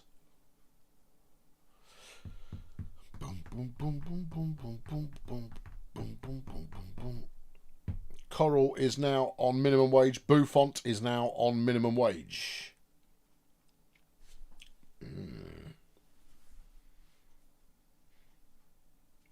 Yeah. I'd go with a dead goblin, if at all. Just cause. I have a soft spot for a dead goblin. Yeah.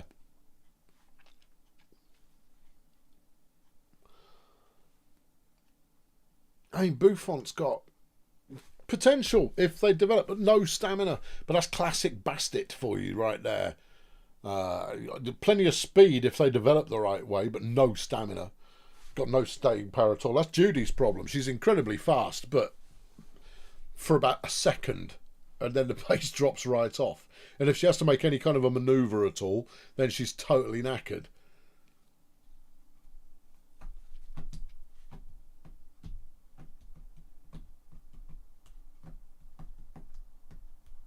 Toasty goes to Cheerio. Okie dokie.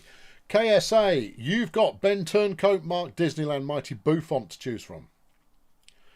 Disneyland now only 115. Everyone else minimum wage. Here's your compensation for having got burgled earlier on.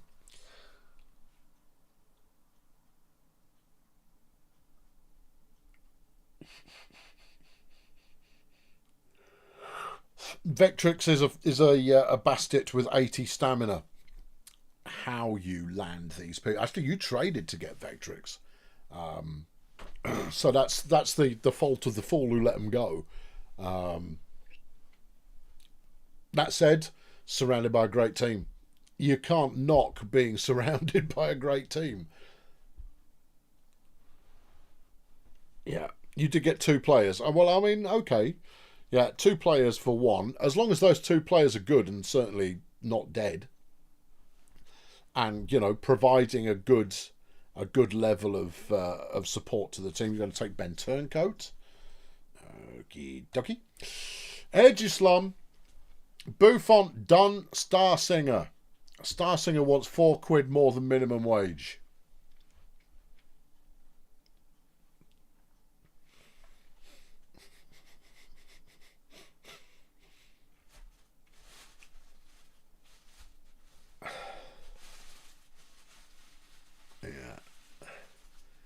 You want some? Oh, you want me to pontificate? You take Dunn. He's year 12. 75 brutality, 72 tackling, and 71 stamina. You're building a monstrous scare team, and defense is a great way to go. And with that brutality, what's not to like? He could play gunner. You could play gunner, and you could have 2 ultra brutal gunners. You know? Between him and Bongos, holy cow, that could be evil. Yeah. Go off flooding sheet. Yeah. You're going to pick Dunn? Okay, Dunn goes to Edgeslum. Oh, I pity the fools. Peninsula, you're on. Len, Styrofoam, Star Singer, and Coral.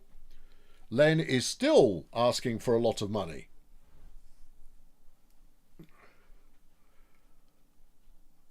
Yeah. Yeah. What are you chasing, Lily? You want the foam. All right. Good blocker. Yeah. Last season. Expensive. Melon Flex. All right. Floody. What would Floody go with? Melon Flex. Tricky. Let's have a look at the decision maker. You'll be present. See? This is why I said fill it out. Okay, what would Floody go with? See, Star Singer brings something to the party straight away, but is old, so probably won't get action this year anyway. Newton Esperon is a prospect player. Yeah. Mighty Buffon is also a prospect player, but a bit older. He likes pass speed and agility. Yeah, he likes to pass. Yeah, so we're looking at gunner rate. It's Esperon. He's young enough to develop potentially anyway, so that's gone. Shady Palms, Star Singer, Disneyland, Buffont, minimum wage, all of them.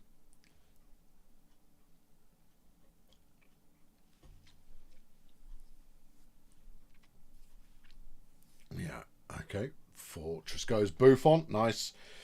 Good. Clean these up, please. Stegonauts, Coral, Disneyland, Star Singer. I think we might be down to the last 3 or 4 players on the free agency now. Yeah. Yeah. I don't know if you're still around, Fernando. Ooh. Ooh.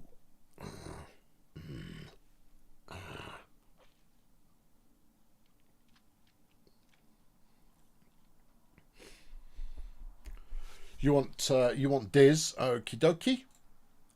Yeah, there's only 2 players left now. Star Singer and Coral Success. Last 2 players on the board. Stardozer, you have the call. You want Starzy? Okie dokie. Arcady, do you want Coral or not? Last player in the free agency pool.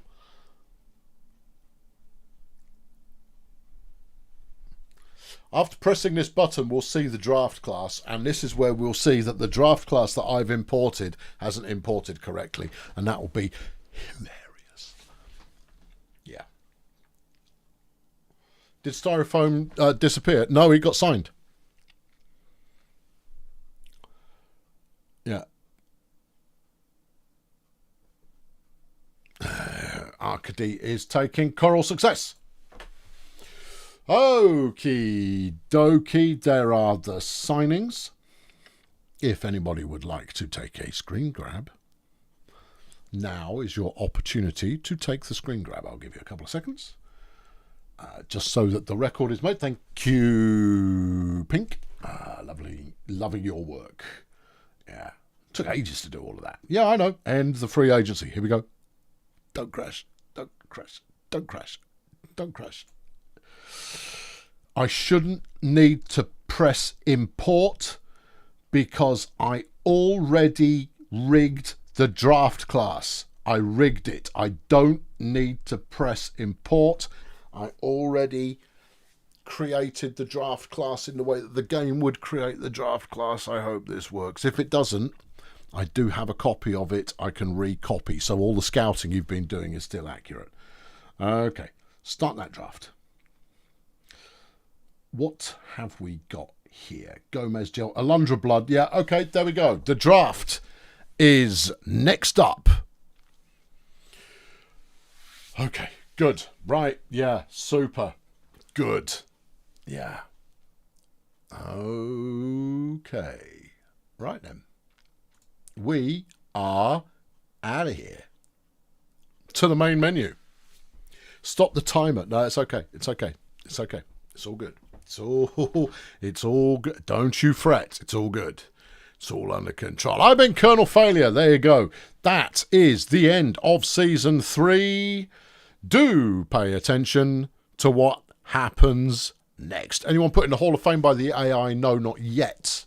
But we're going to do an owner's decision, Hall of Fame starting at the start of Season 5. So after the next season is done, we'll do an owner's vote on the first batch of players that can go in. I'm not entirely sure on the rules. I think it will be they've had to have been retired for 3 seasons and then they get voted or something along those lines. Okie dokie. Yeah, good. Draft runs on Friday. Friday is when the draft runs. The site will not be updated before Friday because I'm scared of what might happen. Yeah, no, that because there's one thing I do that isn't tied to the game saves, which is tied to your player progress, that if I were to do it now, it could wreck player progress, and I don't want to wreck player progress.